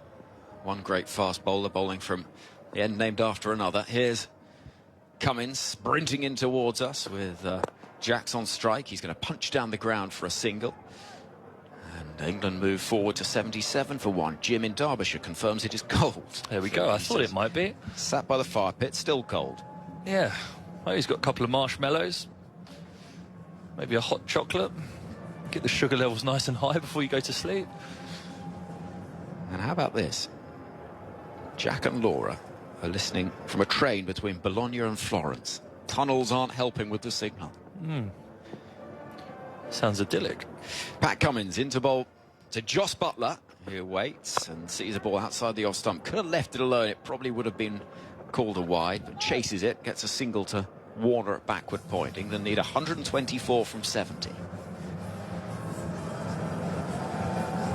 If you're listening in Australia, let us know what you're up to. Finney and I were chatting the other night and talking about how much we love those stories of those long road journeys across the outback and cricket for company. Let us know where you might be. tms@bbc.co.uk. Here comes Pat Cummins bowling to Jacks, who gets in a bit of a tangle, looking to try and whip it away into the leg side. It strikes a bit of bat and pad at 88 miles an hour. 78 for 1 still. Midway through this 9th over, England with just 3 from the previous over and 2 from this one. They won't be panicking yet, but they won't want to see any slowing down of the excellent momentum they got at the start of this run chase. Jacks is on strike on 3 from 5. Here comes Pat Cummins in that distinctive fashion over the wicket, and it's flayed away through the offside. It just beats the dive of Travis Head and out towards the beach for 4 runs. It was not far away from the mustachioed figure who leapt to his right but couldn't stop it. 82 for 1. That's a good shot from Will Jacks. That'll do him some good. Yep, stands tall and whacks. It's a lovely slow-mo picture. Travis Head just, if he was wearing wicket-keeping gloves, it might have nestled in the webbing there between the forefinger and the thumb. But clearly not allowed to do that. Stood at extra cover, so diving full length to his right just takes a little bit of pace off it, before it makes its way to the boundary. But a nice shot by Will Jacks. He'll feel better for that. Stands tall, whacks it out the middle, 4 runs. Here comes Cummins, and Jacks will drive down the ground. He's a powerfully built man and will pick up a single towards wide long off. 83 for 1. England are 13 runs behind where Australia were at this stage, but a wicket better off. They need 119 from 67. Jim says it's warm in Tokyo. Andrew's listening from his apartment in central Sweden. 23 degrees and sunny. Central Sweden, nice. Enjoy Sweden as a country. You were there earlier this year, I know. As here comes Pat Cummins. Buttler waiting and driving, pushing towards cover, but a delivery which finds the hands of the fielder quite comfortably. And so the over comes to an end with 7 from it. So just 10 from the last couple. The required rate's just below 11 at the moment. James lives singing in Dusseldorf. Not so many cricket fans there. Les in Galicia. Spain, the camper van, glorious evening there. Mallorca, we've got Mike all over the place. It's that time of year, it's summer holiday time, isn't it?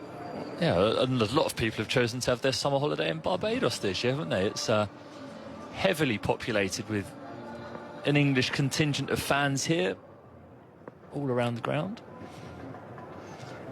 Here comes Zampa. This is thrashed away through the offside by Jack. He's only going to get one run, though, as down in the shadows. The ball's fielded by Stoinis with the England flags behind him. Adam says, listening on an exercise bike out in the dark and cold in Newcastle, the real Newcastle. What have you done? What have you done to deserve that punishment? I know. Here comes Zampa. To bowl to Jos Buttler. Reverse attempted. Oh, it clears Matthew Wade. It's going to head down towards the boundary. Pretty much straight, but will be picked up with, I assume, what will be signalled as runs or given as runs. And yeah, it was a little something on that from Buttler. 86 for 1. Marks in New York. Very nice. I was there recently. Great city. Big game there tomorrow. 3:15 will be live. Big game there's unfathomably expensive, actually. Pakistan against India. Here is Zampa. Reverse attempted. Kenny got hold of that one, but it goes straight to the hands of Cummins, waiting at backward point. He's unlucky there. Is I think the skipper, or you could say Australia got their field placement absolutely right. Yeah, you just feel like something's going to give here. That rate's now beyond 11.05. Every delivery doesn't go for a boundary. Buttler waiting, and he does go hard at that. In the air, down the ground for 6. They're scattering in the crowd below us as David Warner ran to his right. He couldn't reach up and get it. And Buttler, he hits it so firmly. It was not particularly high. It just kept on going. 92 for 1. Yeah, he's crunched that Buttler. He's given the length by Zampa to just stand there a small step towards the ball and hit. Not landing on any bit of rough there. It was that full. A powerful wrist of Buttler able to just whack that towards long off. Zampa again. He tries the reverse. In the air, caught. Listen to the roars of delight. That reverse is attempted once more, and Pat Cummins barely had to move. Zampa's got both of them. England 92 for 2, and having hit 6, Buttler departs. It's a good innings, 42 from 28, but it's a big wicket.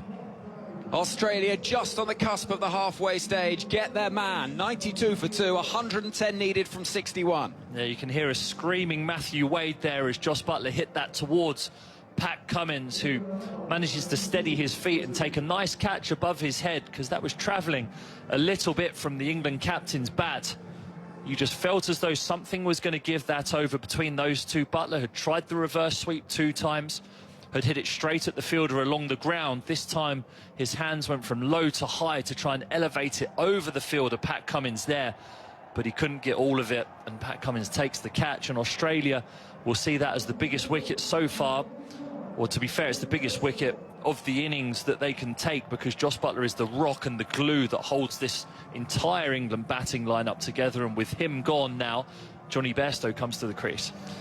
Johnny Bairstow joins the action with England at 92 for 2, 110 needed from 61 balls. I spoke to him yesterday morning, and it's a special place for him, Barbados. He was telling me he used to come here on family holidays with his dad, and fond memories of boat trips and times away with the family. He's got his family here with him on this trip as well. He was in good spirits yesterday morning, and he heads to the middle with a determined look on his face.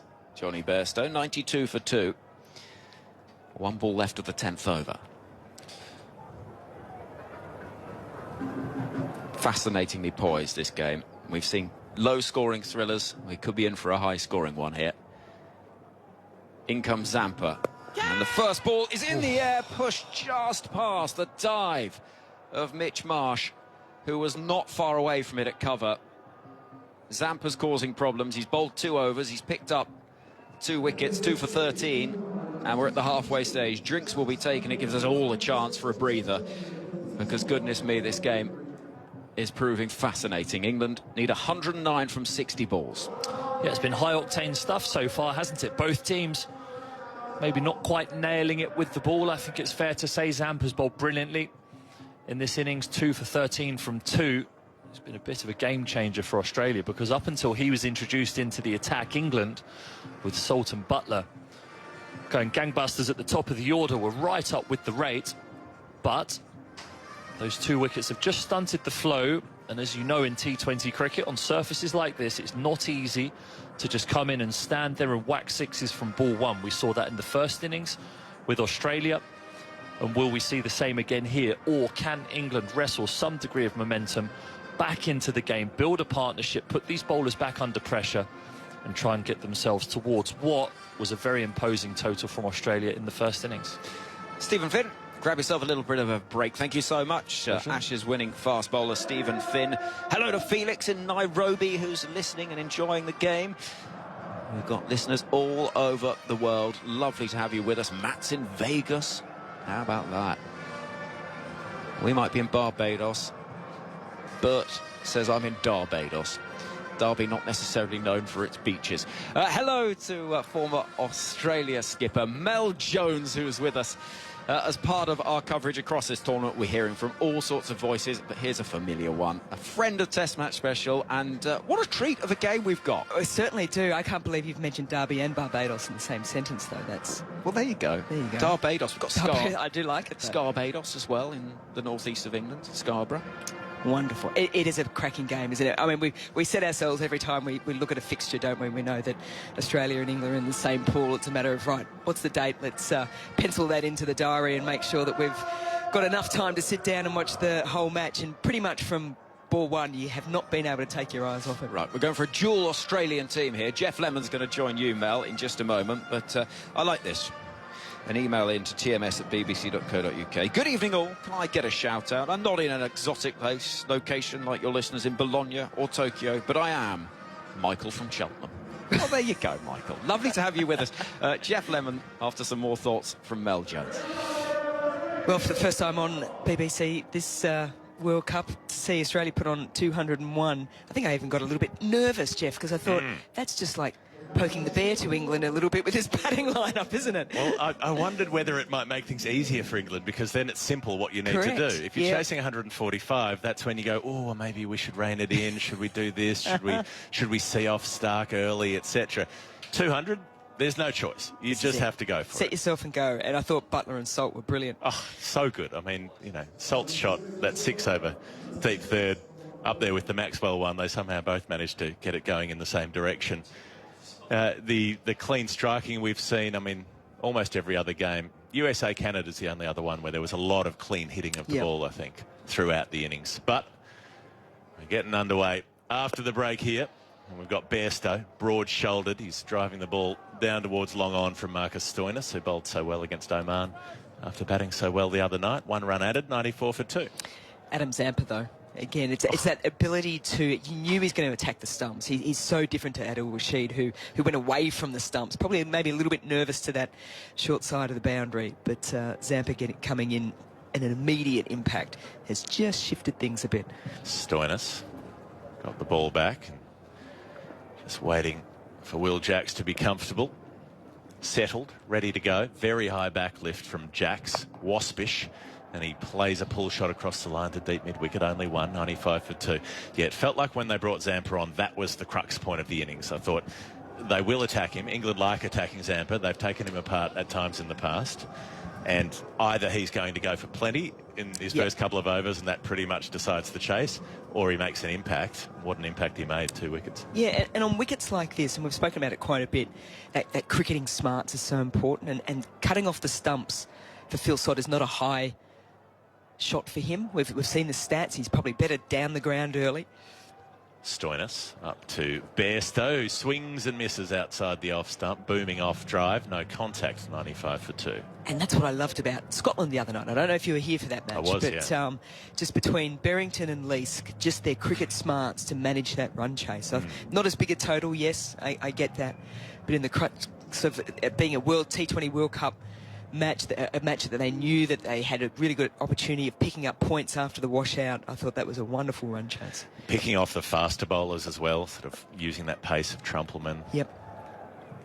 It's been those medium pacers who dig it into the pitch who've been making trouble. Stoinis bowls back of a length, and Bairstow baseballs it down to long on, and he's a bit annoyed because that's a single And the pressure starts to rise a little bit for England, the required rate getting up to 11.5. And this is the other tricky part about Kensington Oval too, is it's difficult to get in on, particularly if bowlers are bowling the right type of deliveries, and exactly what Stoinis is doing now, where he's using that cut as he's bowling into the pitch. That off pace is so difficult. Stoinis just shifting his field a little bit. He wants Travis Head to move 2 steps to his left. Okay, happy now. That's at a backward point. Stoinis on a length, and Jacks goes down to long off. He's caught. Marcus Stoinis, he was the golden arm in Australia's opener, and he strikes again here. 96 for 3 as Will Jacks on 10. He scored them at a runner ball. Not what England wanted to see with Jacks at 3. They wanted that dynamism, the fast striking that he displayed through the IPL, but he's 10 off 10 today, and he's holed out down the ground. A good diving catch coming forward from Mitchell Starc. Those ones always more difficult than they look. This is a superb catch from Mitchell Starc for a guy that has quite the large frame to be able to come out of the shadows of the Warrell Weeks and Walcott stand into the sun, and it was just sort of fading away to his left as well as he had to dive forward. So he had a little bit of pace on it too, and just in terms of the moment of the match, to know that you can get that other England top order bat who can be quite the dynamic player. I was a little bit concerned about Marcus Stoinis' back, because Matthew Wade leapt on him as if they just won the World Cup. Yeah. So. And he has had a few injury problems. Yes, you want to be careful with Stoinis over the years. Anything you do could make a hamstring pop or a calf give way. So 1 ball to come in the 11th, and it's Moeen Ali coming out to bat. So jumped ahead of Brooke. They shifted things around a bit. Pop another left-hander, or pop one left-hander in, I suppose, rather than the 2 righties. Yep. Although Brooke's such a dynamic striker of the ball, I don't know if it matters which hand he bats with. This is also true. I think sometimes the matchup stuff is a bit overrated, where people will refuse to bowl, left-arm spinner to a left-handed bat, that sort of thing. We've seen plenty of off-spinners get right-handed batters out in history. Well, it's the interesting one about Starc v Butler, and that's not a great record.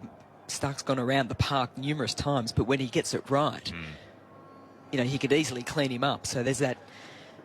Yeah, do you go with the history? Do you go with the history, or do you go with he can take out any batter? Backing a player. Yeah. 1 ball to come in the 11th over. Stoinis up to Moeen Ali, and it's a bouncer over his head. It'll be called a wide, as it should be. That trampolined way over him, and Moeen Ali couldn't bring himself to put away the hook shot during the Ashes, but even he wouldn't have been able to reach that one. 97 for 3. I think this is why Stoinis has been so very good over the last 10, I think it is, T20 internationals. Runs, wickets, 14 wickets in the last, make that 15 now, in the last 13 matches, and he's absolutely flying. Stoinis. Up to Moeen. He's punching away past extra cover. It's rolling out into the gap there. A fair bit of work to do for the deep point, but he'll get around and keep them to a couple of runs. 11 overs gone.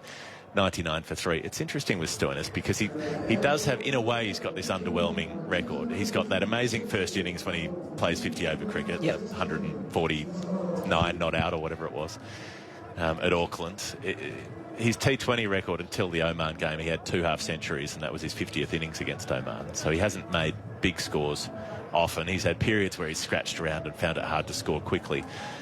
But I think people forget about his bowling a lot of the time. They focus on his batting returns, but his bowling can be so useful. He's deceptively hard to hit. He's got a nasty bouncer, even though you think of him as a medium pacer. Yep. He's got lift and zip. He can move it off the seam, and he can bowl those slower balls and cutters and things. And what he's also shown for the Australian side, he can bowl in every phase. He can bowl in the power play, middle overs and death, although in these conditions here in Barbados, it will be more middle overs and death. So Glenn Maxwell's going to have a bowl. Made a score today, slow by his standards, only just above a runner ball. But he'll be feeling a little happier with a few runs behind him. He's in and bowling his off breaks, and it's nearly through. Bairstow backs away to cut. And for a second, I thought we were going to see the stump slide up. He just gets some bat down on it. Doesn't score, but saves his wicket. Pace of delivery. This will be the interesting one here from Glenn Maxwell. We saw Will Jacks come on and bowl the second over for England and went for 22 as he gave the ball far too much air. Oof. So the approach here from Glenn Maxwell, he's about 92 kilometres an hour for that first one. 3 out on the leg side. 2 out on the off, and it's the offside that it's going as Bairstow cuts, and the deep point will keep the scoring to 1.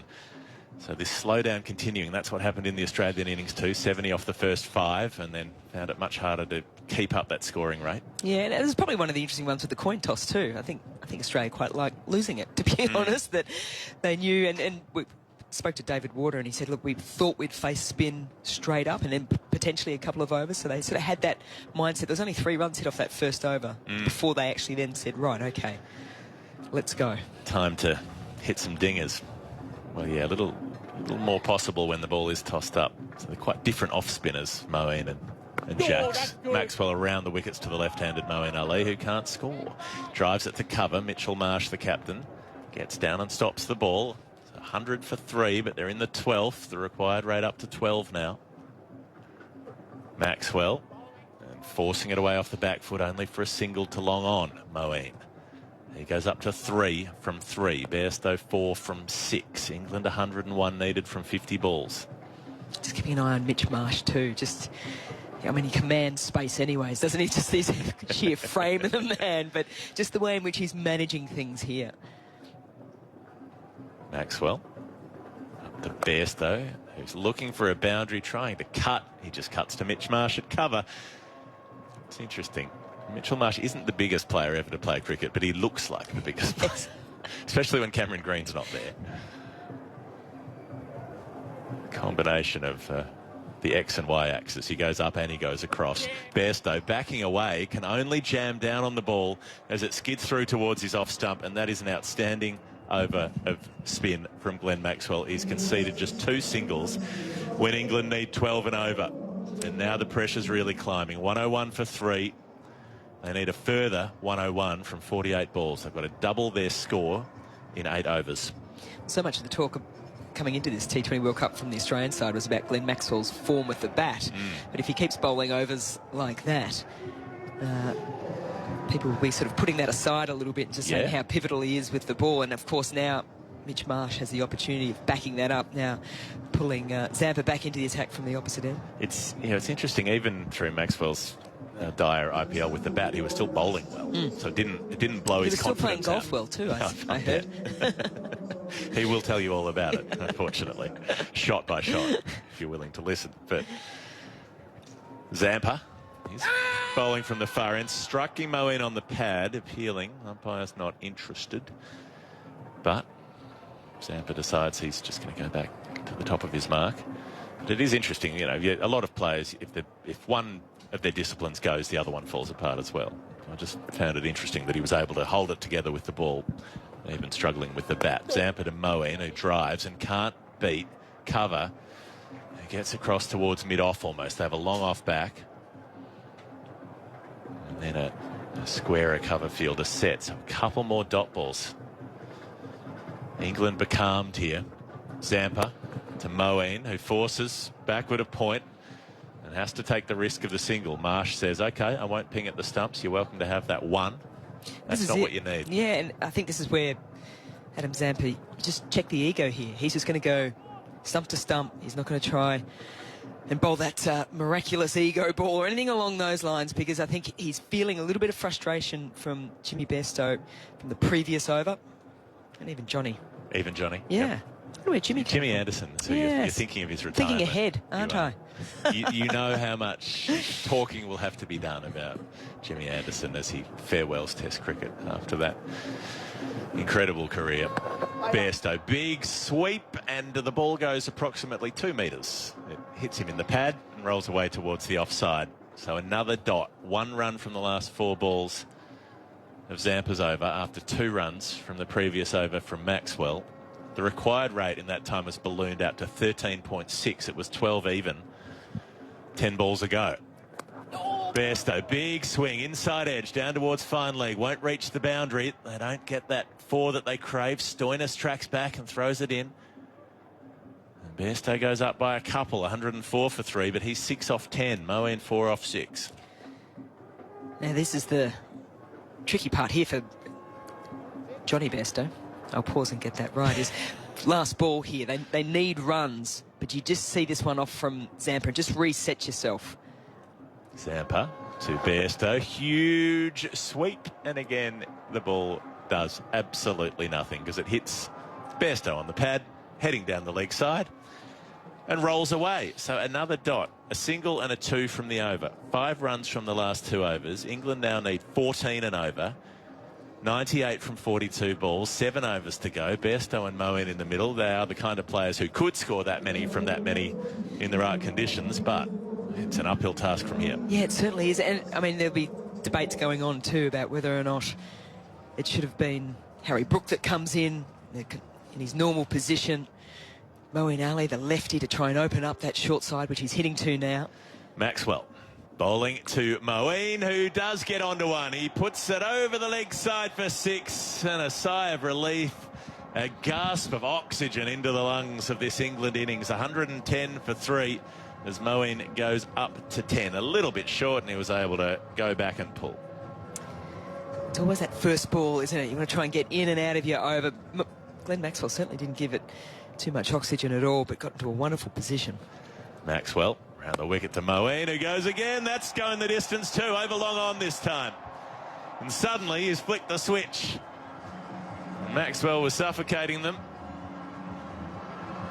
But now things have changed around. 116 for 3. Moeen up to 16. It is amazing how quickly things can turn, isn't it? Here we have Glenn Maxwell, who tied them down in his first over, and they struggled so much just to get bat on ball. And now within 2 deliveries, they got 2 sixes, and Matthew Wade making the long trek up to have a chat. Well, they've played so much together. Victoria State cricket all those years back. Maxwell's scintillating List A debut, for instance. He's bowling wide outside the off stump, and Moeen can't reach it. Tries to play through the covers, and it is inside the wide line, but couldn't lay bat on it. There's a dot for Maxwell. So with Wade, somebody he's very comfortable with. Moeen tries to hit across the line, bottom edge. Goes out to deep backward square leg for 1. 117 for 3. And now the adjustment needs to be made by Maxwell again, with the right-handed Bairstow coming on to strike. Bairstow, if he looks to go big to the onside, is hitting into that decent breeze. Back over the wicket, the right armour, Maxwell with his off spin. Bairstow sweeps out to deep backward square for 1. 118 for 3. So they needed 14 and over, England. They've got 14 off this one with 1 ball to go.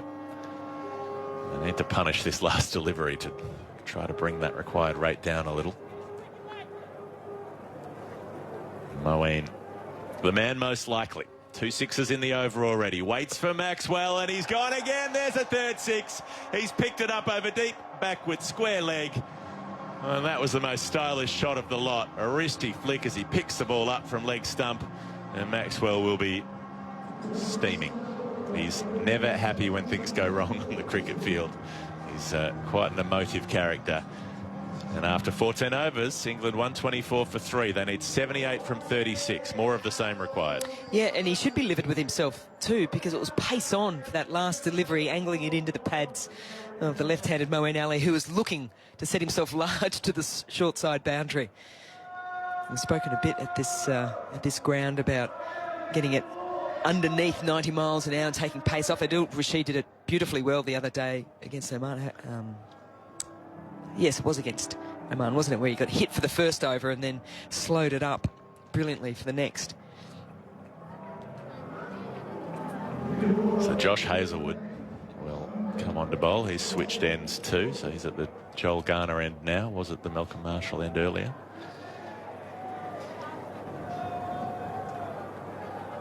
He's coming in, the tall right armour, to bowl to Bairstow, who tees off. Over the leg side, it's in the air, he could be caught, he's gone. Bairstow falls. He's out for 7, never got going. He's faced 13 deliveries in so doing, and a 4th wicket goes down. And another hole in England's innings, 4 for 124. That's Maxwell who takes the catch out in the deep. A wonderful delivery from Hazlewood straight up. It was the cutter into the wicket. And it was just a matter of how Glenn Maxwell was going to take the catch. On his feet, fingers up. It was fingers down. He ended up rolling onto his back and then turned immediately to the strong English crowd, I think, behind him, and just blew them a kiss. Yeah, always a little bit of byplay when you're down there on the boundary in front of the St George's crosses, all decorated with the names of various football clubs. And it's a brave player, though, isn't it? Yeah. Because you've got to go back there. You do. Yeah. I'm just thinking of, it was Mark Richardson, wasn't it, when he caught Shane Warne at the Wacker and turned around and gave them the big bow.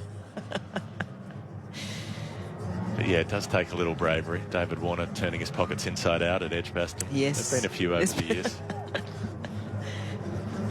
All similar personalities of players, do you think? Yeah. I don't know. I'm not sure how similar Mark Richardson and David Warner are.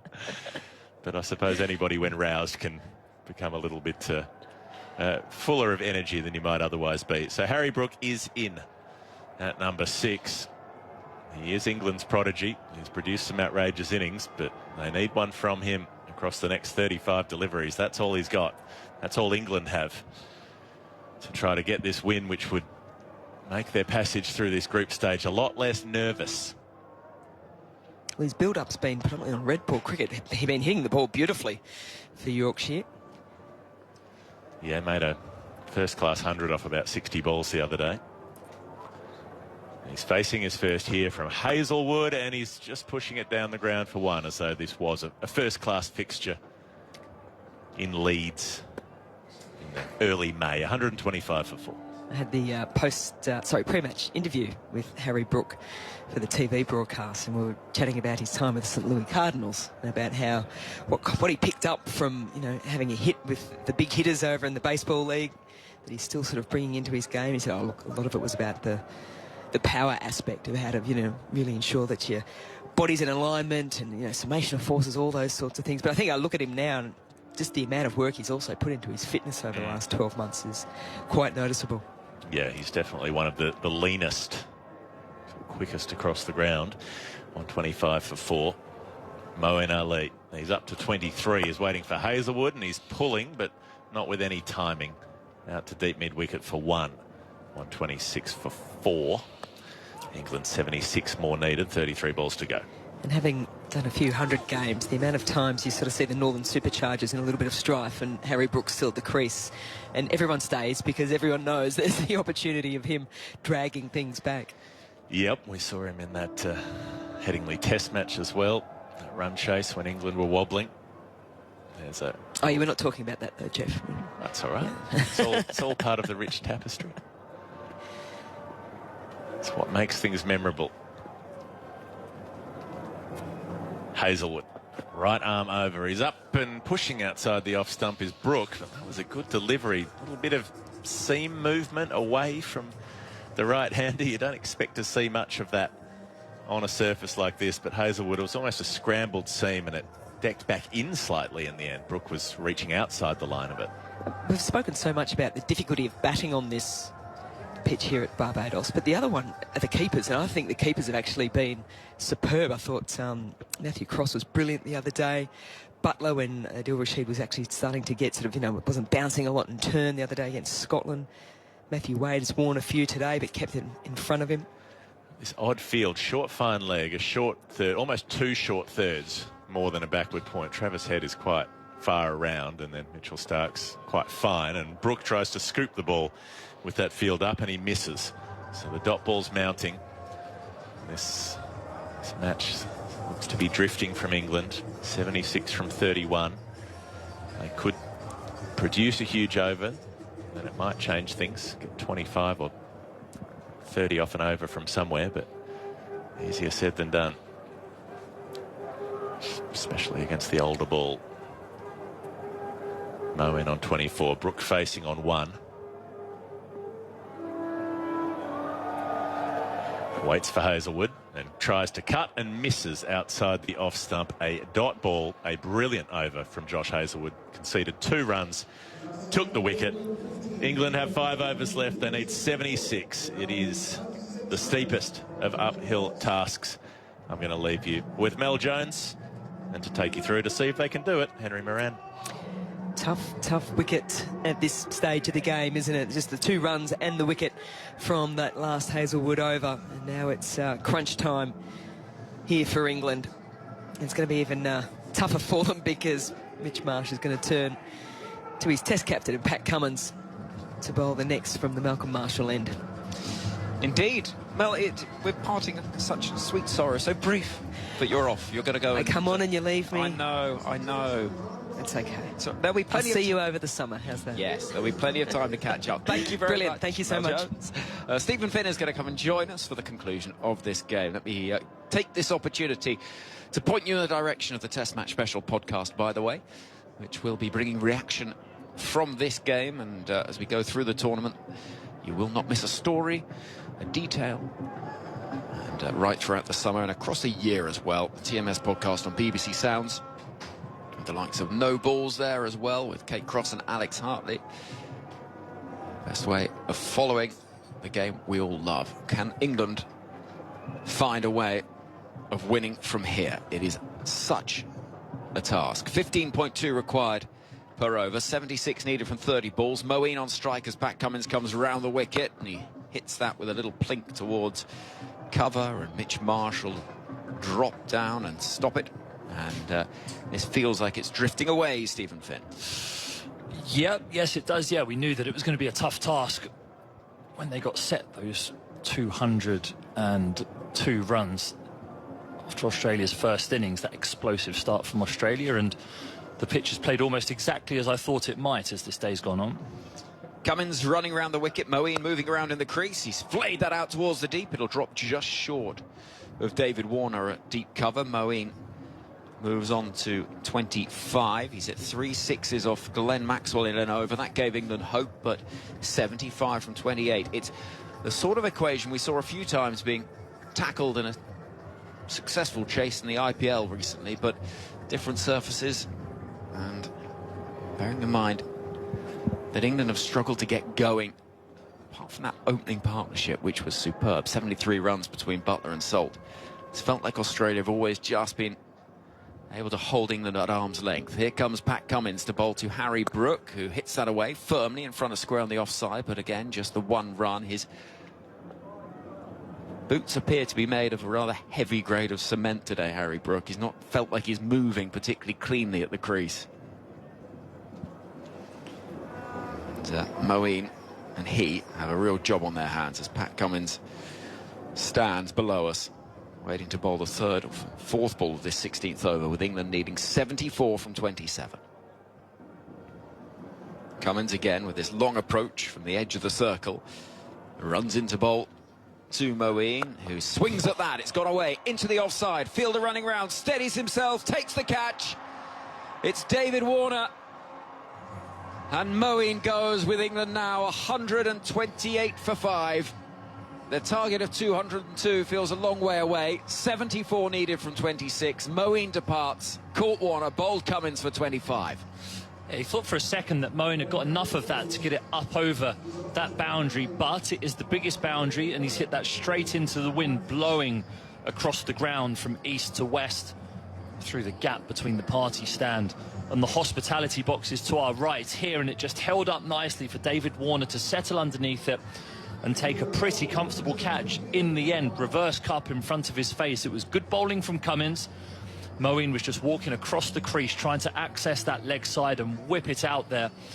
Cummins going wider and wider outside the off stump, and Moeen had to give in and try and hit 6 over the offside because of the required rate now being 17.08 runs per over. And he couldn't get enough of that to get over even the smallest of men in the outfield, David Warner. So Liam Livingstone, 30 years old now, approaching 31, comes to the middle with a big opportunity here.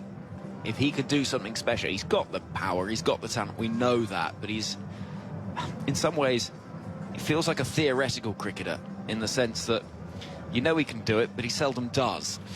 Yeah, well, he's got best of 103 in this format, 42 games. He's not going to have the opportunity to score 100 here, but he's going to have to play probably his best innings in an England shirt if he is to get England over the line.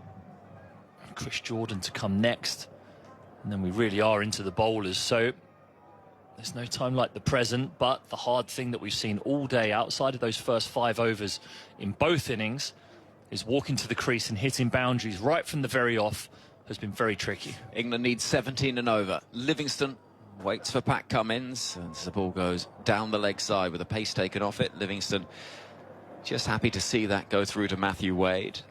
1-2-9 for 5. England needs 73 from 26. As an Australian fan in a Hawaiian shirt waves around a pink plastic cricket bat and his Australian flag. And looks very happy indeed in amongst some England fans below us. Cummins turns, runs in rather pigeon-toed in past the umpire, and it's defended. It's absolutely on the money. Livingston can do nothing with it, and Cummins at 90 miles an hour, bowling line and length, top of off stump.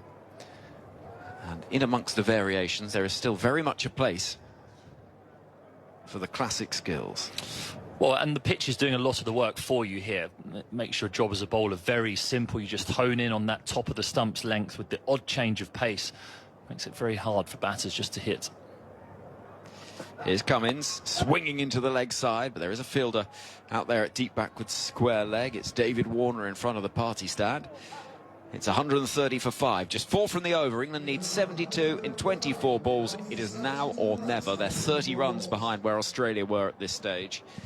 And we're not far away from England turning their attention towards the game between Scotland and Oman tomorrow in Antigua, which could have quite the say on England's path towards the Super 8s if they can get there, because if Scotland win that game, they'll be on to 5 points.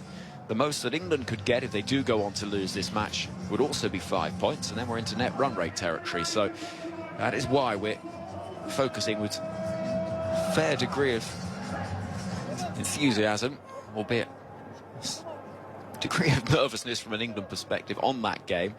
For Scotland, what an opportunity. They've been sensational in this tournament so far. And I'm really looking forward to seeing how they progress for the rest of the group. 72 needed from 24 balls for England here. 130 for 5. In comes Josh Hazlewood from the far end. It has been slapped down the ground by Liam Livingstone for 1. Decent sound off the bat, but he can only get a single to long off. 71 needed from 23. Josh Buttler shown on the big screen with a rather thoughtful look on his face. We'll get reaction from the England camp after this game, regardless of the outcome. You'll hear it in the Test Match Special podcast. 1-3-1 for 5. Harry Brook is on strike. 2 from 5 so far for him. Pulls into the onside with no timing at all. And he won't get a second run either, because out there in the deep, some good work from Glenn Maxwell. And as you've said all along, Finney, it's a hard surface to get going on. Yeah, those new balls did fly around from both teams, actually.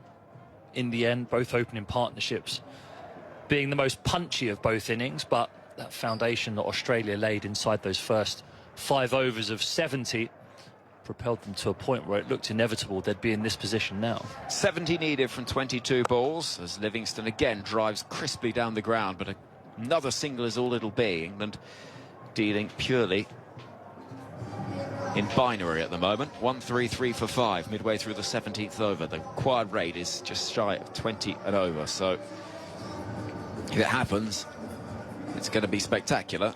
At the moment, though, Australia hold all of the cards. Good news for our listeners on the ABC. 69 needed from 21 as Hazlewood from the Ghana end runs into bowl. This is thrashed away by Brook into space to the left of the fielder at deep backward point. They'll turn for a second run, and they'll get that run as well, because Warner's throw is not a terrific one. And he raises his hands in apology. 1-3-5 for 5. 67 needed from 20. Just thrashing round a bit here, England. Desperate for boundaries, clearly. With every ball that doesn't go for one, the rate is escalating. That's a rate of knots, 20.10 now. 3.2 overs to go. Here's Hazlewood. Pounding in again past umpire Wilson. And Brook is in position, flicking the ball very fine down towards the boundary below us, but a fielder will get there. It's Cummins out there on the ropes. And in the shadows made by the Greenwich and Haynes stand, he does well to limit it to just 1. 1-3-6 for 5. Yeah, in front of a lot of England supporters down there, and he didn't receive all that much applause for his effort. With some rather glum faces. At least they're in the shade there. The people in the party stand have received an absolute battering from the sun all day. They'll be going home a touch sunburnt for their troubles. Hazelwood once more. Final ball of his spell has been swung at and missed by Liam Livingstone, who's looking up towards the umpire and hoping that it might be signalled wide. It isn't. 6 from the over. England require 66 from 18 balls, and Hazelwood finishes with really good figures there. Outstanding effort. 4 overs, 1 for 28. And at the moment, Scotland topping this group. Australia look like making it 2 wins from 2. And in doing so would leap forward onto 4 points. So it would be Australia, then Scotland, then Namibia and England. With Namibia a point ahead of England, and with Oman bottom of the group on 0 points. So Adam Zampa down below us with 1 over left. He's been brilliant, 2 for 16 so far. You know it's hot out there because he's in the short sleeves. There's a short third, quite close to him, backward point as well. As forward advancing is Harry Brook. He can do nothing but bumped it down the ground towards the hulking figure of Stoinis below us. 1-3-7 for 5. England needs 65 from 17. It looks like it's going to be a hefty defeat here in England's first completed match in this tournament. Here comes Zampa. Hit away firmly again by Livingstone. Out towards the deep. Stoinis will field once more. England can't find boundaries. It was the introduction of Zampa, wasn't it, that changed the momentum in this innings for England. He was held back until the 7th over. Stark bowled the 6th, went around the park a bit, and then Zampa immediately from below us, the 7th. Zampa bowling with a little bit of flight, and again Stoinis called into action. This time it's Brook who will trot through for a run. 25.2 the required rate. I think we know where this one's going. 63 needed from 15 balls. Yeah, from 7 overs England had 73 for none. And then Zampa bowled an over, got the wicket of Salt, and only went for 3 runs, and that stemmed a real stodgy period of play for England. Zampa bowling. It's been hit back down the ground. This could be 6. I think it's going to be. Tim David watches it sail over the head, and Liam Livingstone has launched a big 6 down the ground to move the requirement for England to 57 from 14. That's a good shot. He's taken his helmet off, not to celebrate the 6, but such is the heat out there, he mops his brow. And England need plenty more where that came from. Yeah, googly from Zampa, so Livingstone, I think, spotted it, took a skip down the pitch towards the pitch of the ball, and with the spin into him, hit it up over mid-on. I'm not sure he got all of it. It's a powerful man. I think it hit low on the bat still, but he got the elevation to lift it all the way up over Tim David's head, and I think he's got it lost in amongst the sight screen there, so the umpires have pulled out another ball. It's a few more pounds down for the ICC today.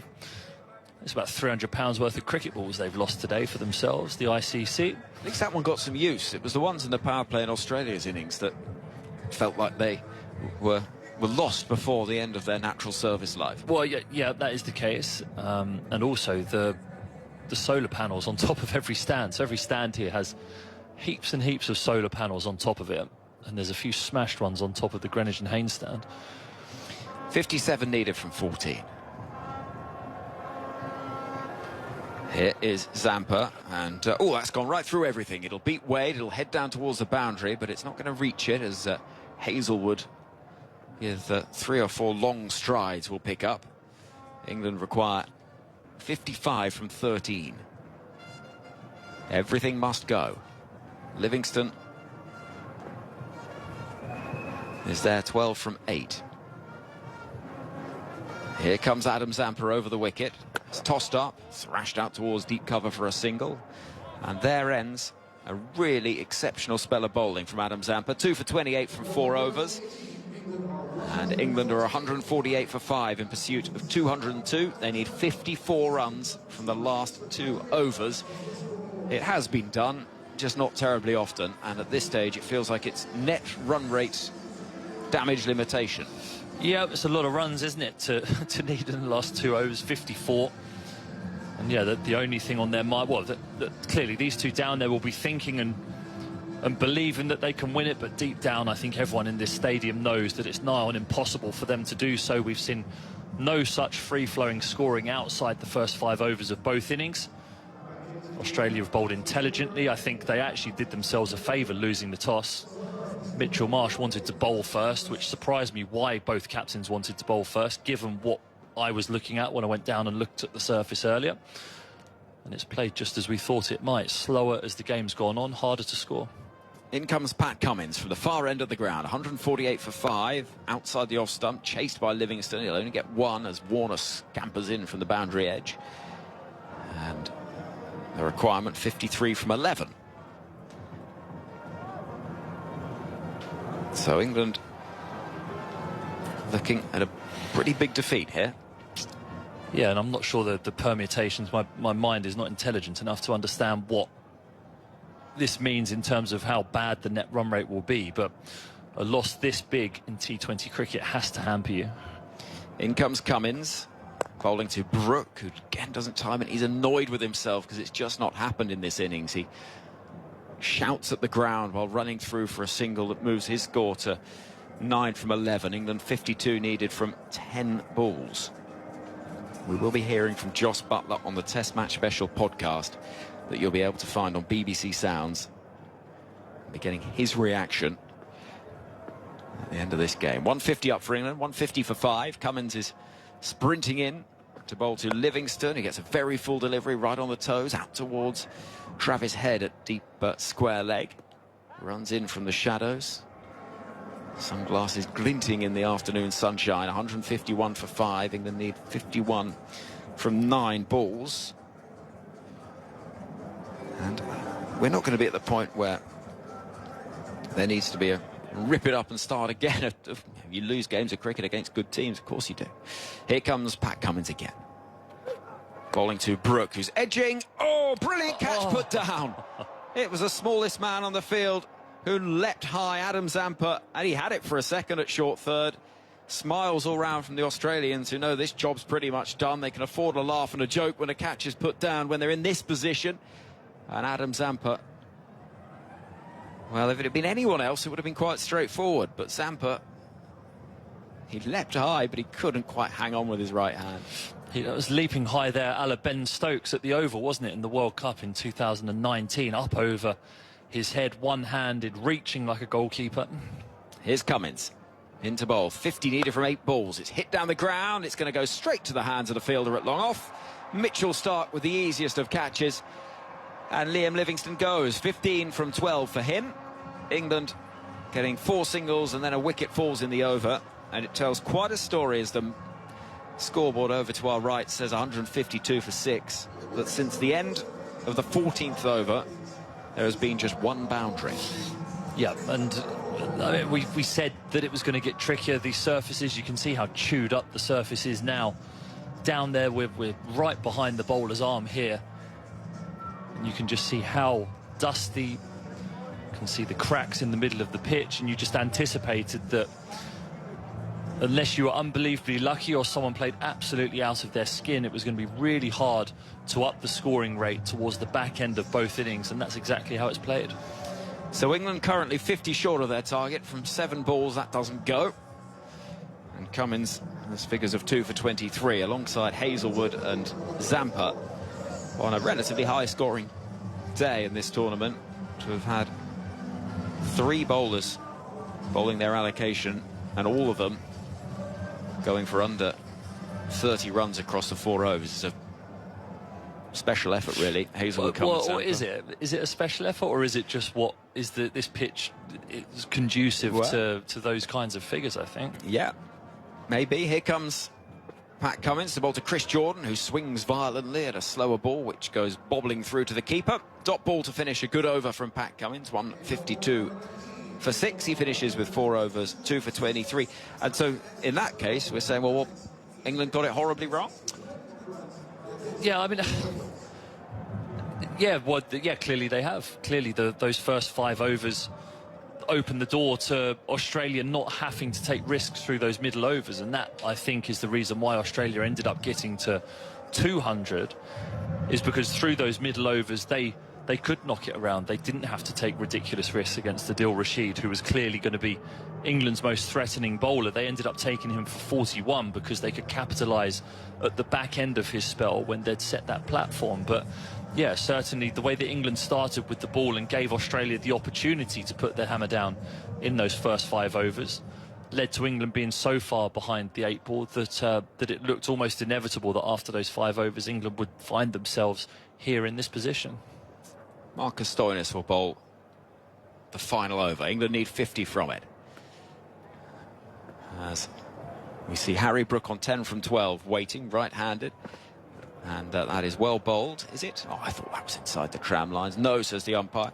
And wide is signalled. 153 for 6. What would be your first question to Jos Buttler? In hindsight, would you have batted first? I think I was surprised that both captains wanted to bowl first. And yeah, I thought that the toss was going to have a huge impact in the game. We'd been saying it in the build-up, haven't we, in our podcast yesterday, if anyone listened to it. Felt as though the toss was going to be important.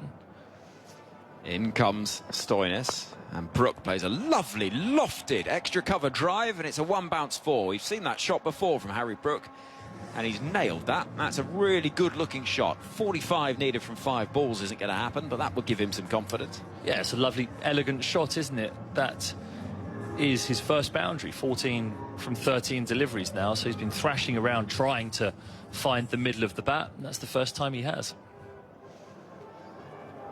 Stoinis turns below us. 5 balls left in this game. As Brook again targets the offside, this time a gentle plink towards cover. As Marsh moves to his left. 158 for 6. England need 44 from 4 balls. And they are facing a big defeat here. And the net run rate implications and everything else, the permutations we will be exploring in the Test Match Special podcast. You'll be able to download later on this evening. And we will have that reaction from Jos Buttler as well.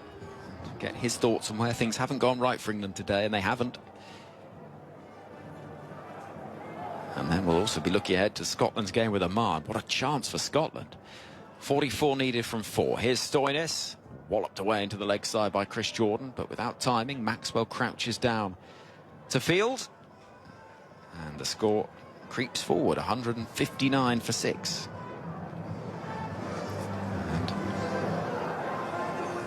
That funny part of the game of cricket where everyone knows the outcome and it's all sort of going through the motions, but it could be that a couple of boundaries is vital actually come the net run rate calculations at the end of all of this.